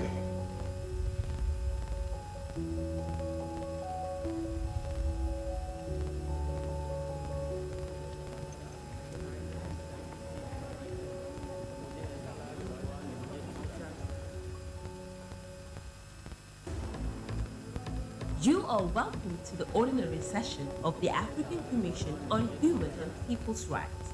Human rights, our collective responsibility.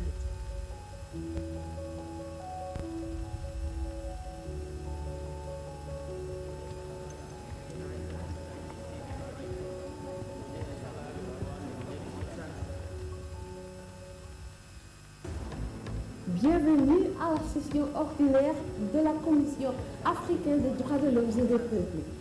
Les droits de l'homme, notre responsabilité collective.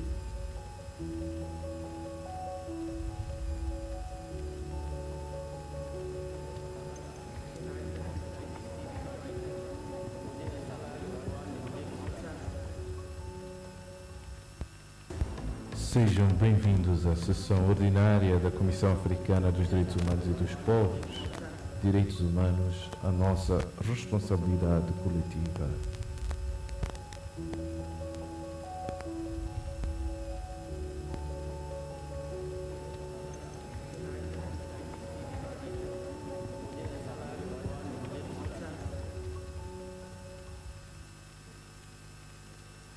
Nous souhaitons la bienvenue à tous les participants à cette 81e session ordinaire de la Commission africaine des droits de l'homme et des peuples. Bienvenue aux délégués des États, bienvenue aux organisations de la société civile, bienvenue aux institutions nationales des droits de l'homme. Cette session est importante. Elle se tient à un moment particulier de l'histoire de l'Afrique. Elle a été précédée par un pré-forum des États, une précession des organisations de la société civile et une précession des INDH. Nous espérons qu'au cours de cette session, l'ensemble des parties prenantes mettront leur intelligence ensemble pour discuter de la situation des droits de l'homme sur le continent. Et ensemble avec vous, nous allons adopter les principales résolutions qui vont améliorer la qualité des citoyens africains sur notre continent. Je vous remercie.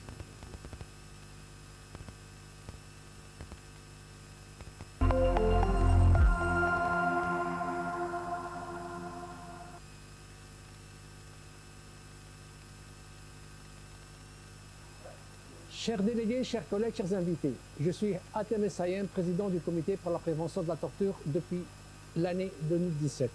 C'est avec une grande émotion que nous commémorons aujourd'hui le 20e anniversaire du comité pour la prévention de la torture en Afrique et le 40e anniversaire de la Convention des Nations Unies contre la torture et les autres peines ou traitements cruels, inhumains ou dégradants, l'UNCAT.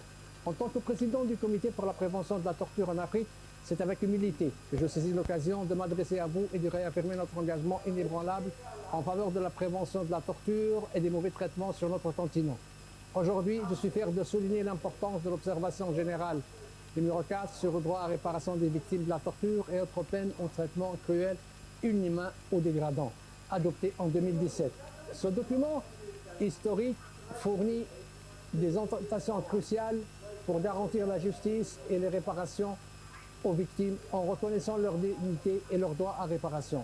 En outre, je tiens à souligner l'importance des règles d'Abidjan sur l'établissement et le fonctionnement des mécanismes d'alerte et de rapport à la Commission africaine des droits de l'homme et des peuples sur la situation de torture et autres peines ou traitements cruels, inhumains ou dégradants. Ces règles constituent un outil essentiel dans nos efforts collectifs pour renforcer les mécanismes de responsabilisation et prévenir la torture dans toute l'Afrique.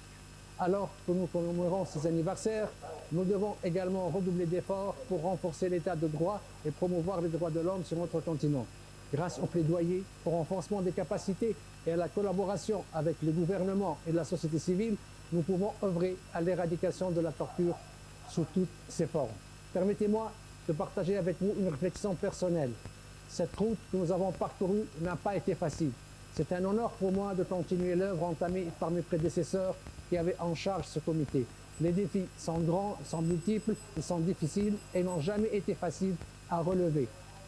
Je voudrais prendre un moment pour rappeler et saluer la mémoire de feu Jean-Baptiste Nirongero, un collègue vénéré qui a joué un rôle essentiel dans la rédaction des lignes directrices de Robben Island. Son héritage continuera à nous inspirer dans notre quête de justice et de dignité pour tous. Je tiens à exprimer ma profonde gratitude à tous ceux qui ont contribué au succès du Comité pour la prévention de la torture en Afrique au cours des 2 dernières décennies. Votre dévouement, votre passion et votre engagement nous inspirent à œuvrer pour un monde meilleur et plus juste. Je vous remercie.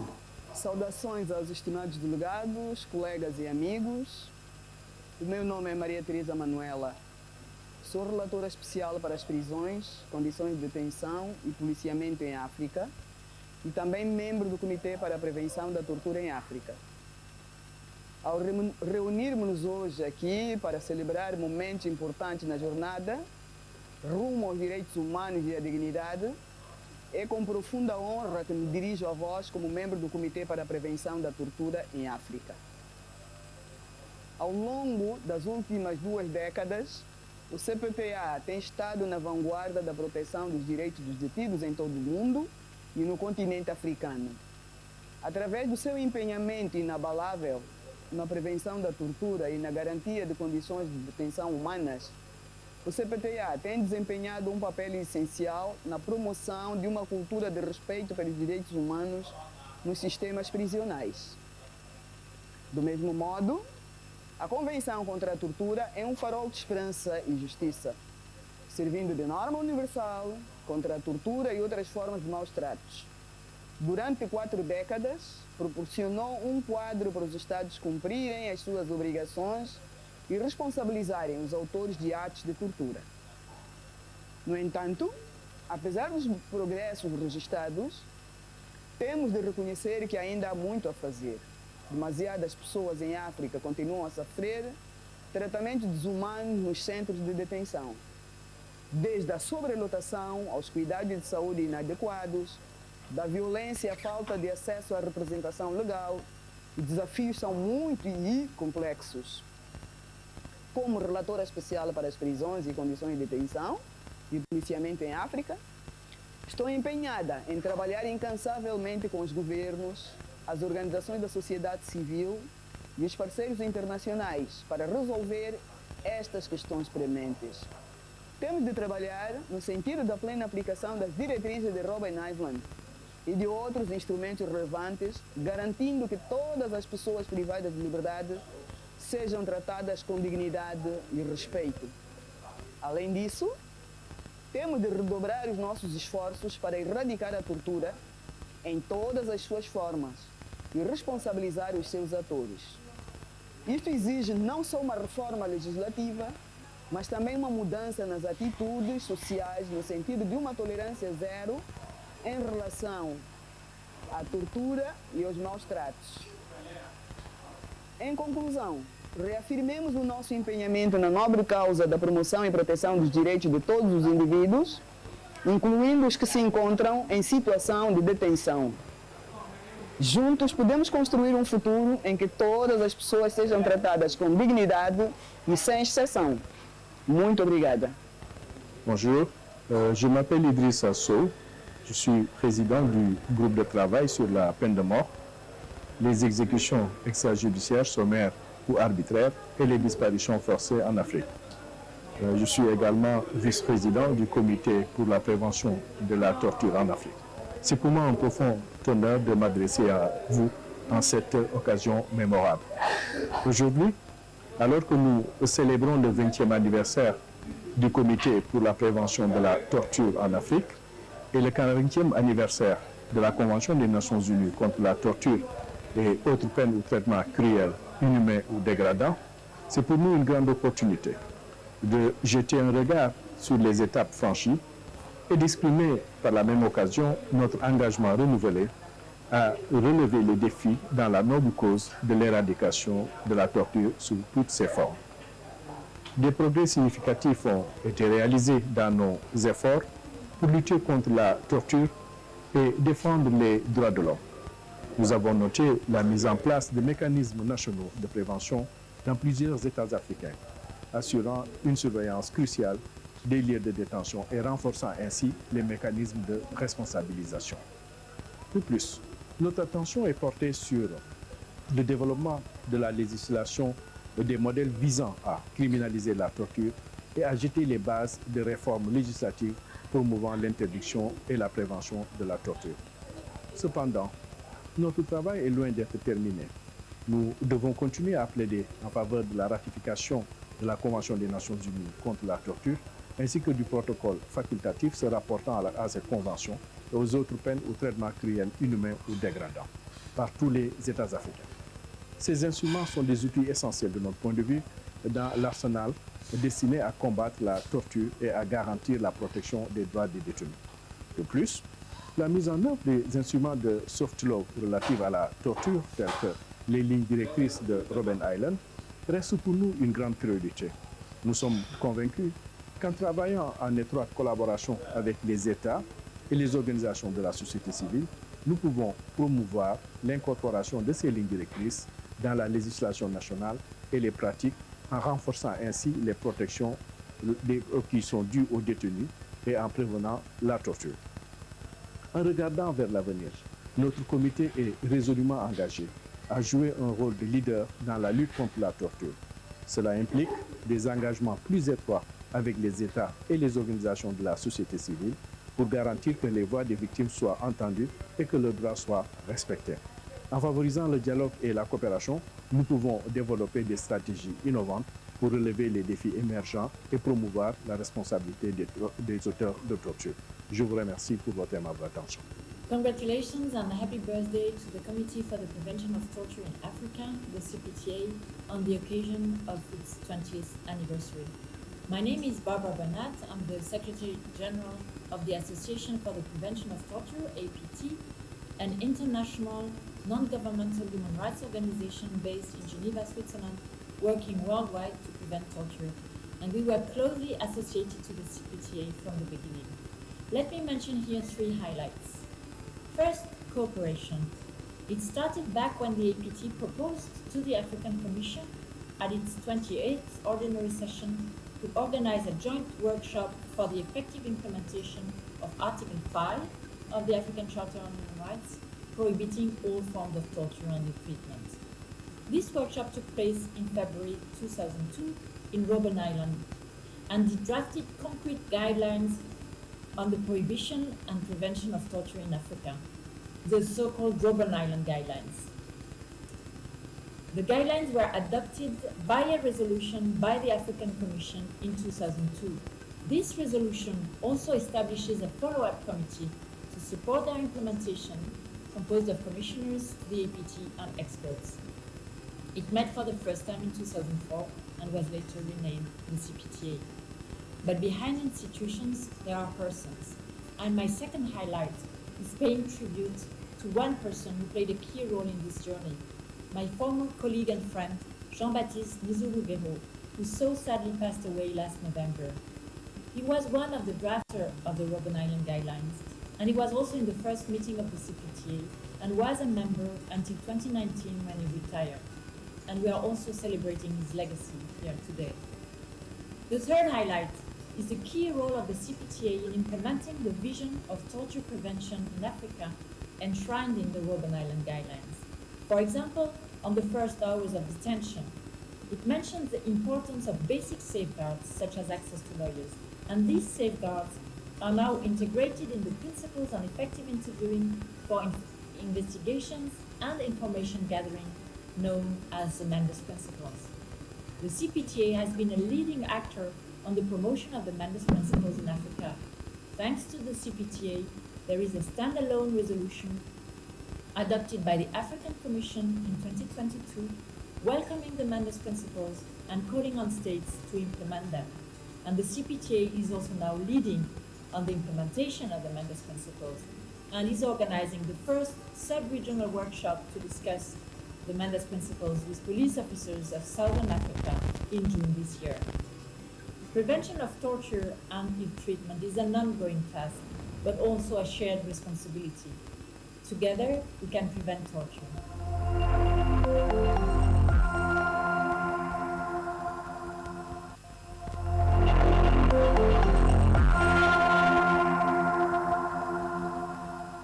Merci beaucoup.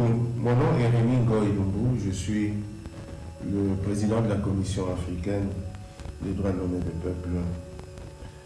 Quand je suis entré à la Commission en 2017, AGA était pour moi une structure, une organisation lointaine. J'avoue que je ne savais pas grand-chose de quoi il s'agissait. Mais il a fallu que nous puissions en assumer la présidence, qui avait commencé par celui qui était l'ancien président de la commission, Solomon Lederso, dont j'ai hérité le mandat, pour que je puisse bien comprendre de quoi il s'agissait. Au tout début, AGA m'a permis d'abord de m'approprier, une appropriation en tout cas des textes qui organisent cette importante plateforme, ce qui m'a permis de comprendre de quoi il s'agissait, quelle était la plus-value de ce mécanisme important, parce que c'est en fait une plateforme qui permet à toutes les organisations de l'Union africaine qui travaillent en matière de droits de l'homme, de démocratie et de bonne gouvernance de devoir interagir sur des sujets d'intérêt commun au sein de l'Union africaine. Il était tout à fait indiqué, en tout cas, que les organisations qui travaillent dans ces domaines puissent avoir une plateforme où elles discutent ensemble de ces questions, plutôt que de voir chacun d'entre elles, de ces organisations, rester dans son coin et continuer à travailler sur des matières qui gagneraient à être fédérées. Et depuis lors, je pense que nous avons fait un excellent mandat, une excellente présidence, en tant que membre de la Commission africaine des droits de l'homme et des peuples, mais le temps est court. Il ne nous a pas permis de mettre en œuvre toutes les idées que nous avions proposées jusqu'à ce que nous avons cédé le bâton de commandement au Comité africain des experts sur le droit de bien-être des enfants. Merci beaucoup.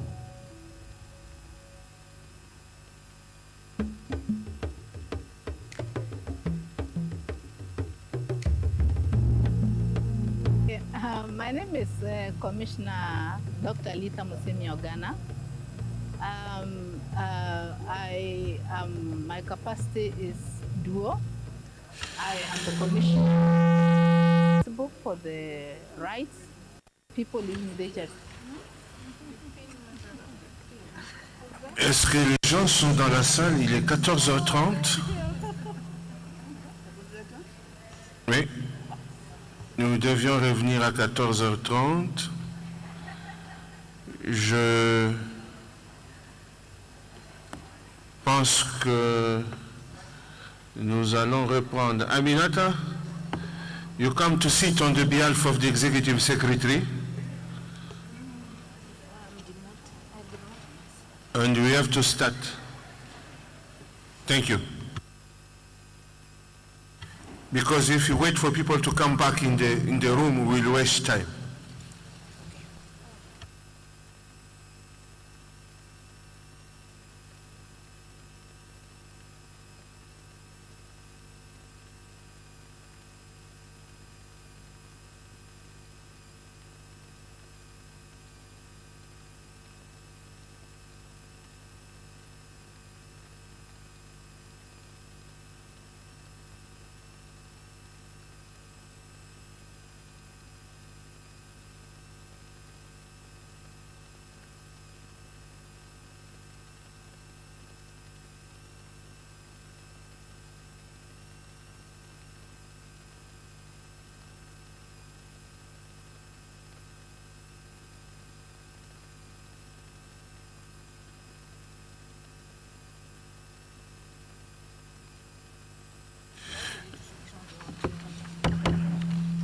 Merci beaucoup. Je pense que dans l'intérêt du temps, vous avez aussi intérêt à ce que nous aboutissions à temps. Il est 14h30, il faudrait que nous puissions reprendre.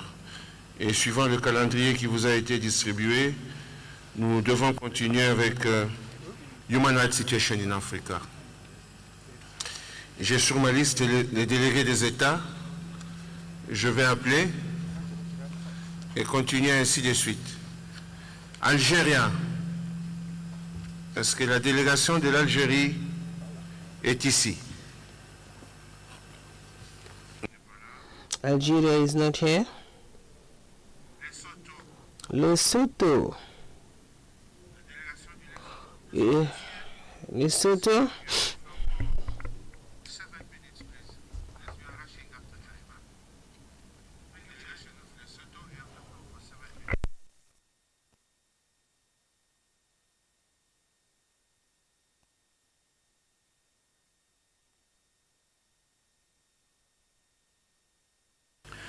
First off, my name is Radala Muzielo from the Kingdom of Lesotho, and it gives me a great honor to deliver this statement on behalf of the government of the Kingdom of Lesotho at this 81st session of the African Commission on Human and People's Rights.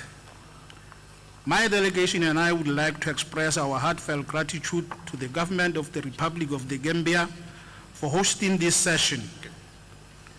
We are hopeful that the discussions and deliberations taking place throughout this session will not only advance respect for human rights in our states in the African continent, but the world at large.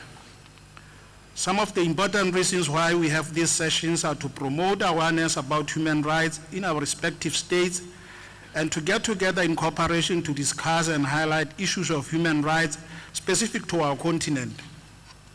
It is also to encourage each other to take part in the human rights discourse for us and the people we represent. I believe that these sessions are an opportune moment for countries to take stock of their achievements, shortcomings, and challenges regarding the general promotion and protection of human rights. Chairperson, allow me at this time to appraise this august body of some of the positive developments that Lesotho is undertaking towards achieving the promotion and protection of human rights of its citizens. This includes commitment of the government to recognize languages of the indigenous communities, such as the language of the Baphuti as an official language, and commitment towards establishment and operationalization of Human Rights Commission, which will soon come to realization. There is also progress made towards attainment of HIV epidemic control, with estimation of 92% of people living with HIV and knowing their status, 97 of them on treatment and 99% on treatment being virologically suppressed.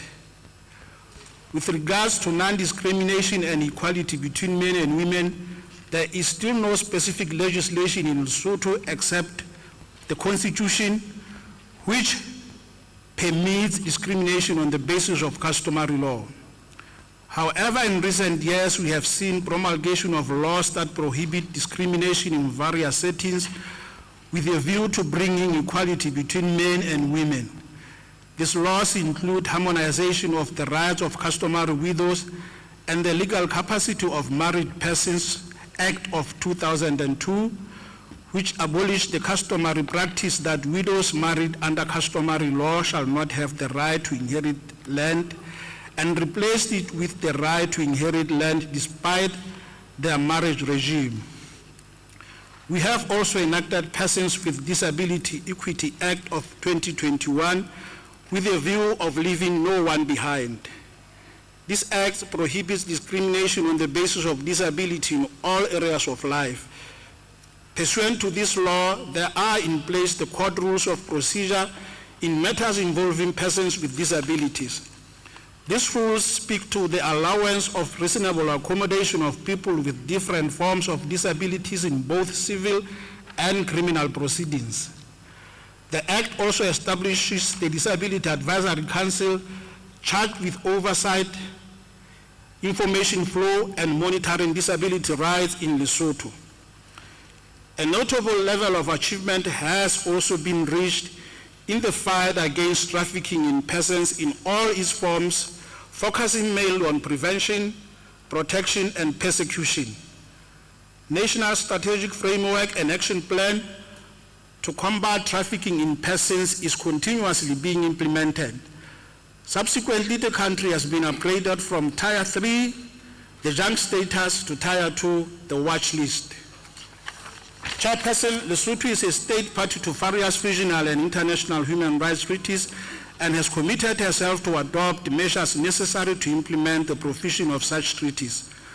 One other measure that ensues from being a state party is the obligation to report periodically to various treaty monitoring bodies, detailing out measures being undertaken to implement the provisions of a particular treaty. In this regard, the government is continuing to implement recommendations from various treaty bodies, including those from the Commission. At this time, I should mention that Lesotho is, however, lagging behind in reporting obligations. This includes periodic reports on the African Charter of Human and People's Rights, as well as the Maputo Protocol and the initial report on the Kampala Convention. Despite this challenge, I would like to assure the Commission that such reports will be submitted in the 2025-2026 financial year. This is because the government, with support and technical assistance from various stakeholders, has established a standing national mechanism for reporting, implementation, and follow-up to address the backlog of human rights state party reports. With a view to complying with the special mechanism of both the Commission and the human rights and participation in society on an equal basis with others. Chairperson, it would be remiss of me if I could conclude my remarks without making reference to the challenges that Lesotho is faced with, such as poverty, high level of unemployment, a decline in agricultural production as a result of soil erosion, among others, periodic droughts and floods which contribute towards food insecurity, as well as high prevalence rate of HIV and AIDS, to mention but a few. Despite all this and other challenges, the promotion and protection of human rights remain at the core of the government's agenda, and as such, we will continue to implement the principles contained in the regional and international human rights instruments to the best of our ability. In conclusion, I would like to reiterate Lesotho's commitment to working in cooperation with the Commission towards attaining a world that is free of human rights violations, where democracy, good governance, and respect for human rights prevail. I thank you. Thank you very much to the delegation of Lesotho. Eritrea? Yes, Ambassador Binyam, and then I will come back to Algeria. Mr. Chairperson, all protocol observed. At the outset, I wish to convey my gratitude to the people and government of the Republic of the Gambia for the warm hospitality accorded to me and my delegation since our arrival in the beautiful city of Banjul. Mr. Chairperson, Eritrea subscribes to the universality and indivisibility of human rights within its broader and holistic dimensions. It goes without saying that the primary responsibility for the promotion and protection of human rights of the population of Eritrea rests with the state of Eritrea. Eritrea takes seriously its responsibility to safeguard and consolidate human rights enshrined in the national laws, as well as the Banjul Charter and other regional and international human rights instruments to which it's a party.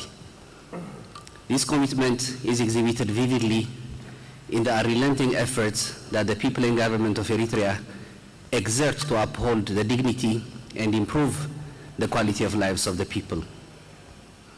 The principles of social justice, self-reliance, equality, and leaving no one behind are embedded within Eritrea's nation-building agenda. Eritrea has crafted a broad spectrum of policies, adopted a variety of legal instruments to protect and promote human rights. Enacting legislations and domesticating international treaty obligations, as well as setting up institutional architecture for their implementation, are important initial steps. Improvements in the sphere of human rights, however, heavily depend on long-term sustained investment and dedicated hard work over an extended period of time.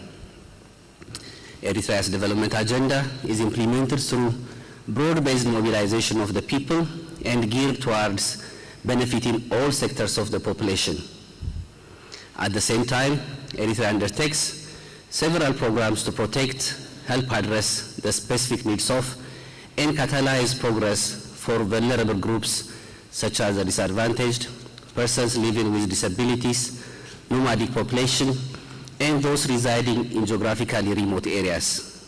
Mr. Chairperson, the solemn pursuit and crystallization of these principles and policy objectives are in alignment with the hierarchy of needs. There are basic needs essential for survival. The right to water, food and shelter fall in this category. According to UN reports, 1 in 3 Africans are affected by water scarcity. This is compounded by drought caused by climate change. Similarly, most of Eritrea's territory is arid and semi-arid with limited water sources. The government of Eritrea has since independence identified the conservation and provision of water are one of the top national priorities. Eritrea invested heavily to build almost 800 large and medium water reservoirs throughout the country. Several hundred more small dams have also been built. More dams are currently in different stages of development. As a result of national investments in water infrastructure and distribution systems within rural areas where the large majority of the country's people reside, approximately 79% of the total population has access to safely managed drinking water services, up from 72% in 2015. While within urban areas, it's 95%, a 5% increase from 2015. Ensuring food and nutrition security are also among the top national development goals of Eritrea. This harvesting season, Eritrea is poised for a bumper harvest thanks to the hard work of the farmers and the government and the generous rainfall that a large part of the country experienced. The overarching objective is ensuring access to nutritious food for all and everywhere in the country. To this end, concerned activities are being undertaken to prevent food contamination, promote proper agricultural practices, advance food processing, and ensure food safety. Mr. Chairperson, I wish to avail this opportunity to update the session of some recent developments that contribute to the promotion and protection of human rights. The government of Eritrea has made significant investment to provide advanced medical equipment to healthcare institutions across the country. This investment is envisaged to strengthen the capacity of the healthcare providing institutions and consequently ensure access to specialized medical services in all administrative regions of the country. Eritrea is pushing forward with the legal reform process. Consultations are being held at the grassroots level and with experts. Eritrea espouses the principle that a well-functioning justice system is a critical component of development. The Eritrean government's effort to secure sufficient, reliable, and sustainable production and supply of affordable energy is bearing fruit. Last month, the first phase of the immediate term plan has been concluded. This has improved the electricity supply in the country. A lot of additional investment is required to secure sufficient power needed for household, agriculture, and industrial use. Mr. Chairperson, the promotion and protection of human and people's rights and development can only flourish in an environment of peace and security. Eritrea is acutely aware of this fact, and through persistent efforts of the people and government has managed to ensure its peace and stability.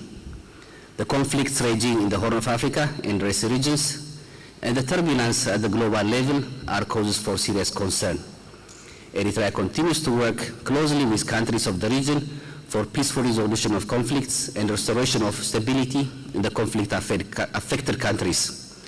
In conclusion, I would like to reiterate the wish of the government of the State of Eritrea to strengthen constructive engagement with the SHPR towards the fulfillment of the objectives enshrined in the Charter. I thank you. Thank you very much, Ambassador Binyam, for your statement. I will now give the floor to the delegation of Algeria. 7 minutes. شكرا سيد الرئيس. سيدات والسادة المفوضون، السيدات والسادة ممثلي دول الأطراف، السيدات والسادة الحضور، يطيب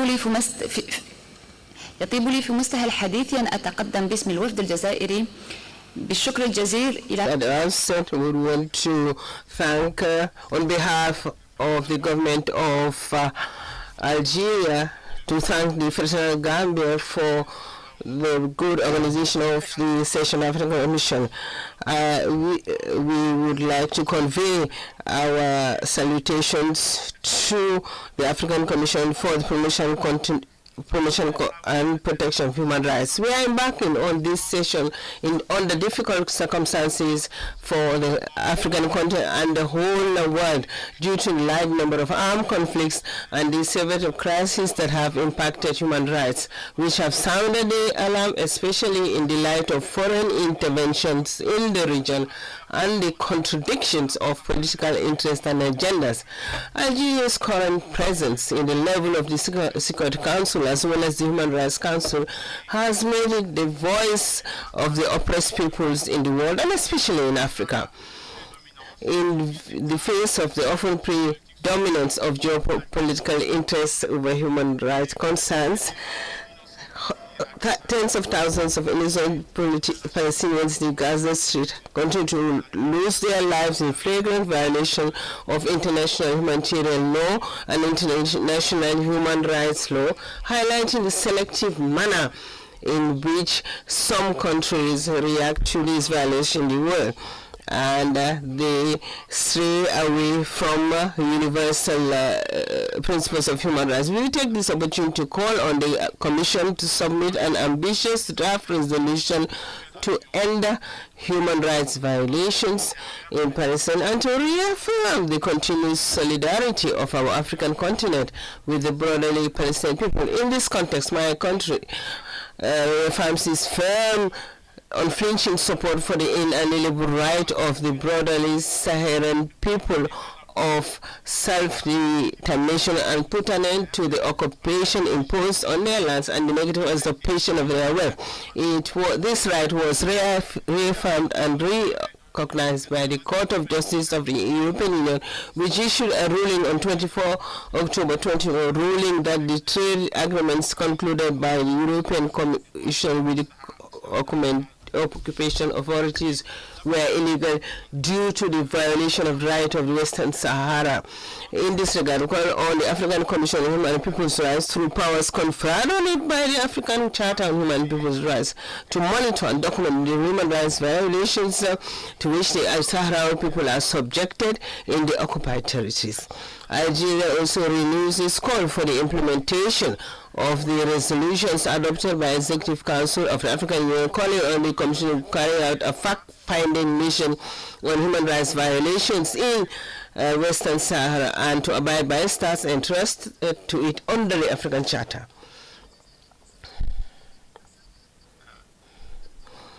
We are opening the session today with Algeria writing a new page of its history, starting with the election of Mr. Abdelmadjid Tebboune, President of the Republic for a new term, and to continue to build the rule of law and responding to the aspirations of the Algerian citizen.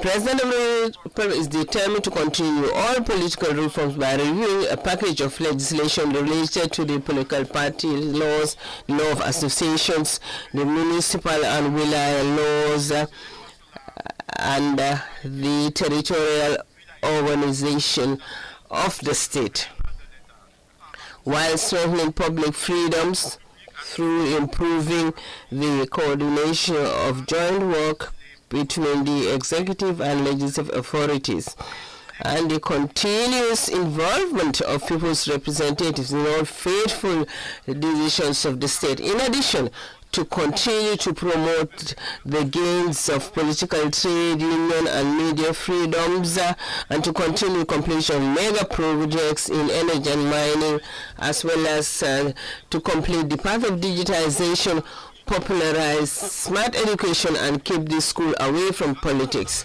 As part of Algeria's commitment to implement the provisions of African Charter on Human and People's Rights, Algeria is fulfilling today its pledge to adopt an arsenal of laws and legislations for the purpose of promoting human rights in all the political, social, economic, and cultural aspects.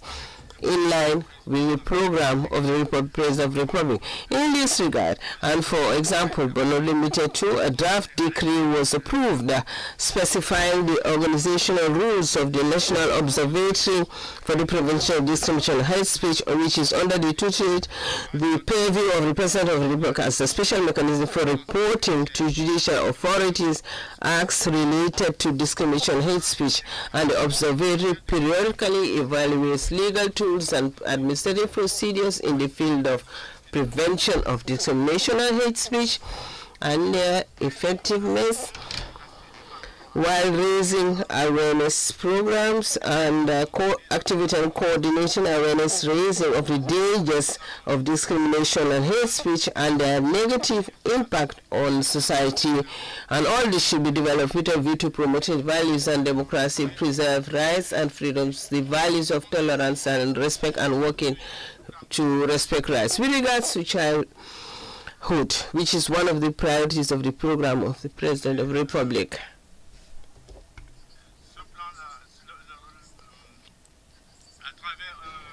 which is one of the priorities of the program of the President of the Republic. A committee has been set up in charge of preparing a national plan for action for childhood by conducting several regional meetings. With regards to health and in the context facing the turbulent global health situation, the draft National Strategy for Health Security 2025-2030 was approved as this strategy is a systematic strategic choice aimed at laying the foundation for a proactive national system that enhances the resilience of our health system. Further, we talked about the visit of the Special Rapporteur of the United Nations in September and December 2023. Algeria is proud to be the only country in the region that embodied the visit of the UN Special Rapporteur on Human Rights Defender, as stated by the Rapporteur.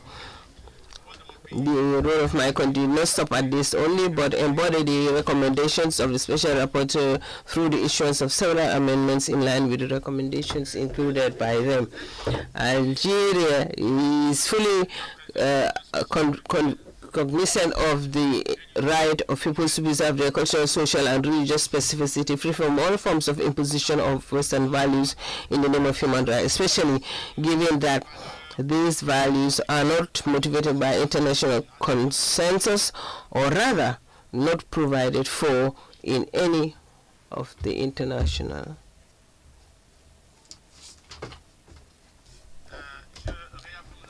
I reiterate Algeria's commitment to continuous constructive cooperation with African Commission on Human Peoples and its various mechanisms with a view to promoting and protecting human rights without favor and neglecting any right, including the right to development and the right to self-determination, for which the best sons of Africa have laid down their lives. Thank you.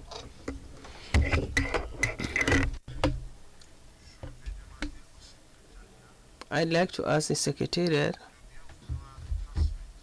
to convey this note that was presented as the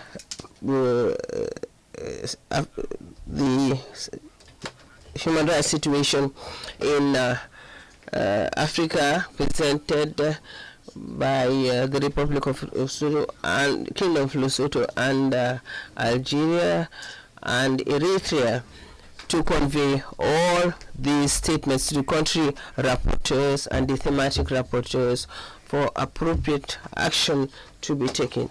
These statements are meant to update us on the realities on the ground. We'd like to thank Lesotho, Eritrea, and Algeria for their respective statements. I now give the floor to the NGOs. Exceptionally, I would ask the representative of the NGO, because the representative is just about to go to the airport.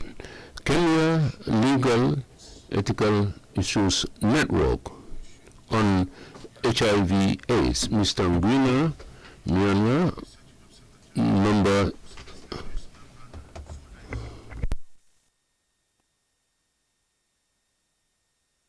499.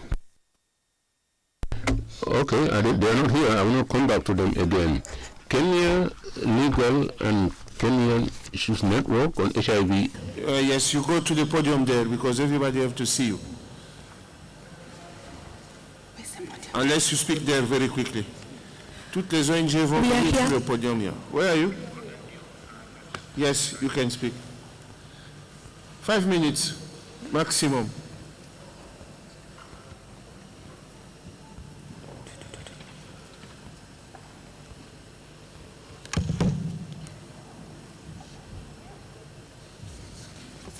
Thank you.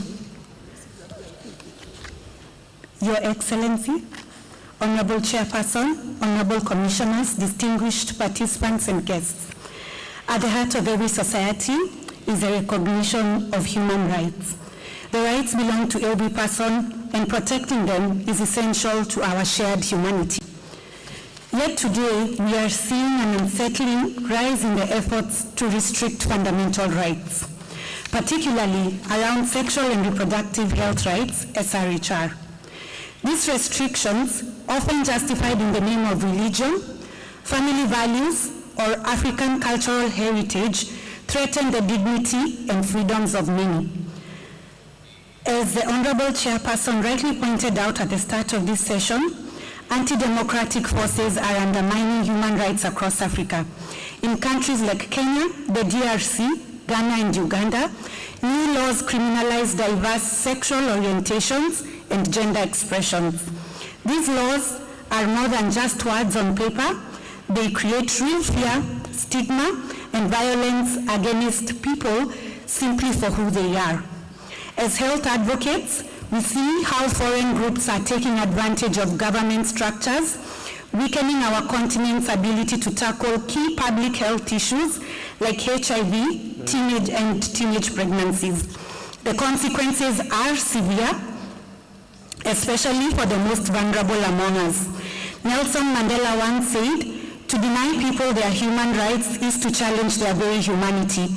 We must take his words to heart. We urge the Commission to hold states accountable to their human rights commitments and to honor its own resolutions like the Abuja Declaration, which called for increased funding to healthcare. We ask the African Commission and member states to stand firmly for the rights and dignity of all Africans, mindful of the real lives affected by these decisions. And to the activists and to all Africans, I leave you with the words of the late Bob Marley: get up, stand up for your rights, and don't give up the fight. Thank you. Thank you very much for the time. Thank you very much. J'appelle maintenant, je retourne sur la liste. Alliance for Africa. Alliance for Africa, Iroma Obibi, statut d'observateur 235. Venez sur le podium. Alliance for Africa, vous êtes là? Il n'est pas là. National Coalition of Human Rights Defenders. Kenya, Defenders Coalition. Daniel Kama-Ngugi. Who is there? Alliance for Africa? Yes, you have the floor, madam. Sorry, the second one, not Alliance, the Defenders Coalition. Okay, Defenders Coalition, you have the floor, please, for 5 minutes, huh? But you are not Daniel Kama-Ngugi. He had to travel yesterday. Thank you. Yes, but I'm a human rights defender from Kenya. Yeah, I know, you can proceed. Thank you, Mr. Chairperson, distinguished guests, and delegates.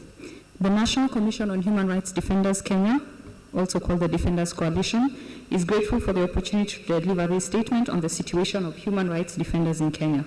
We wish to bring to the attention of the chairperson a few issues regarding the situation of human rights defenders and civil society in Kenya. In the period between June to August 2024, Kenya experienced a wave of protests within different parts of the country. The protest initially was sparked by the finance bill, They progressed to include accountability, corruption, wastage of public resources, high cost of living, governance, femicide, and right to health.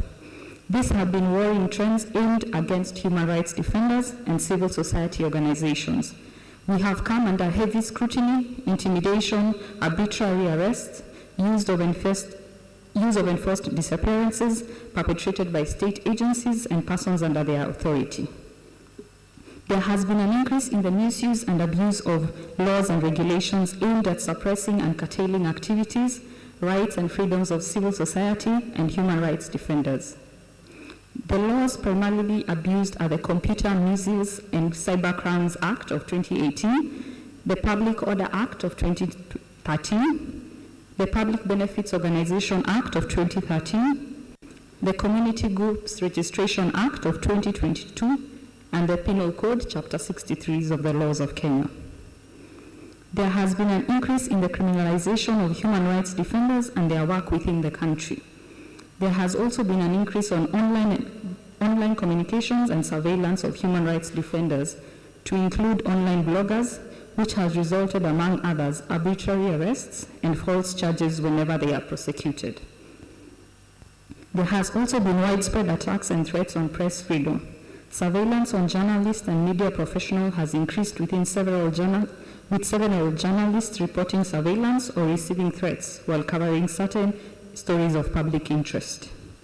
The introduction of the proposed Assembly and Demonstrations Bill of 2024 threatens the freedom of assembly and freedom of expression. We are concerned with the delay of operationalization of the laws, of key laws, which directly impact on the work of human rights defenders. Despite the National Coroner's Service Act has been enacted, the same is yet to come into effect. I will proceed to the recommendations. The National Commission on Human Rights Defenders Coalition calls on the chairperson of the African Commission to urge the Kenyan government. 1. To ensure the proper investigations are conducted and abductors of human rights defenders, in particular Bob Njagi, Aslam Longton, and Jamil Longton, are arrested and prosecuted. 2. To ensure the unconditional release of all persons arrested and disappeared during anti-government protests in 2023 and 2024. To operationalize the National Coroner's Service Act to ensure efficient investigations of unclear death circumstances. 4. To refrain and restrain the use of government agencies and departments to defeat, intimidate, or interfere with the activities and mandate of human rights defenders and journalists. 5.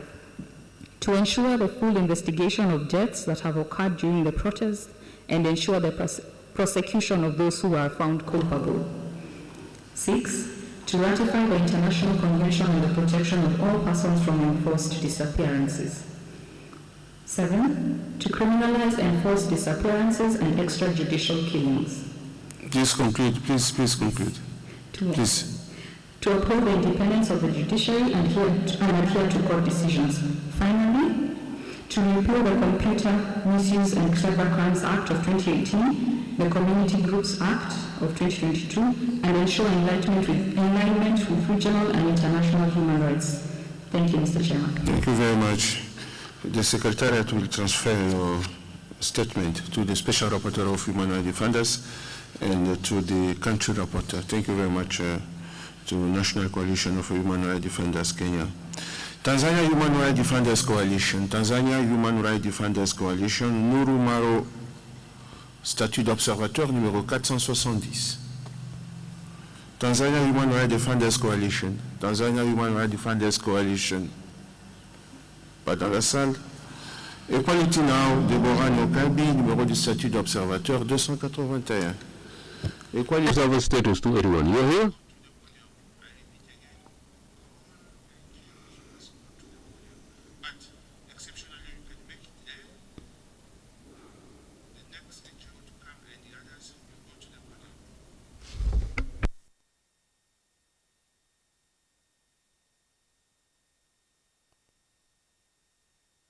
Number 1, Equality Now remains deeply concerned by the femicide epidemic in the continent. For example, in Kenya, in July 2024, several mutilated bodies of women were retrieved from a dump site in Nairobi's Mukuru kwa Jega informal settlement following the anti-finance bill protests. In Ethiopia, 7-year-old Heaven Awot was brutally raped and murdered by her mother's landlord, who received a lenient sentence of 25 years in prison. This year has been characterized by a wave of gruesome killings of women that have triggered massive protests in Cameroon, Kenya, and Somalia, among other African countries. We call upon the African Commission to urge member states to fully and expeditiously implement Article 4 of the Maputo Protocol in relation to femicide by considering legal and any other measures, including preventative measures that take into account femicide as a distinct crime due to its misogynistic nature. Issue number 2. Equality Now expresses deep concern over the continued existence of discriminatory family laws, policies, and practices in the continent based on the findings of a report we published in May. We call upon the African Commission to urge member states to urgently reform discriminatory family laws, policies, and practices, including those based on religion and culture, and to partner with women's rights organizations, including the Africa Family Law Network, to steer the family law reform campaign in Africa, as there can be no equality in the society without equality in the family. Issue number 3, Equality Now is concerned that technology-facilitated gender-based violence, TFGBV, which disproportionately affects women and girls, is on the rise in Africa, driven by rapid digitalization and increased internet usage. This violence includes cyber-stalking, harassment, doxing, and the non-consensual sharing of intimate images, including AI-generated deepfakes and other forms of sexual exploitation and abuse. We call upon the African Commission to urge member states to enact effective laws and policies in consultation with women in their diversity to prevent, respond to, protect, and support victims or survivors of gender-based digital harms. Additionally, member states should promote and ensure gender equality in decision-making at all levels of digital governance and cooperation. Issue number 4, Equality Now notes the significant progress that has been made in recognizing the reproductive rights of women and girls in Africa in accordance with Article 14 of the Maputo Protocol. However, despite these commitments, we are witnessing alarming setbacks. We call upon the African Commission to demand accountability from governments that fail to uphold their commitments to reproductive health rights. Finally, Equality Now joins hands with the African community to celebrate the theme of the year on educating an African fit for the 21st century. We are concerned that the dream of increased access to inclusive, lifelong, quality, and relevant learning in Africa remains out of reach for many girls due to child marriage. We call upon the African Commission to urge member states to adopt a multi-sectoral approach to address the issue of child marriage by prioritizing the needs of the most vulnerable and at-risk groups of girls and ensuring all legal and other measures are in place to end marriage under 18 without any exceptions. I thank you for the floor, Honorable Chairperson. Thank you very much, Deborah Mukaili. The Secretariat will transfer your statement to the thematic rapporteur and the country rapporteur of Kenya. Zimbabwe Lawyers for Human Rights, Roselyne Anzi, numéro du statut d'observateur 329. Zimbabwe Lawyers for Human Rights. Are you there? Yes, Monsieur le President. 3 minutes, 5 minutes, please. Honorable Chairperson, Honorable Commissioners, State Delegates, ladies and gentlemen, Zimbabwe Lawyers for Human Rights presents this statement during the 81st session of the African Commission on Women and People's Rights. The human rights situation has remained a cause for concern since the 79th ordinary session. We encourage the government of Zimbabwe, that is strongly represented here, to fully implement the recommendations made by the African Commission in its concluding observations and recommendation on the implementation of the African Charter on Women and People's Rights where Zimbabwe presented its combined report of 2007 to 2019, and also the initial report on the protocol to the African Charter on the Human and People's Rights and the Rights of Women, when Zimbabwe presented its combined report of 2008 and 2019. We are concerned that some of the recommendations that were made by the Commission have not been implemented on the rights to freedom of expression, association, and assembly. The government continues to restrict the democratic space by ignoring these participation rights. Some state actors continue to silence dissenting voices, peaceful protesters, and human rights defenders through arrests, abductions, torture, malicious prosecutions, denial of bail, and lengthy pre-trial detention in inhuman and degrading conditions. In the lead up to the 44th session of the Southern Africa Development Community Summit, the government launched a crackdown on human rights defenders and pro-democracy activists, arresting at least 188 people in that period. On 19 August, the ruling ZANU-PF party spokesperson, Christopher Muchangwa, during a press briefing, intimated that those who had been arrested not to protest and to embarrass the government during the SADC summit. He then also said that they could now be released since the SADC summit had passed without incident. On fair trial rights, the state continued to fall short in the observance of fair trial rights, particularly in matters associated with human rights defenders, pro-democracy activists, and politicians. There are serious concerns regarding the continued denial of bail and the use of pre-trial detention that is often lengthy. Victims of torture and other cruel, inhuman, and degrading punishment continued to be unjustly denied access to prompt and adequate medical services. They only provided those services after intervention by the human rights lawyers. In one case, 3 human rights defenders, Namatai Kokweza, Samuel Gwenzi, and Rob Sonchere, were held incommunicado detention and tortured, and they were denied legal representation during that incommunicado detention. We are also concerned that some functionaries within the ruling party have been calling for constitutional amendments to extend the presidential term limit, which is going to be in contravention of the provisions of the 2013 Constitution. On shrinking civic space, the state continued to vigorously work towards severely restricting the operating space of civil society organizations through fast-tracking the amendment to the Private Voluntary Organizations Bill, which was passed by Senate on 17 October without debate in the upper house. The bill does not comply with the standards that have been set by the African Commission, which are the guidelines on freedom of association and assembly in Africa. We therefore call the government not to enact that law, but to ensure that any law that is introduced complies with the African Commission guidelines on freedom of association and assembly.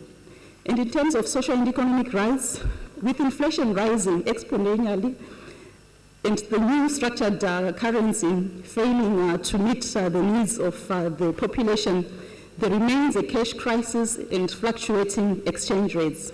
The economic decline has also affected the cost of living, and basic commodities remain scarce. We are also concerned that public services such as potable water and electricity remain largely inaccessible to the general population. On the protection of children's rights, as Zimbabwe Lawyers for Human Rights, we commend the government for upholding the rights by promulgating an amendment to the criminal laws, the Criminal Law Codification and Reform Act, which criminalizes consent in sexual relations for children, to make sure that this can only be done at the age of 18. And this will protect children against sexual exploitation if implemented. Therefore, Zimbabwe Lawyers for Human Rights urges the African Commission on Human and People's Rights to call on the government of Zimbabwe, represented here, to respect, protect, promote, and fulfill citizens' rights to peaceful assembly and peaceful protest, association, and expression.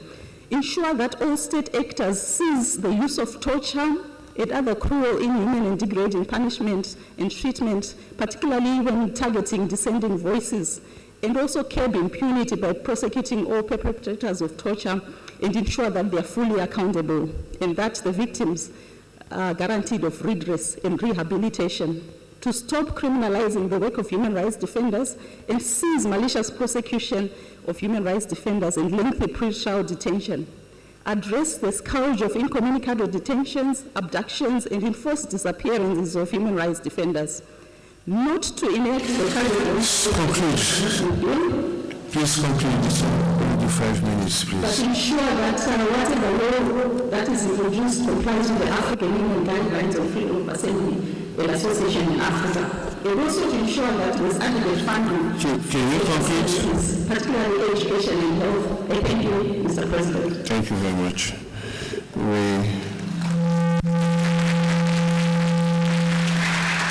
We consider your statement. The Secretariat will share it with the Special Rapporteur of Human Rights Defenders and with the country rapporteur also. African Center for Justice and Peace Studies, Mohamed Badawi, numéro 17 d'observateur 550. African Center for Justice and Peace Studies. African Center for Justice and Peace Studies. You are there? 5 minutes.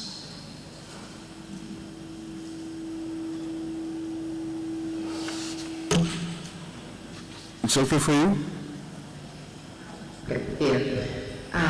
Thank you, Mr. President. I would like just to convey a message from the African Center, which is a member organization of FIDH, which I'm representing. Considering the discussion that we followed this morning during the panel, the African Center decided to leave this space open, as many discussions have already occurred and the recommendations have been already highlighted. I thank you. Thank you very much for your comprehension. Let me call now Ogiek People's Development Program, OPDP, Caroline Tchèque-Courir, 426 comme numéro du statut d'observateur. Ogiek People's Development Program, Ogiek, ils ne sont pas dans la salle. Alternative Cameroun, Jean-Paul Enama, numéro 402, Alternative Cameroun. C'est vous? Voilà, 5 minutes. Alternative Cameroun.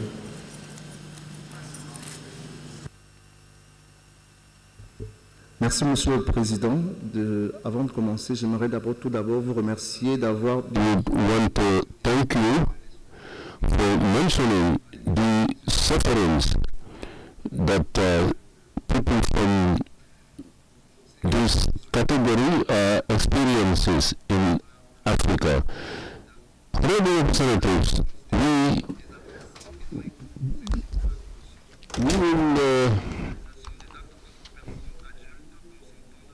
will like to indicate the incidences. We also on the basis of the African Charter, we believe on resolution on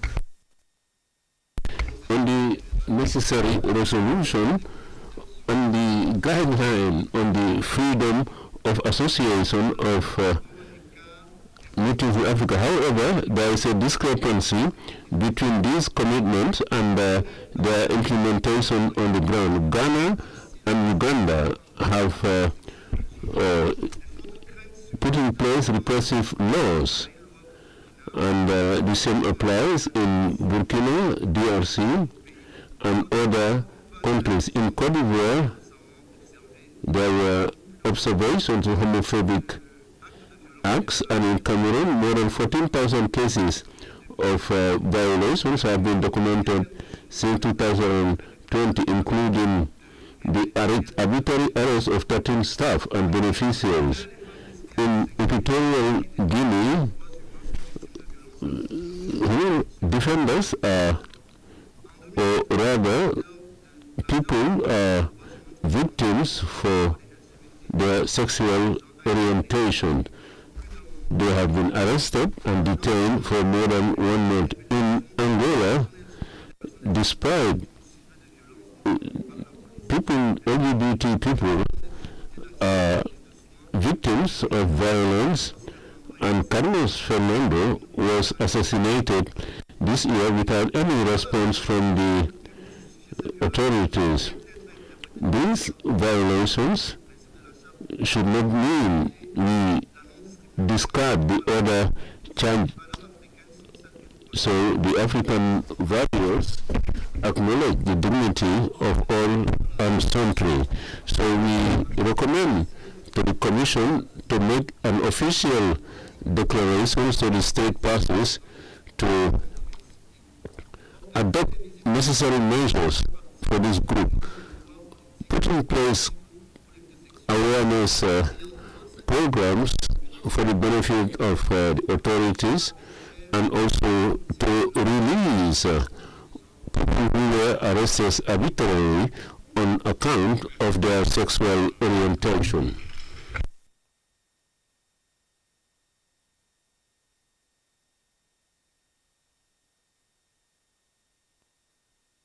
Alternative Cameroon, Jean-Paul Emmanuel, the special rapporteur, will take note, and the rapporteurs of all these countries that you have cited will take due note.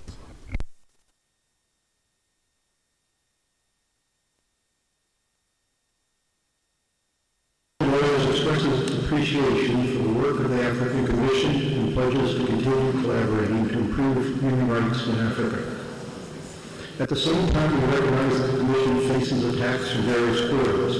As an organization with several Palestinian members, we understand that resilience and commitment to one's just cause are essential to responses to attacks.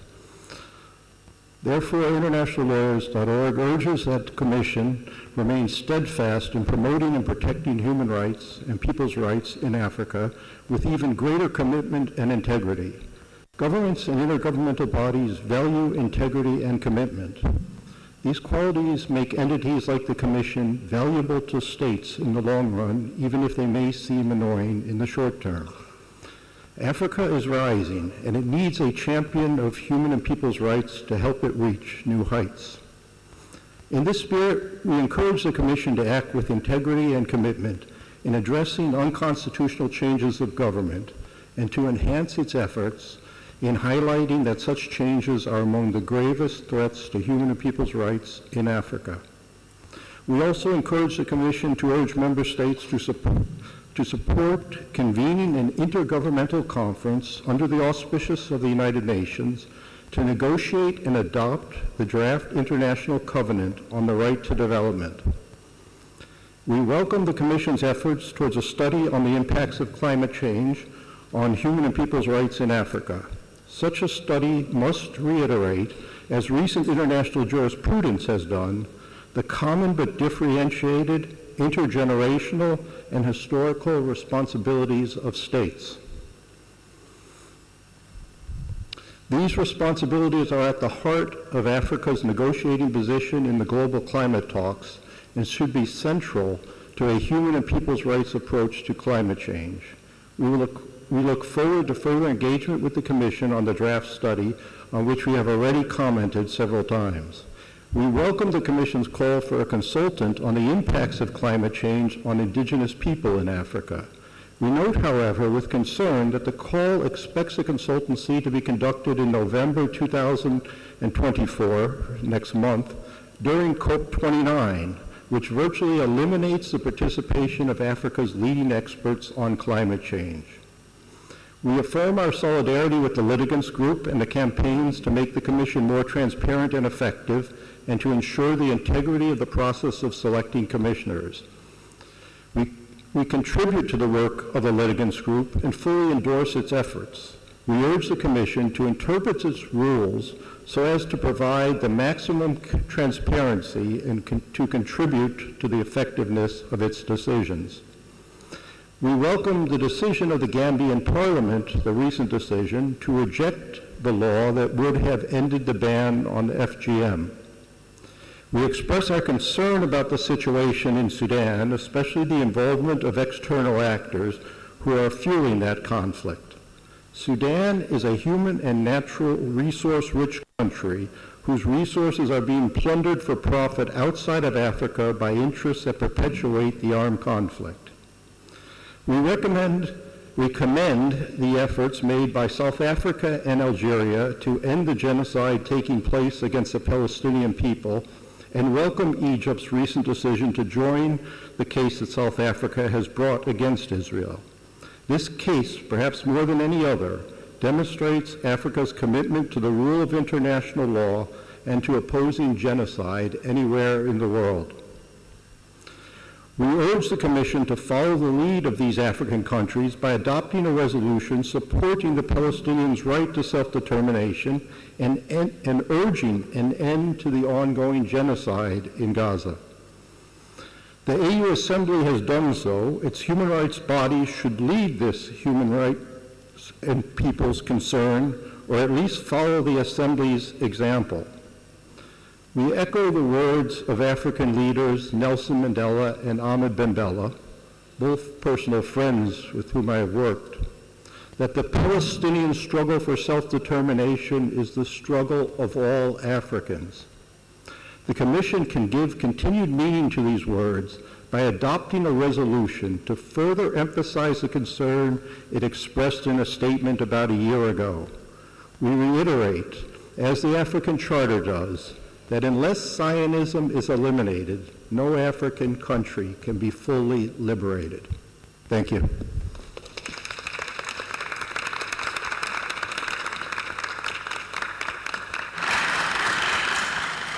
Merci beaucoup, Monsieur Curtis Dobler. International Federation for Human Rights.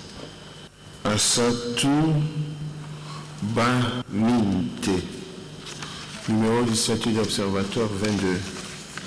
Assatu Baminte.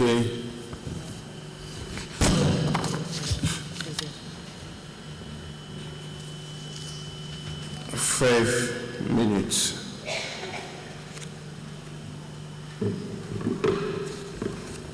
Merci beaucoup, Monsieur le Président.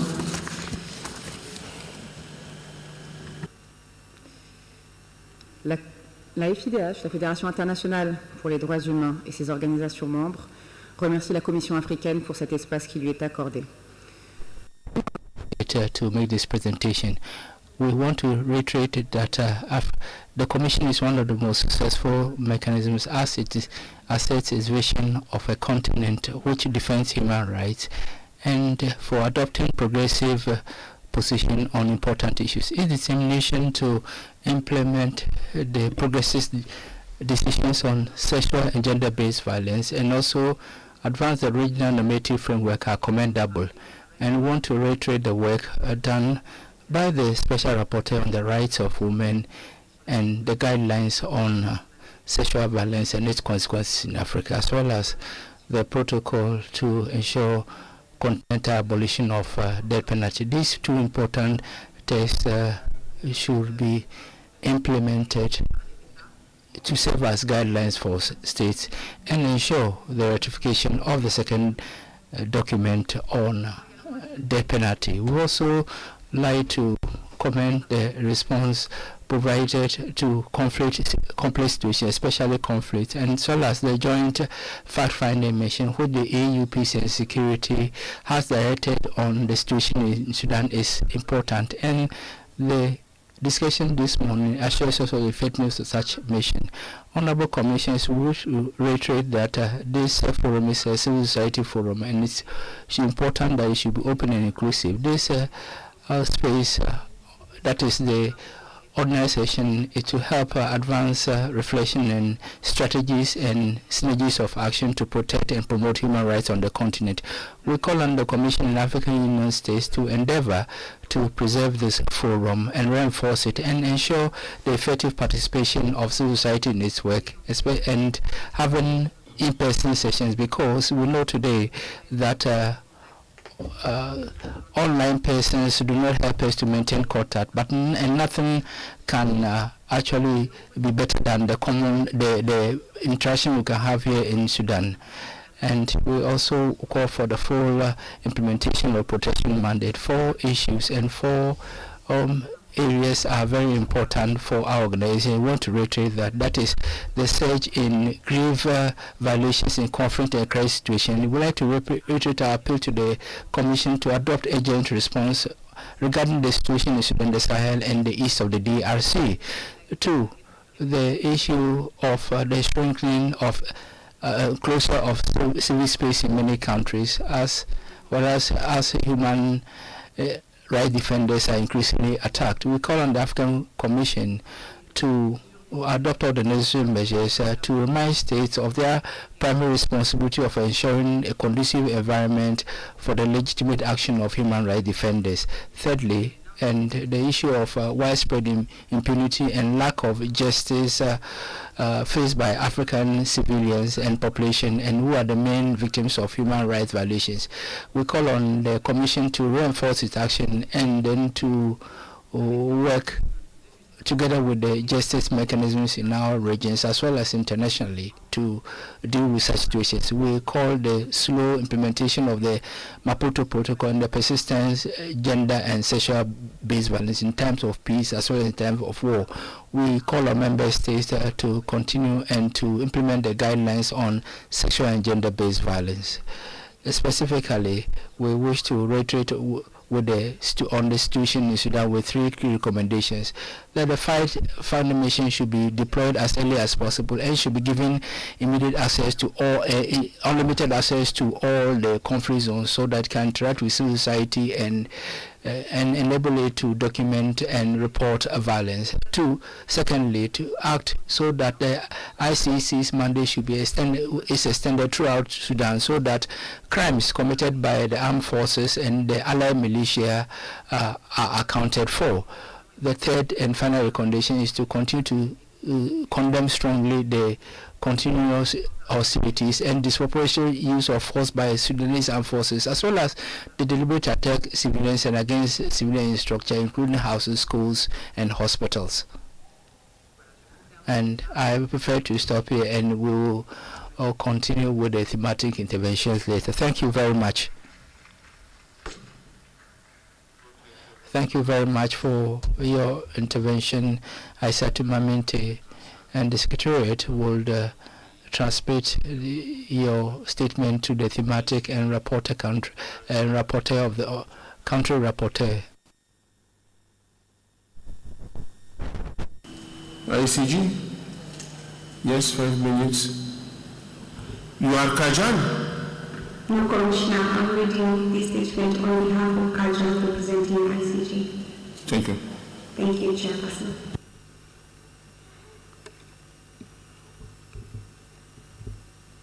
Five minutes, you can proceed. Thank you, Chairperson. Crimes against humanity are reportedly being committed by states and non-states across the continent in peace and wartime. The African Commission, NCORT, and domestic and international criminal justice bodies are investigating and adjudicating these crimes. Yet these crimes lack a specific dedicated convention. All other crimes under international law are governed by international treaties, including the Geneva Conventions and the additional protocols, the Genocide Convention, the Apartheid Convention, and the Slavery Convention, among others. Under the Rome Statute, the International Criminal Court can only prosecute individuals, not states, for crimes against humanity, and only where they have jurisdiction. A new convention will impose a duty to prevent and punish such crimes and ensure that states can be held to account for them. A treaty could also provide a procedural framework to ensure more efficient and effective justice for victims. It could make the ICC an actual court of last resort and bring accountability back to the domestic level.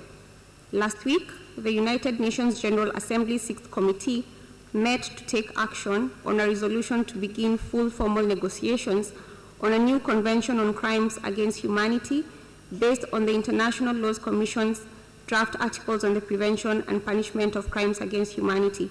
The draft articles provide a solid basis for moving forward to treaty negotiations. A new convention should recognize the gendered and intersectional nature of discrimination and violence, underpinning the Commission of Crimes Against Humanity and the related importance of adopting gender-competent and intersectional approaches to accountability. We are encouraged that a great number of African states have already pledged their support for the new convention, including Botswana, Cape Verde, Djibouti, Gambia, Ghana, Lesotho, Liberia, Mauritius, Mozambique, Senegal, Sierra Leone, South Africa, Tunisia, and Zambia. Another 16 African states have just expressed strong support at the 6th committee session. The International Commission of Jurists calls on all African Union member states to co-sponsor and support the adoption of the resolution that will initiate drafting of a convention on crimes against humanity. Thank you, Chairperson.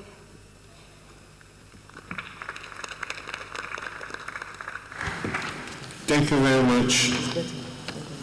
Now, I pass Africa Alliance. I pass 5 minutes.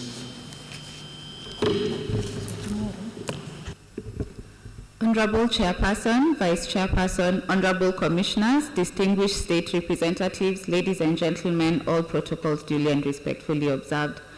Africa IPAS Alliance, a partner for reproductive justice, would like to thank the African Commission on Human and People's Rights for its continued push to advancing human rights in Africa, particularly sexual reproductive health rights.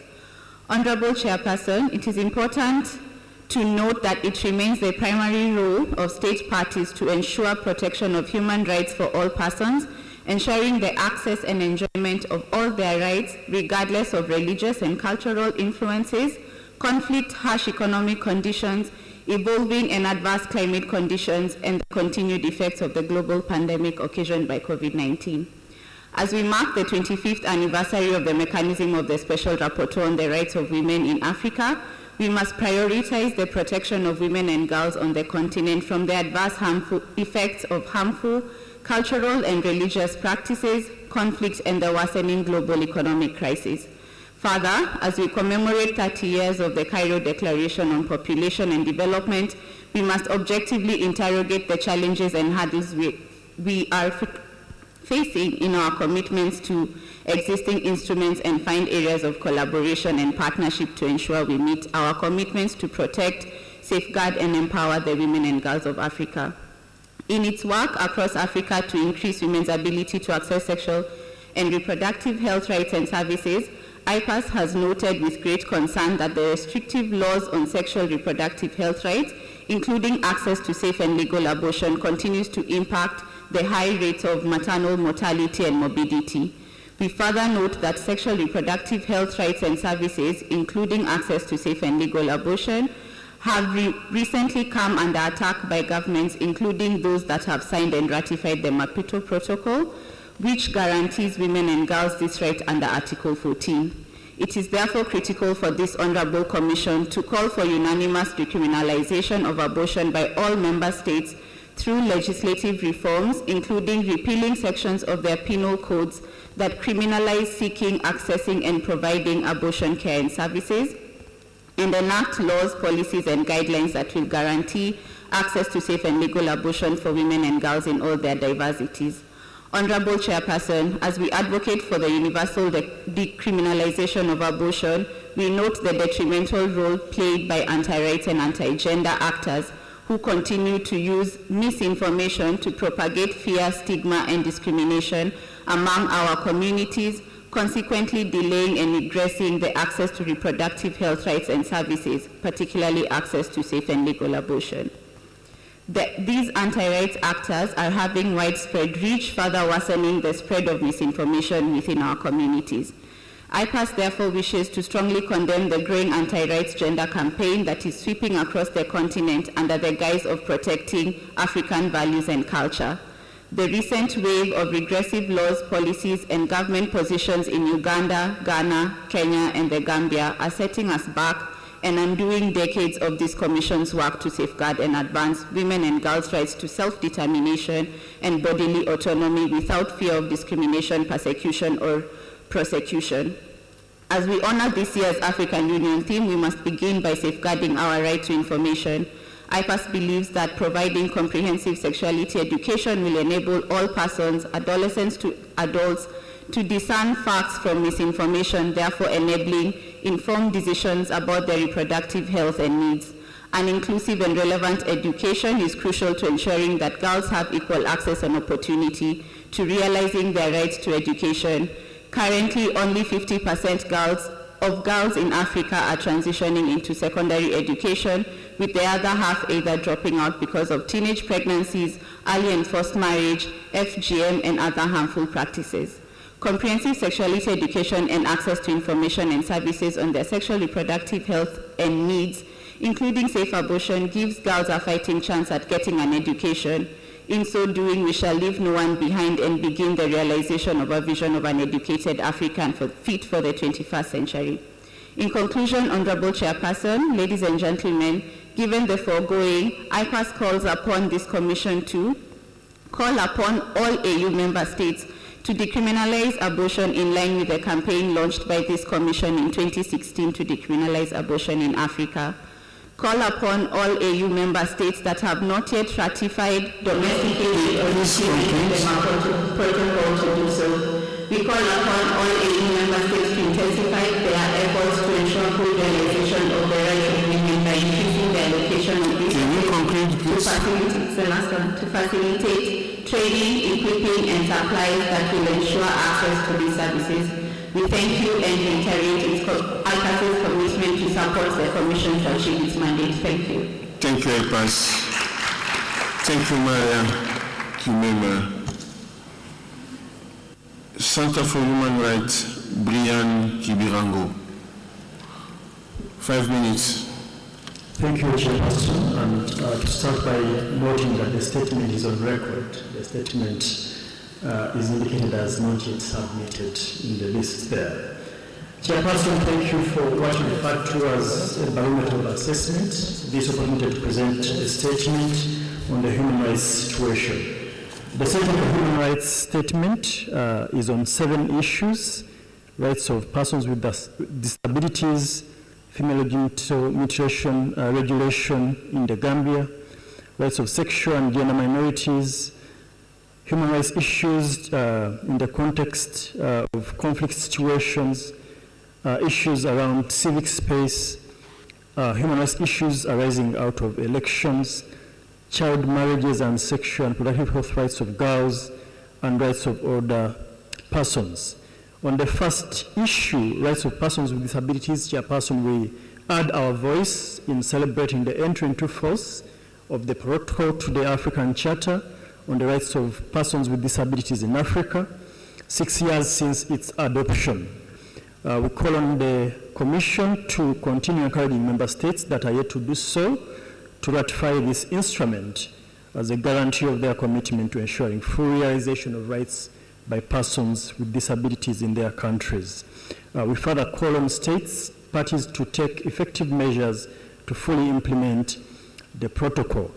On the issue of regulation of female genital mutilation in the Gambia, we wish to applaud, like others have done so, the Parliament of the Gambia for honoring the appeal by the African Commission through its joint statement with the African Committee of Experts on the Rights and Welfare of the Child, as well as statements by other non-government organizations, including the Center for Human Rights, in which we urged the Parliament of the Gambia to repeal the then proposed Women's Amendment Bill, which sought to decriminalize female genital mutilation.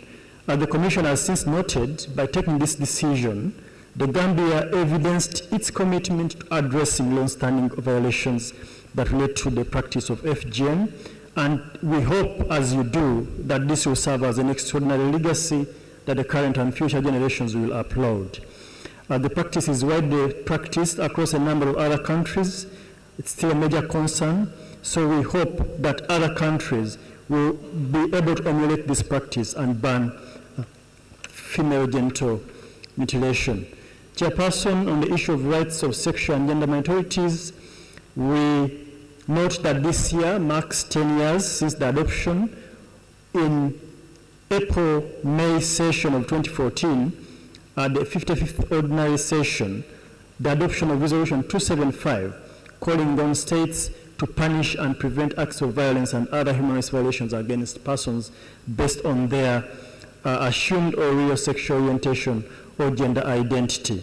Chairperson, we note, however, there continues to be increasing violations of rights of persons that are categorized as sexual minorities and gender minorities, and we call on the Commission to continue emphasizing the protection of these groups and to allow for issuance of the observer status to organizations that are yet to be granted on the basis of their work around these issues.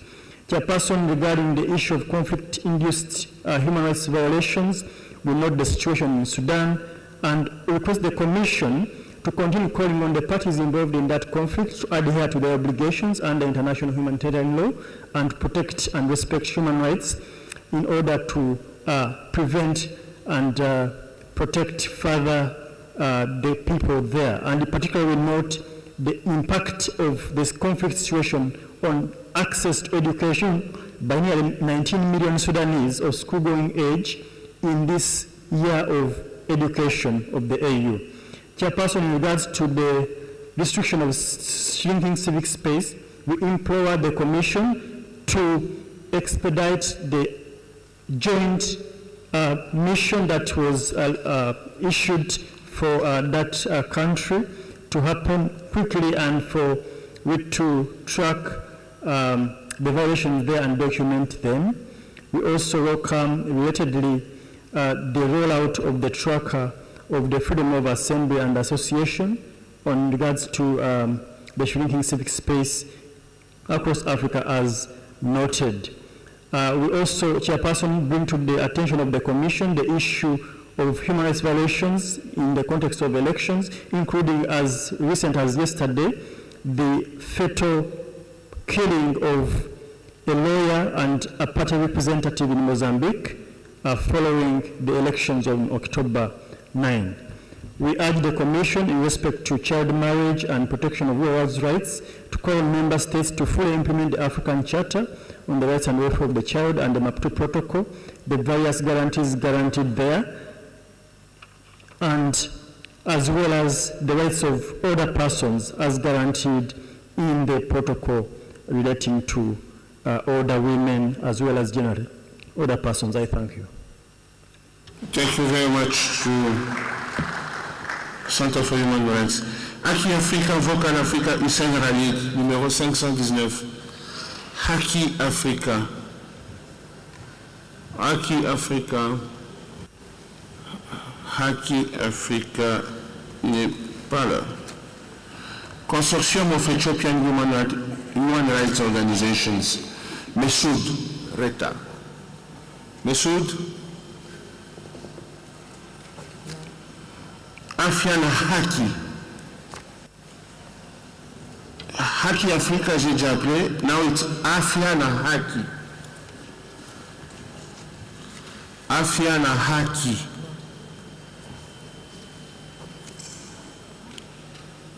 SOAWR.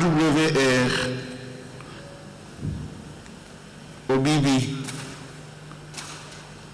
SOAWR. Are you speaking on behalf of SOAWR? Yes. Please, Okay. Thank you very much, but for 5 minutes, huh? Thank you, Chairperson. All protocol observed. I will read this statement on behalf of Alliances for Africa, who are a member of the Solidarity for African Women's Rights Coalition. The coalition, 1, commends the 45 member states of the African Union who have ratified the Maputo Protocol. We, however, are concerned about the 10 member states who have not ratified the Maputo Protocol. We call upon this commission to continue urging Burundi, Central African Republic, Chad, Egypt, Eritrea, Madagascar, Morocco, Niger, Somalia, and Sudan to ratify the protocol. We further call upon this commission to urge member states who have placed reservations on the protocol to forthwith lift the reservations to ensure that African women fully benefit from all the rights enshrined in the protocol. The coalition notes that 2024 marks 21 years since the adoption of the Maputo Protocol. SOA is celebrating the 21st anniversary of the protocol by exploring 21 years of African women's inheritance rights as enshrined under Article 21 of the protocol. Positively, the majority of African Union member states have legislated for equal rights to inheritance. However, reservations on Article 21 of the protocol continue to hamper the full realization of the rights of widows in the continent. We call upon the African Commission to urge the Federal Republic of Ethiopia and Sahrawi Arab Democratic Republic to lift their reservations on Article 21 of the protocol to allow widows to fully enjoy their rights. The coalition applauds the 2015 Violence Against Persons Prohibition Act, which represents a monumental achievement in the ongoing struggle for women's rights and protection against gender-based violence in Nigeria. We are concerned that a senator has proposed the repeal of the act. Repealing this vital legislation would not only jeopardize the significant progress made over the years, but also directly undermine the lives of women and girls throughout Nigeria. We call upon the African Commission to urge the Federal Republic of Nigeria not to repeal the act, but rather preserve, strengthen, and implement it. The SOA Coalition commends the members of the National Assembly of the Gambia for voting to reject a bill to repeal the Women's Amendment Act of 2015 following nearly a year of contentious debate. While this decision averts the immediate threat of repeal, it does not guarantee that the law will not face further attacks in the future. We call upon the African Commission to urge the Gambia to fully implement the Women's Amendment Act of 2015 and reject the repeal of progressive laws to protect women and girls in Africa. Finally, the SOA Coalition decries the lack of compliance with reporting obligations under the African Charter by member states, and in particular, the lack of submission of Part B reports on the Maputo Protocol. We call upon the African Commission to urge member states to submit regular and timely reports on the progress made in line with the guidelines for state reporting under the protocol to the African Charter on Human and People's Rights on the rights of women in Africa. We thank you for the floor, Honorable Chairperson. C'est moi qui vous remercie pour votre intervention et j'ai le plaisir maintenant d'appeler le Forum for African Women Educationalists. Ms. Teresa Omondi Adetan. Thank you for this opportunity. On behalf of the FAO African Executive Director, we wish to thank the Commission, and we are grateful for approving our observer status and allowing us to make our maiden speech today, or maiden address today. The Forum for African Women Educationalists is a Pan-African membership organization with 34 national chapters in 33 African countries. Our work is on advocacy for girls' education in Africa. Your Excellencies, allow FAWE to address you on the issues of low retention of girls in schools. We are aware of the increasing narrative of the boys being left behind, but at the end of the day, we also have, and we still not have achieved, the goal of retaining girls in schools.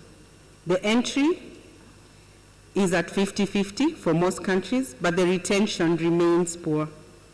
And despite the advancement in educational access for girls, we continue to face disappropriate high dropout rates. A study by FAWE in Tanzania, Malawi, Namibia, and Senegal revealed that many African countries are adopting the re-entry school policy, but they lack the political will and deliberate budget allocation for implementation. Reasons for dropout include economic challenges and poverty due to non-affordability of basic needs, the hidden education costs, and non-scholar materials such as uniform and sanitary towels. Many of the organizations who have gone before us have spoken about the harmful social cultural practices, and noting that Africa has 140 million girls and women who are out of school due to harmful practices. We also note the systemic issues within educational institutions, such as the school-related gender-based violence. Your Excellencies, therefore, we urge that the Commission encourages, and in certain areas, emphasize on state parties to comply with Article 17 of the African Charter on the Rights of Children for right of education for every individual, and also Article 12 of Maputo Protocol, which provides the right of education and training, especially promoting enrollment and retention of girls in schools and other training institutions. We also urge that states must eliminate all forms of abuse in school and other in schools and any other educational institutions. The states can achieve this by 1, enhanced education financing, 20% allocated to education sector, and also specific to retention of girls in schools. Secondly, implementation of comprehensive policies and framework for school re-entry, which also supports social programs to keep the girls in schools. Lastly, we are also talking about adoption of demonstrative intervention to enhance gender equality in education. FAWE has practiced the gender-responsive pedagogy, which can be adopted by all states in their teaching colleges and also schools to enhance gender equality in school and also achieve centers of excellence. In conclusion, FAWE is committed to advocating for the rights of African girls, and we offer our expertise to support the Commission to accomplish its mandate. Together we can work towards ensuring that every girl not only has access to education, but stays in schools and has the opportunity to thrive in all spheres of their life, because education is the greatest equalizer. Thank you. C'est moi qui vous remercie pour votre attention et j'appelle maintenant la Ligue tunisienne pour la défense des droits de l'homme, M. Salah Hijazi. Bonjour, je pense qu'il y a une petite confusion par rapport au nom, donc je parlerai au nom de la Ligue tunisienne pour les droits de l'homme. Ok, pas de problème. Merci. Honorable Chairperson, Honorable Commissioners, Excellencies, respected delegates. As we speak, Israel continues its genocide in Gaza, while it further entrenches its settler colonial apartheid across Palestine and against all Palestinians. It has been over a year of Israel's genocide, which has claimed the lives of tens of thousands, majority of whom are women and children, and forcibly displaced hundreds of thousands. Many of the victims are African nationals. Africa knows the pain of colonialism. Our history is intertwined with the Palestinian struggle. We share the scars of oppression and the dreams of liberation. It is no surprise that the African Union was the first to condemn Israel's genocide in Gaza and has been a beacon in calling for sanctions. But today, we are called upon to do more. Israel's ability to continue its genocide after 76 years of settler colonial apartheid is also due to the complicity of states, institutions, and corporations, mainly in the West, but unfortunately also right here on our continent. Apartheid Israel continues to fuel conflicts and pillage natural resources here in Africa, contributing to the destabilization of our nations. It is with the support of the US and other Western powers that Israel is shielded from any accountability, and this impunity threatens the very foundation of international law. As the UN Secretary General has warned, we are entering an age of chaos and total impunity. This warning has been made by a number of world, including African leaders at the UN General Assembly. This has an impact on the entirety of humanity, including Africa and its human rights system. We in Africa have seen this before. Israel stood as a staunch ally of apartheid in South Africa. It helped arm the genocide in Rwanda, and it continues to wreak havoc across the continent through its arms trade and military technologies. This is why the preamble of the African Charter on Human and People's Rights is crucial. It reminds us of our duty to eliminate colonialism, neocolonialism, apartheid, Zionism, and to dismantle foreign military bases and all forms of discrimination. The right to self-determination is at the heart of our struggle, just as it is for Palestinians. Honorable Commissioners, you have the power to contribute to restoring a world based on justice, human rights, and the rule of law. The multilateral system is at risk of being replaced by a world where might makes right. We must not allow this. We call on the African Commission to take up its responsibility and pass a resolution that supports the Palestinian struggle for self-determination and the right of return, and to be free from genocide, apartheid, and Zionist settler colonialism. We call on this esteemed Commission, an invaluable achievement for Africa and for human rights, to defend the African and Palestinian victims of Israel's atrocities with firmness and resolve. Let us restore the historic solidarity of our Pride Africa with Palestine and with all peoples fighting for self-determination.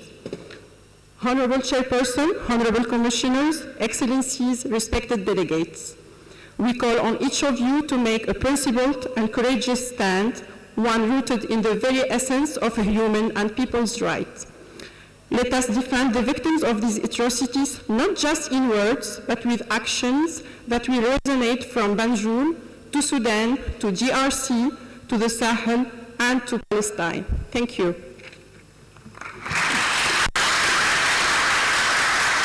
C'est nous qui vous remercions pour votre mot en faveur des droits palestiniens. Et j'appelle maintenant M. Alan Ngari, Human Rights Watch. Honorable Chairperson of the African Commission on Human and People's Rights, honorable members of the Commission, state party representatives, national human rights institutions, civil society organizations, Human Rights Watch is pleased to address the African Commission at its 81st ordinary session. We express our deep concern at the severe impact of the ongoing armed conflict, widespread atrocities and grave violations against civilians in Sudan, and the dire humanitarian situation caused by the warring parties' disregard for the laws of war and deliberate obstruction of life-saving humanitarian aid. These crimes and violations are happening in a context of total impunity.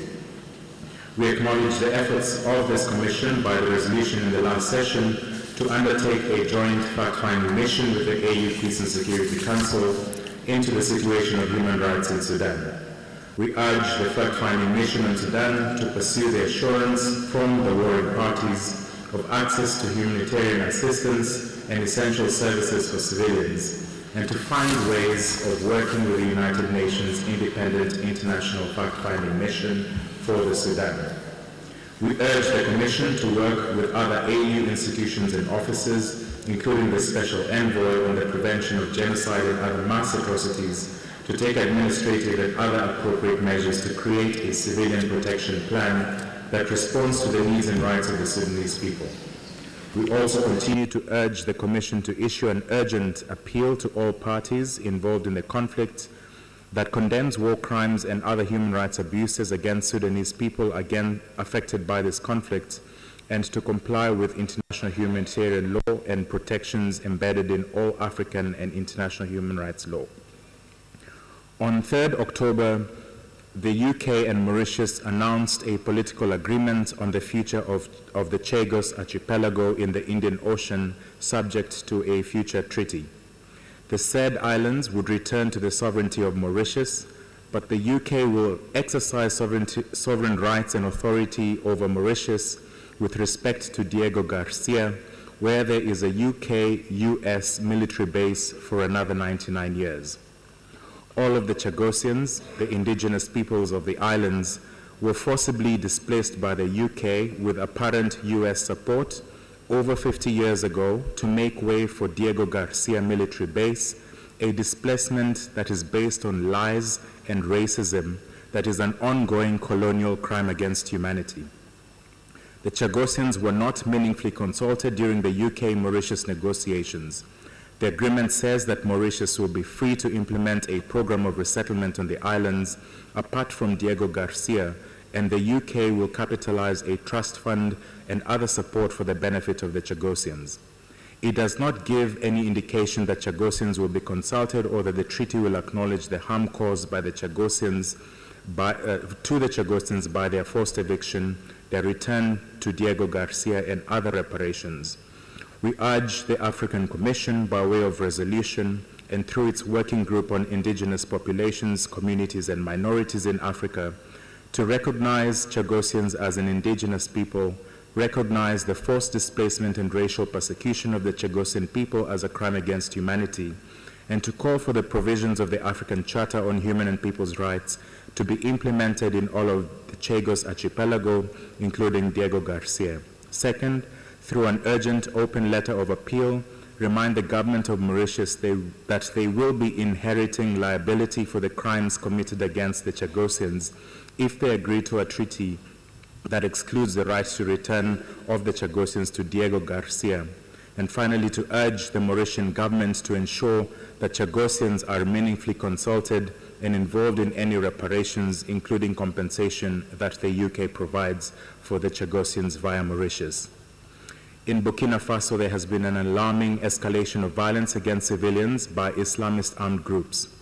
The security situation remains dire as Islamist armed groups control large swaths of Burkina Faso's territory, subjecting civilians to attacks, including summary execution and retaliatory killings. The Burkinabe security forces have responded to the armed Islamist insurgency with a heavy hand against the local population. They have committed serious human rights violations, some of which amount to crimes against humanity, against civilians during counterterrorism operations across the country. The African Commission should urgently address these conflict-related abuses, press the Burkinabe authorities to investigate and hold accountable those responsible for these crimes, and push for improved protection of civilians. We urge the Commission to prioritize this issue, to encourage stronger protection for civilian mechanisms, and to support independent investigations into these abuses by all sides. Thank you for your attention to our statement. Thank you, Sir Alan. J'appelle maintenant Reporters sans frontières, Madame Jeanne Lagarde.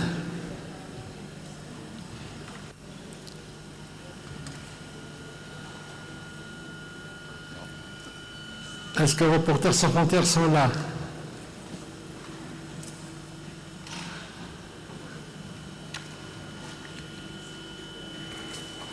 Is she coming?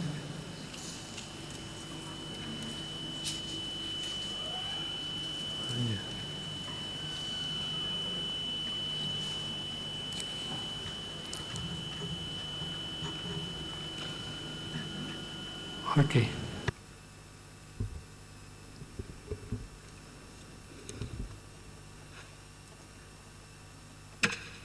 Sorry.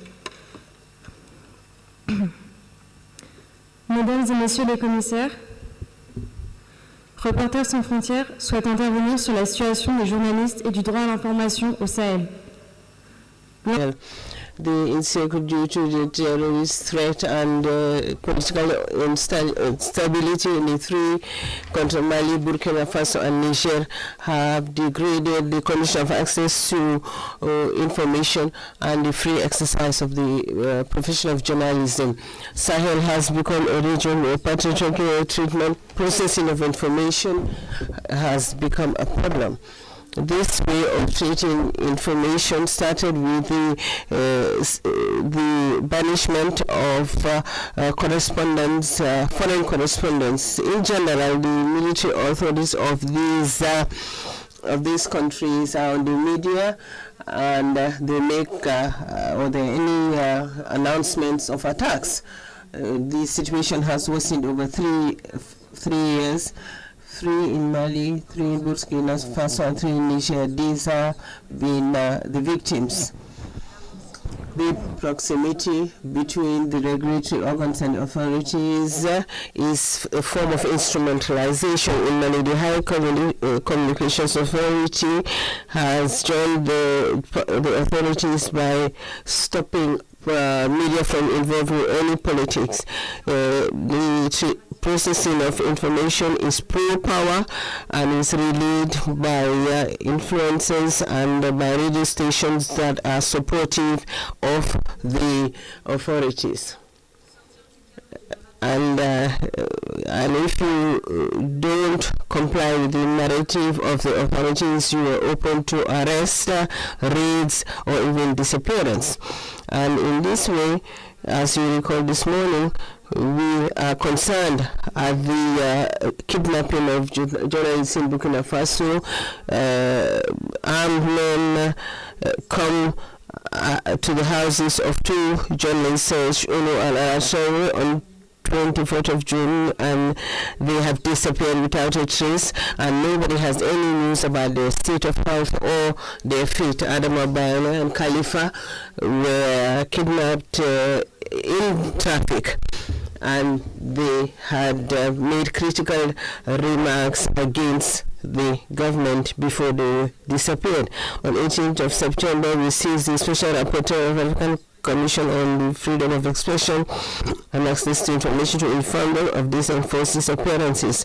We welcomed her letter and her decision to send a joint letter to Burkina Faso, and we await the response of the transitional government. Commissioners, the pressures are rampant in Sahel, and the security situation is alarming. Since last November, journalist Salik Ali have disappeared, and they were kidnapped by non-identified persons where they were going to the north of the country with two of their colleagues. In Mali, the journalist Abdullah Zizibra was gunned down and another was wounded. In Mali, four communist radio journalists are in the hands of the kidnappers. In view of this was a climate of utter censorship in the profession, and several journalists have fled the country for fear of their lives. On the basis of the foregoing honorable commissioners, Reporter San Francisco would like to challenge the authorities of Mali and Burkina Faso to ensure that these countries are areas where free information does not flow, and journalists reprisals are being taken against these journalists. We would like you to call on these journalists so those kidnapped journalists and the disappeared ones are brought back to their families. And LSF would like to suggest the installation of an appropriate mechanism to monitor the situation of journalists, especially in the Sahel. Especially people are concerned about the very safety of these people, to ensure that we have priority monitoring of the situation. NSF will continue reporting on the situation of local journalists. We have mobilized based on an appeal from Bamako. We have received a lot of support, and the local journalists in Sahel, who, despite the difficult environment, are resilient and remain professional, and that requires the general mobilization of all and sundry in their support. Thank you. Your statement will be conveyed to our colleague responsible for freedom of expression.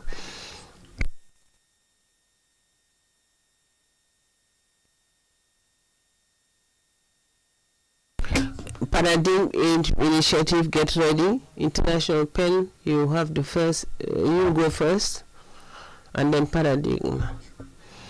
International Pen, are you here?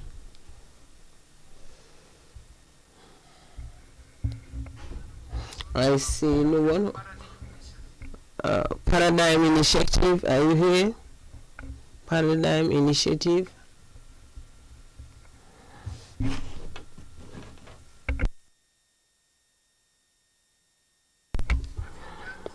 Faircut have not yet arrived. Their flight has not landed yet. Human Rights Awareness Promotion Forum. Human Rights Awareness Promotion Forum. Mrs. Tracy Nakayanda, are you with us?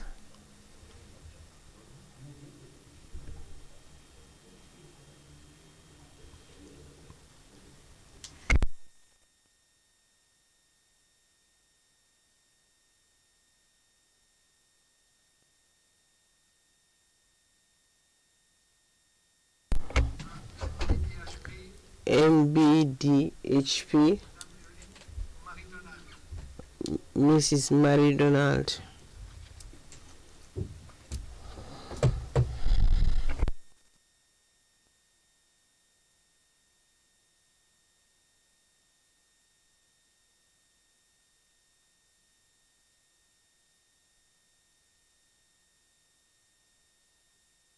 SOS IGM Shamutabonga. What organization are you representing? Kindly proceed. Thank you, Commissioner.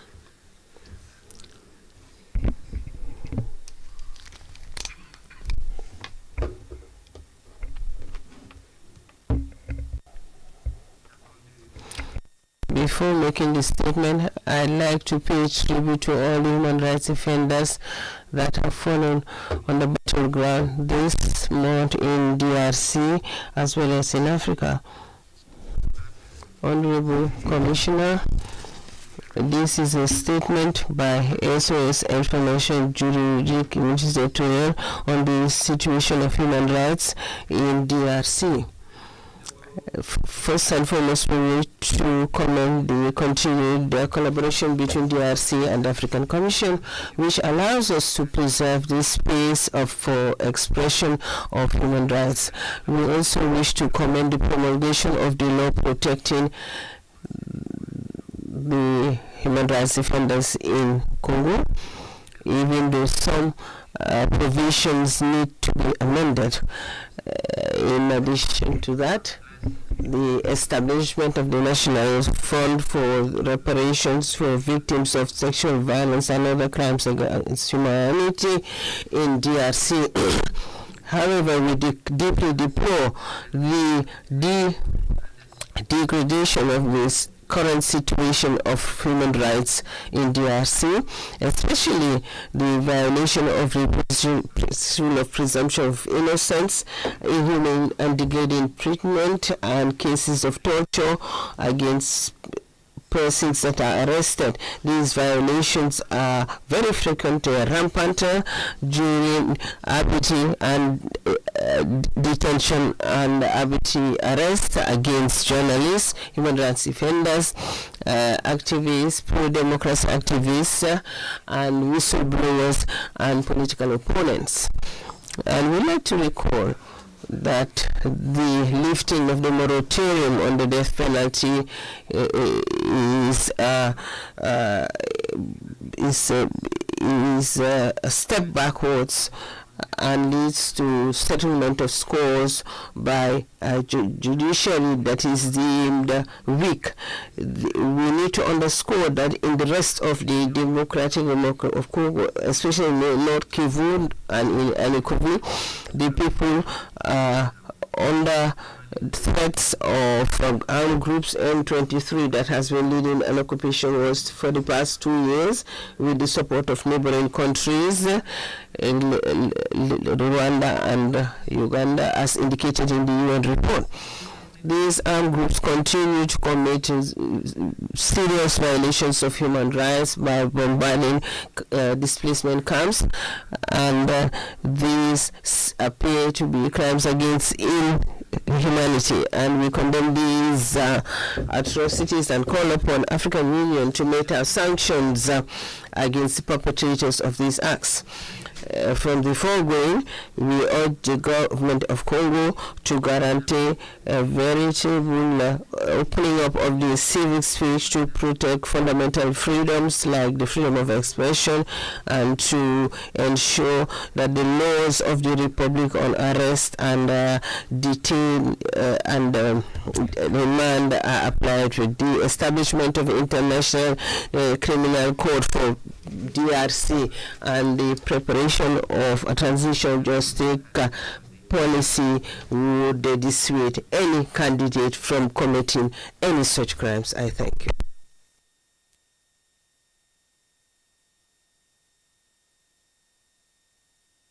Centre de documentation et formation sur les droits de l'homme. Essondo Konga.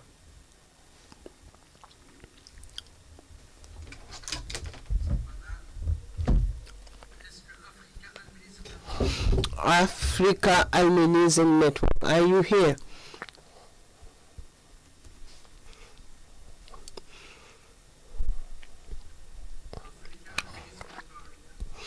Africa Albinism Network, are you here?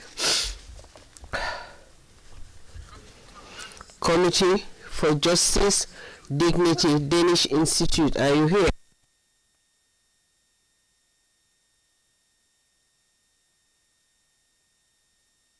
Dignity.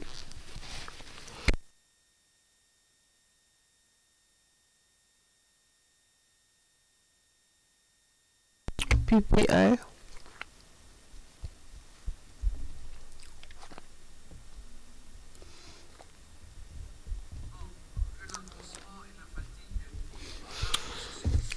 Civil society seems to be a bit tired. We will suspend this, adjourn this agenda item, and we go to another item. Chair, I'm sorry to disrupt the procedure. I asked for the floor with regards to right of reply, if you allow me to do so.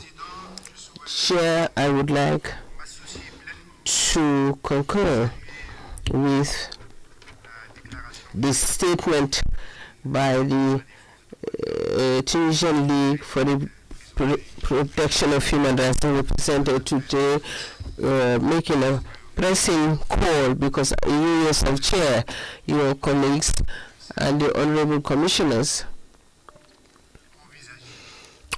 had envisaged within the framework of solidarity of AU with regards to Caledonian course to draft a resolution. This delegation had the opportunity, when they did the general declaration, had expressed their national position, and I strongly support Honorable Chair Remy, that what the Tunisian civil society has just proposed, and similarly, in the same vein, would like to commend the statement of international lawyers.org that spoke along those lines, expressing solidarity with the people of Palestine. And to this end, Honorable Chair, I'd like to say a word or two to say in the absolute deafening silence, where the primary responsibility, I repeat, the primary responsibility for peace and security in the world is vested in the United Nations and its Council, Security Council. Everybody's quietly watching a non-precedented genocide unfolding on the TV for almost a year. Thank you for giving our delegation the floor. Thank you.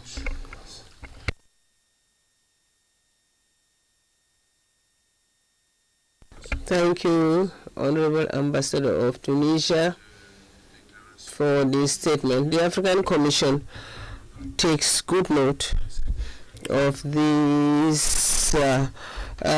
suggestions supported by Tunisia, based on the statements that were made by civil society organizations, and it would consider the matter during its private session. And I request our secretariat that are listening to me to kindly take note of this statement by Tunisia and to table this matter for consideration during the private session, which will be held when at the end of the public session. Thank you, Ambassador. We have taken due note. Another delegation, and it's the last, wants to take the floor after 17:30.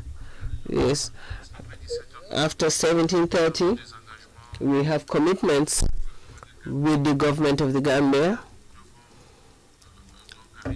We have to stop at 17:30. You have 1 minute. I'll give the floor to Algeria that wishes to take the floor, but briefly, please. Thank you.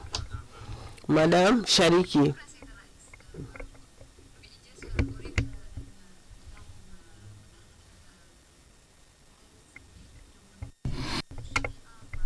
I'd like to support the proposal.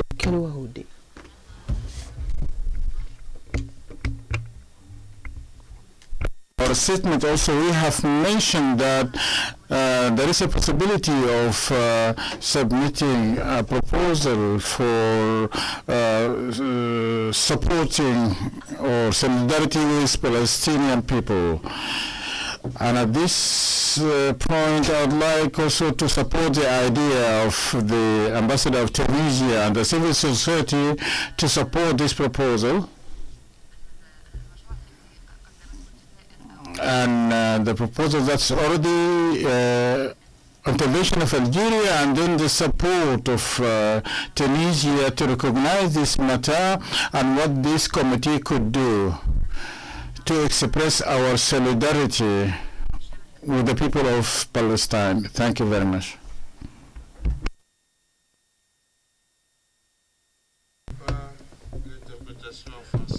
I did not have the interpretation in French, but I was listening in the English, and thank God I came at the right time when you said to support the request of the delegation of Tunisia. My understanding is that you are supporting this request formulated by the delegation of Tunisia. We have taken due note of your request, and the two requests together would be considered in public session by the African Commission. I now give the floor to Zimbabwe, even though I have closed the list, but then since you requested the floor, I have no choice but to give you. But this is the last one, Zimbabwe.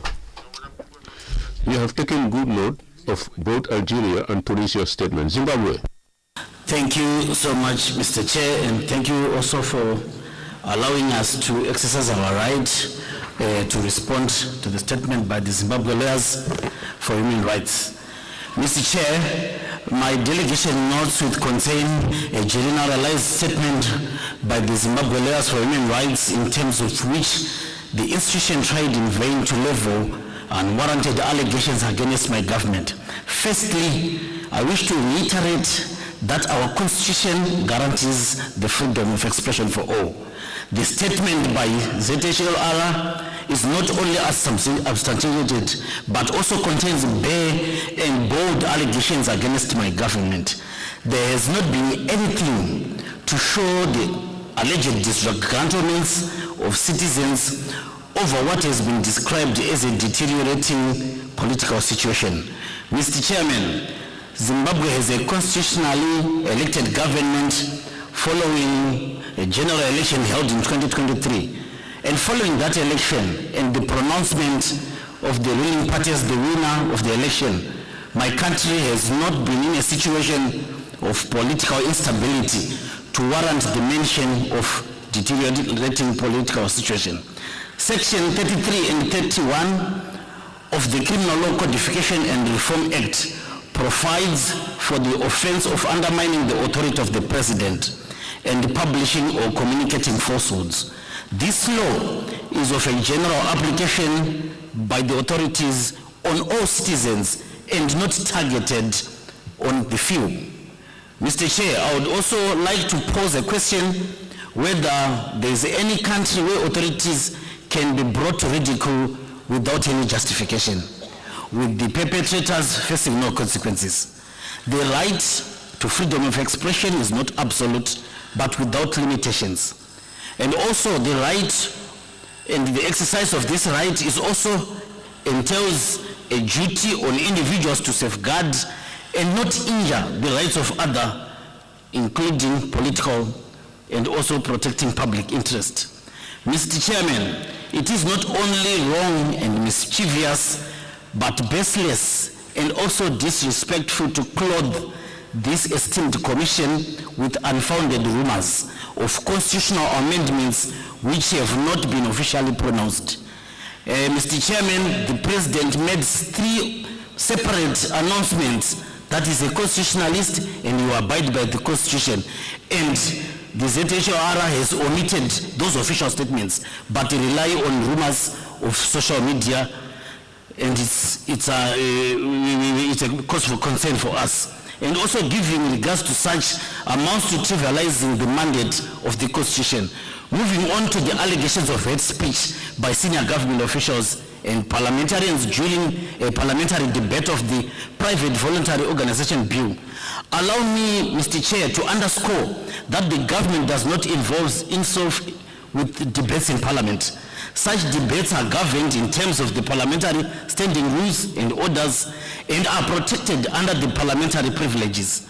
And complaints for acts done or said in Parliament are dealt with in terms of the rules governing parliamentary proceedings. And also, if I'm to mention that in regards of the PVOB which is being mentioned, we had an opportunity as the government to sit with CSOs and we deliberated on the provisions of that bill section by section. And the ZLR had representatives who were there, and to come here and deny as if we do not agree as the government and all stakeholders, it's worrisome. And also on allegations for arrests of individuals in contravention of these rights to freedom of expression. Mr. Chair, allow me to highlight that arrest of individuals reasonably suspected of having committed an offense is under the purview of the police. And once arrested, an accused is brought before the courts of law and the court make independent assessments and decisions on a case-by-case basis.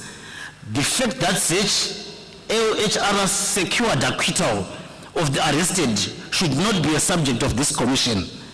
The acquittals are also testament of non-governmental interference with due processes and hence the strict adherence to the rule of law. Mr. Chair, it does not mean that when a country is hosting an international event, law enforcement authorities have to cease to bring accused person to book. Mr. Chair, following the disruptions of the consultations of the PVO bill as raised by ZLHR, my government had a consultative meeting, as I had alluded earlier on, where they aired their views on the bill and their considerations and concerns were taken into consideration. The current bill in its state is a product of representations by CSOs with His Excellency the President and the Minister of Justice separately. Written submissions were also received, resulting in the current bill, which was further debated upon and passed in both houses of Parliament. This, Mr. Chairperson, goes to show that my government upholds the right to freedom of expression and affords everyone, including the CSOs, the right to express themselves. And in my conclusion, Mr. Chair, my delegation implores this esteemed commission to say no to forum buying by some institutions. This commission does not inform the repeal or amendment of pieces of legislation in member countries, but encourages member states to make laws which are consistent with the mandate of the Commission. And also there are channels under which laws are proposed in any country, not by the mere mention of such esteemed forums. Without evidence of the so-called repressive laws to that effect, my government has put in a raft of measures to promote a multi-stakeholder approach towards legislative reform, where any organization can approach the relevant ministry to put forward those proposed amendments. And my government, lastly, Mr. Chair, is committed to continuous engagement with this commission to ensure promotion and protection of human rights. I submit. C'est dans la conclusion de votre droit de réponse que je trouve les motifs légitimes de vous féliciter, malgré le fait que le gouvernement du Zimbabwe n'a pas apprécié ces déclarations qui ont été faites. Mais vous avez terminé par un message d'espoir en disant que vous allez continuer à dialoguer avec la Commission africaine des droits de l'homme et des peuples. C'est justement ça que je voulais vous demander. Nous sommes à votre disposition. Le rapporteur pays du Zimbabwe est là pour toutes les questions pour lesquelles votre gouvernement n'a pas... Which your government did not appreciate what the organization said, who, on behalf of the freedom of expression, have made various statements. We kindly call you to get in touch with the country rapporteur, who would make use of your statement, if need be, would interact with the civil society on this matter. Thank you, the delegation from Zimbabwe, for this right of reply, this rebuttal. I will therefore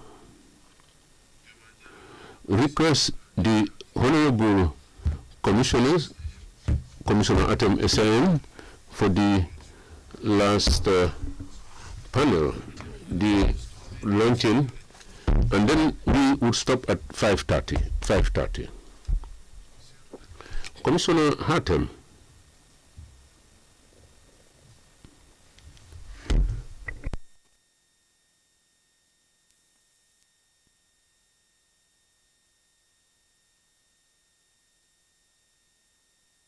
Panelists, you only have one panelist to join Commissioner Hatem?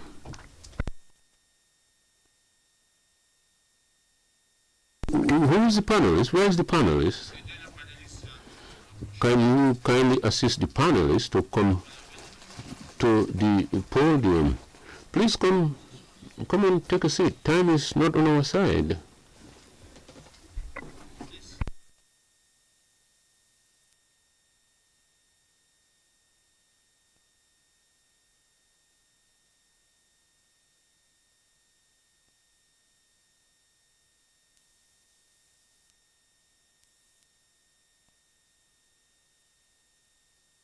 Thank you, Chair. It is actually a launching, not a panel, because we are still on the theme that we started this morning with the panel on education, and we are still on the same theme, because this theme of training for the prevention of torture was also chosen as a theme for our newsletter.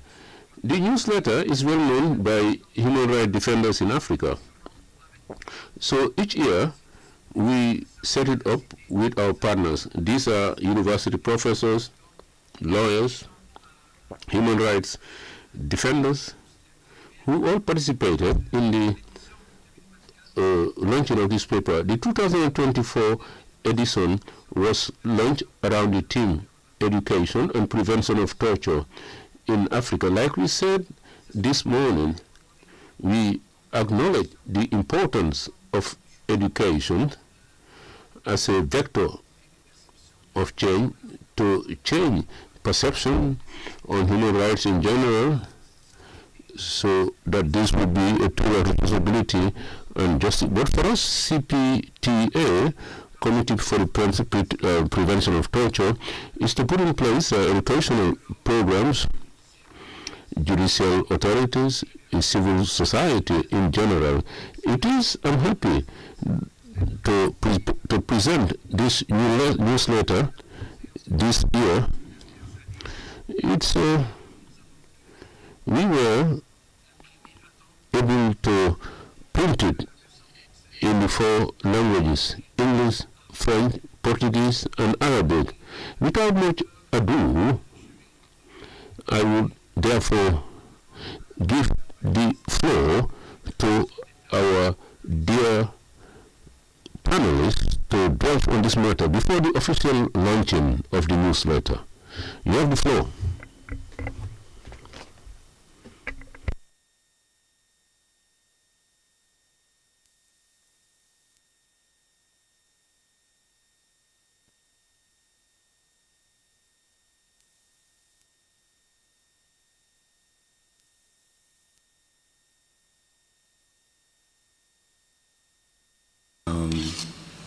The privilege of having participated and contributed to this newsletter. This newsletter is in particular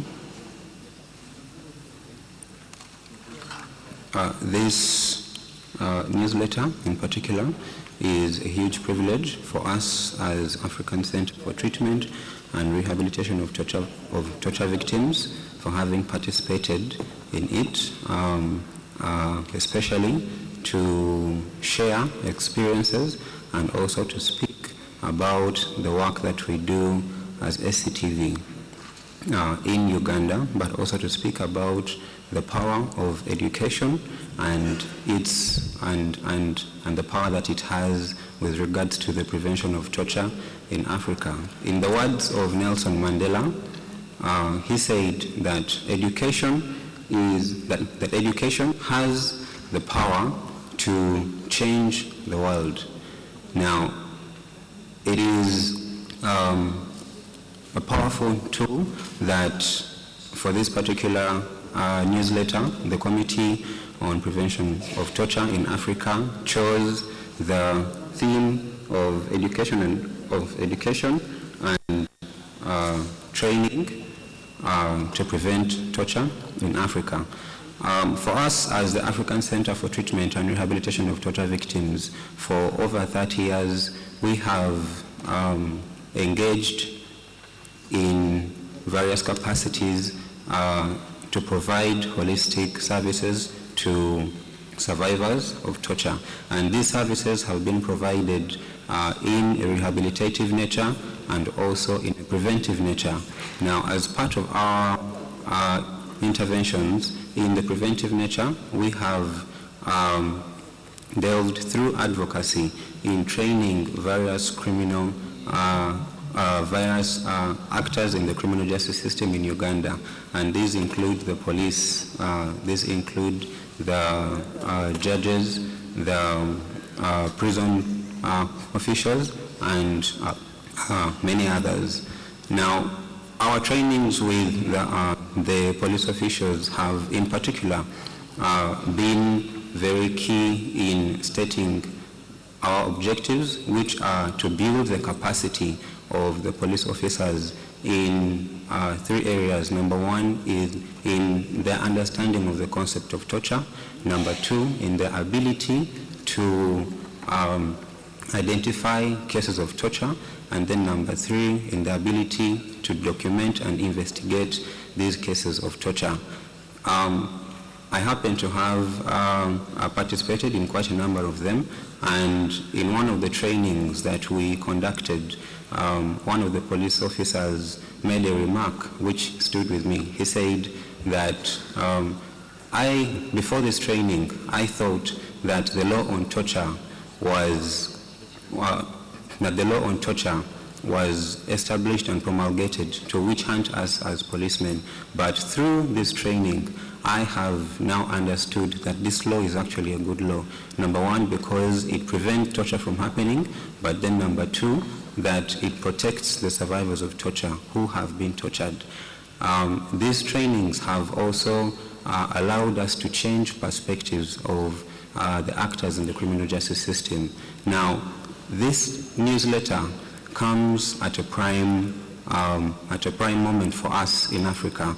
Why? Because in this new age, this newsletter provides us the opportunity to share key experiences about our achievements and about our work that we are doing in Uganda with survivors of torture through education and training. But also, as you will be able to see in the newsletter, there are contributors from all over Africa who are providing valuable information on the work that they have been doing in the trainings and through education. So, yes, thank you.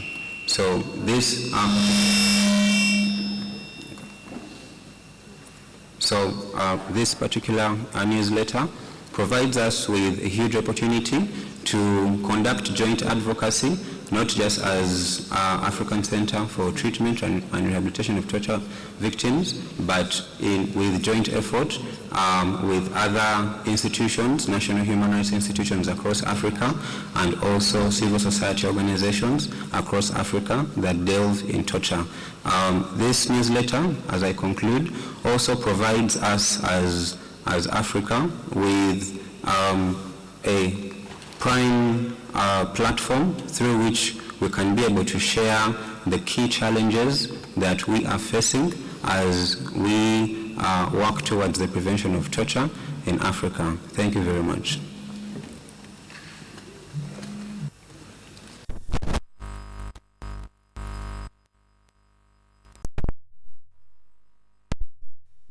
Nous vient, je ne l'ai pas dit au début, de l'African Center for Treatment and Rehabilitation Torture Victims de Rwanda. From Uganda. With your permission, Chair, we will now learn the CPTA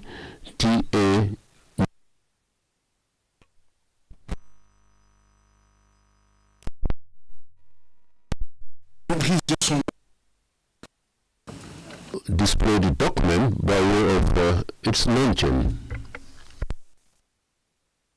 Thank you. Thank you and congratulations for this newsletter on the role of education and training in the prevention of torture in Africa. We would congratulate you. The last document you're going to learn, Commissioner Manuela, you have the floor.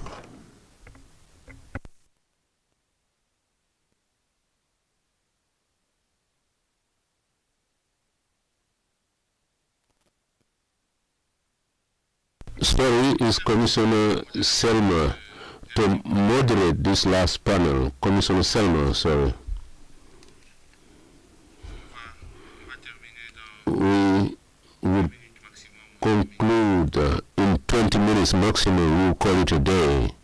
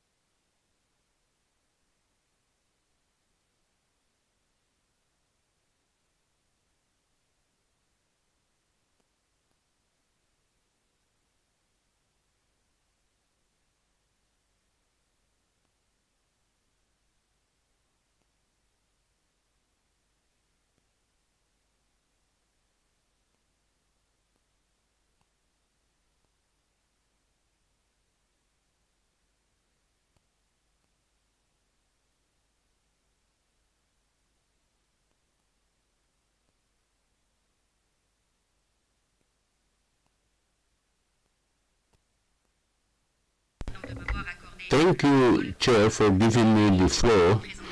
Distinguished state representatives, NHRIs, civil society, honorable participants, good afternoon. We are happy to have you on this panel. This is also a panel for the launch of the study on the impact on law enforcement on human rights, asylum seekers, refugees and migrants in Africa. For the launching of this study, we will be accompanied by Honorable Commissioner Maria Teresa Manuela, Special Rapporteur on Prisons and Police Action in Africa, as well as Honorable Commissioner Maya Fadel, former Special Rapporteur on issues relating to refugees, asylum seekers, internal displaced persons, migrants in Africa. She also, Mr. Shentok, Executive Director of LAPROF.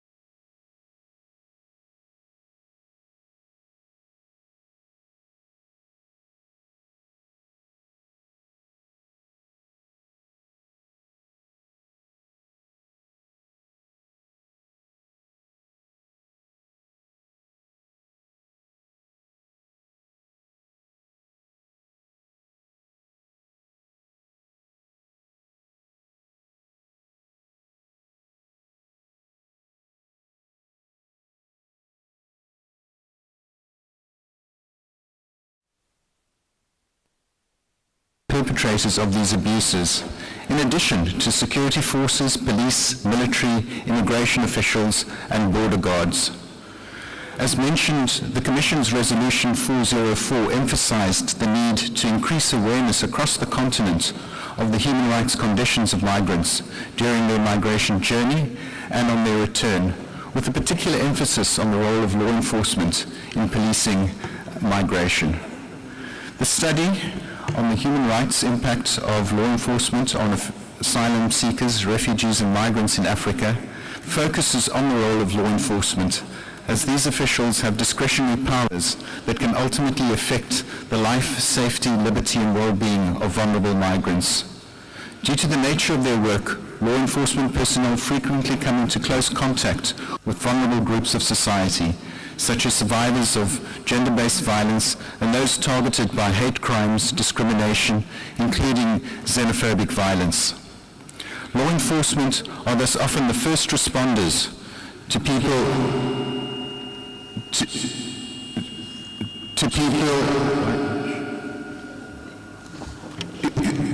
You can change the mic. Change the mic.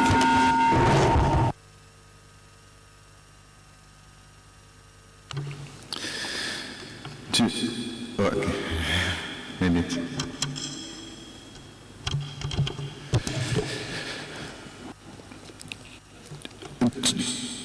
Law enforcement are thus often the first sorry, the sound system is gone. Yeah. Law enforcement.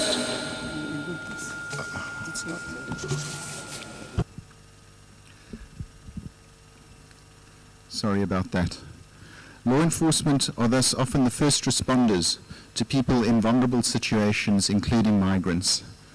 Depending on the daily choices they make, law enforcement officials can either become human rights defenders or perpetrators of abuse. The study thus examines the human rights impact of law enforcement practices as they relate to migration and draws from international and continental human rights frameworks to capture and analyze the legal and policy provisions that apply at the African regional level to various forms of movement of people in a migratory context. The aim of the study is to understand where the pressure points are when human rights framework is analyzed with respect to law enforcement responses to migrants. In addressing these pressure points, the study discusses the unique intersection between securitization, the criminalization of migration, and the distinctive powers and responsibilities of law enforcement. It examines the role of the police and the criminal justice systems in policing migration, while analyzing the overarching legal framework pertaining to the African continent. 4 studies were commissioned to provide an in-depth understanding of how the legal framework and the challenges manifest across countries and regions. The study utilized Niger, South Africa, and Tunisia as representative case studies. These countries were chosen as they have significant migration and refugee populations, they act as transit or destination countries, and they are able to provide accessible data with expert informants for the study.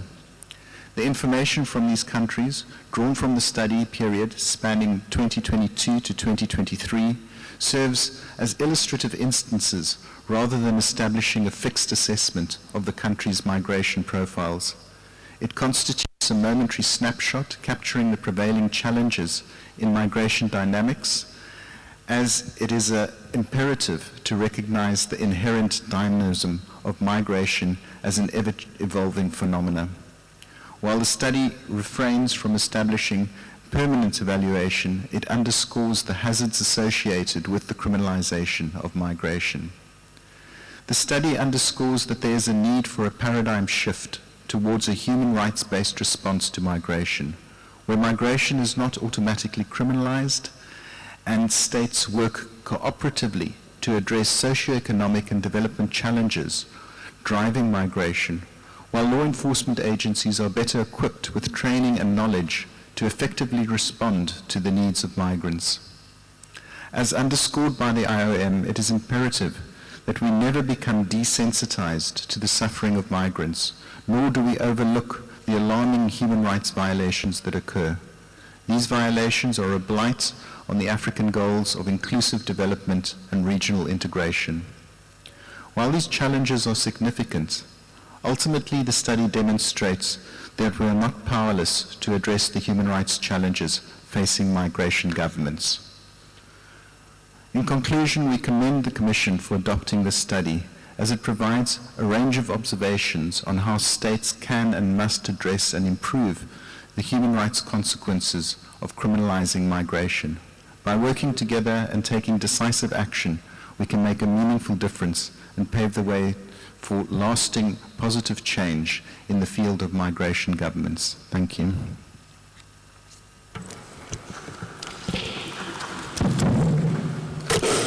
Je vous remercie. Ça marche pas, non?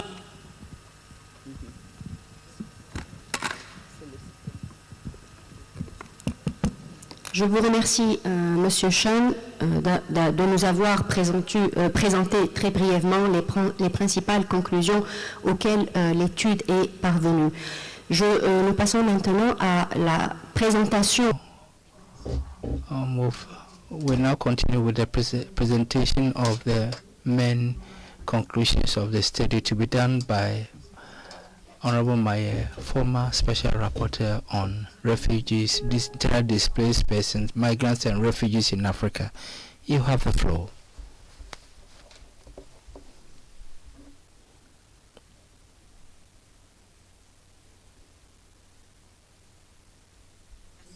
Thank you very much, Commissioner Salma, for giving me the floor. In line with the conclusions presented by the previous speaker, it's obvious that when we have a study, we consider situations, realities, and we have to make recommendations. And a salient point after considering the study and after working and assessing the relatives relating to migration, we have arrived at a conclusion and which enables us to make recommendations that is based on a human problem, which is that of migration. It has been discussed from the security approach, that is migration has been discussed from security approach, that is the securitization of migration, and that is why we have made a number of recommendations, and these recommendations are in 4 points because we don't have much time. First of all, to whom do we address the recommendations? That is stakeholders, and of course states here. What states are required to do, and this is what we normally do when we have soft laws of the African Commission, that is to invite and encourage states to ratify a number of international and regional instruments. And here we are looking at the Protocol of the African Union on free movement of persons. Can you hear me? Yes. So it's addressed to states, and through states, of course, the study invites and this and also draws the attention of security forces, and who are also at the heart of this study. And we also want to urge regional economic communities, the RECs, to cooperate with states and revisit the platform strategies and regional plans on migration. Finally, still with stakeholders, civil society. And civil society, as we often say, is an important partner when it comes to the human rights protection. And the recommendations are also addressed to NGOs regarding the possibility of taking ownership of the study and play a vital role in the protection of migrants. Now, the second set of recommendations, what are the measures to be undertaken? And this involves working on specialized training of those in charge of enforcing the law, and there's a need to guarantee police action which is human rights based. So human rights is very all-encompassing in this study, and we also invite all those tasked with the enforcement of the law to review legislation, national frameworks in order to mainstream all the proposals made in the study. Review national laws if they exist, and if they don't exist also, they have to be drafted, and if there are gaps also, they have to address the gaps in the law.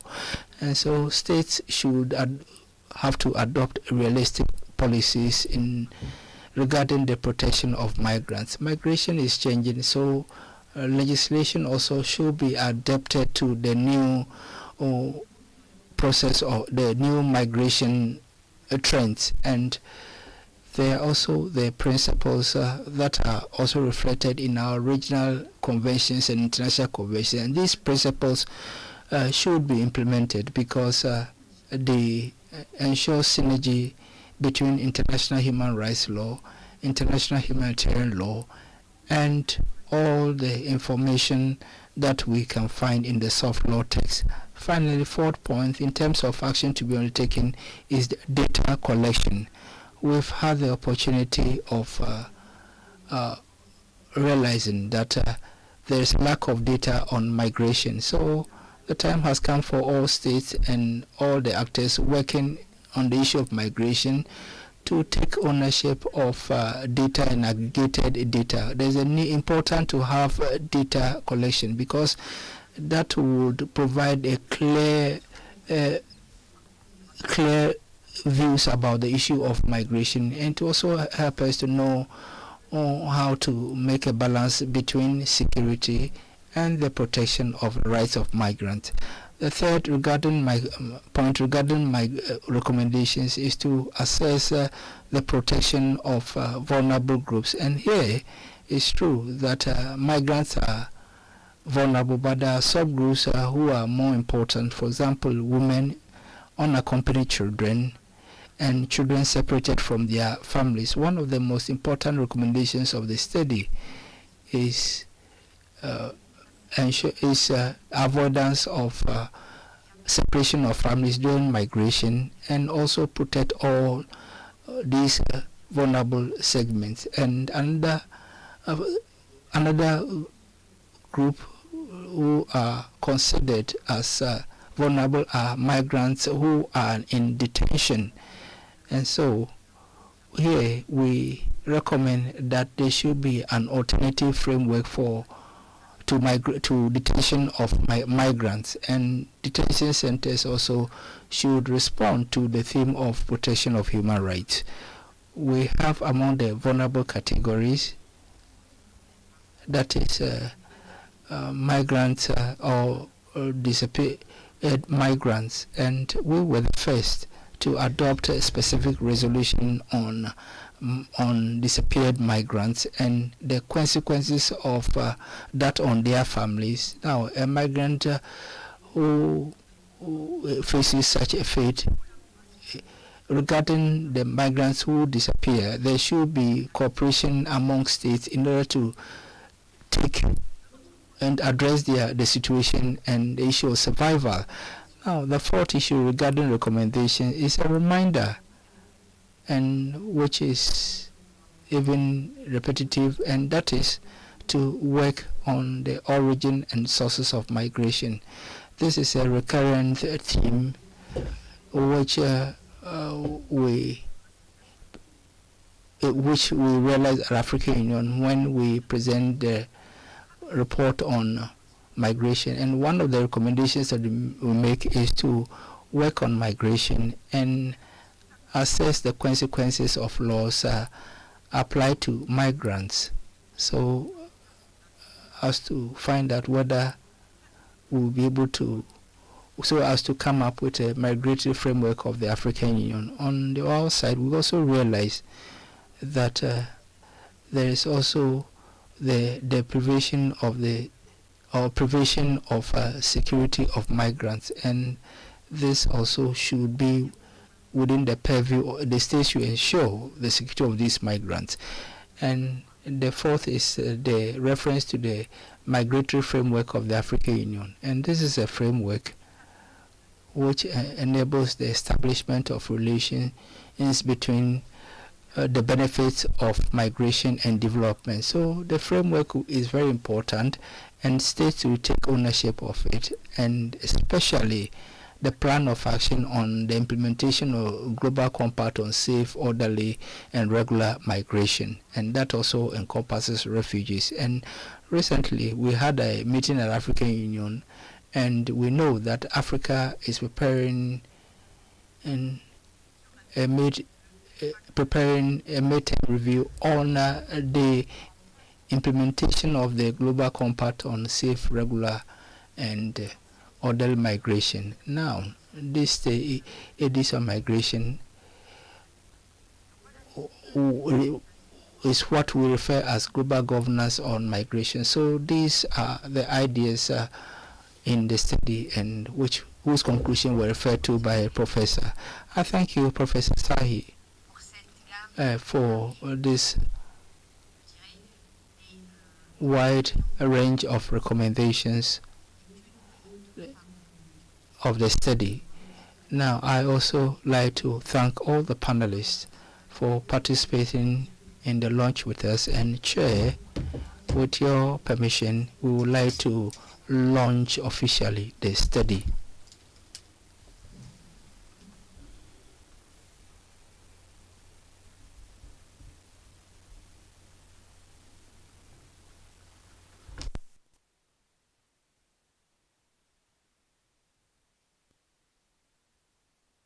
I thank you all for participating in the launch of the study with us and remaining here up to 5:30 p.m.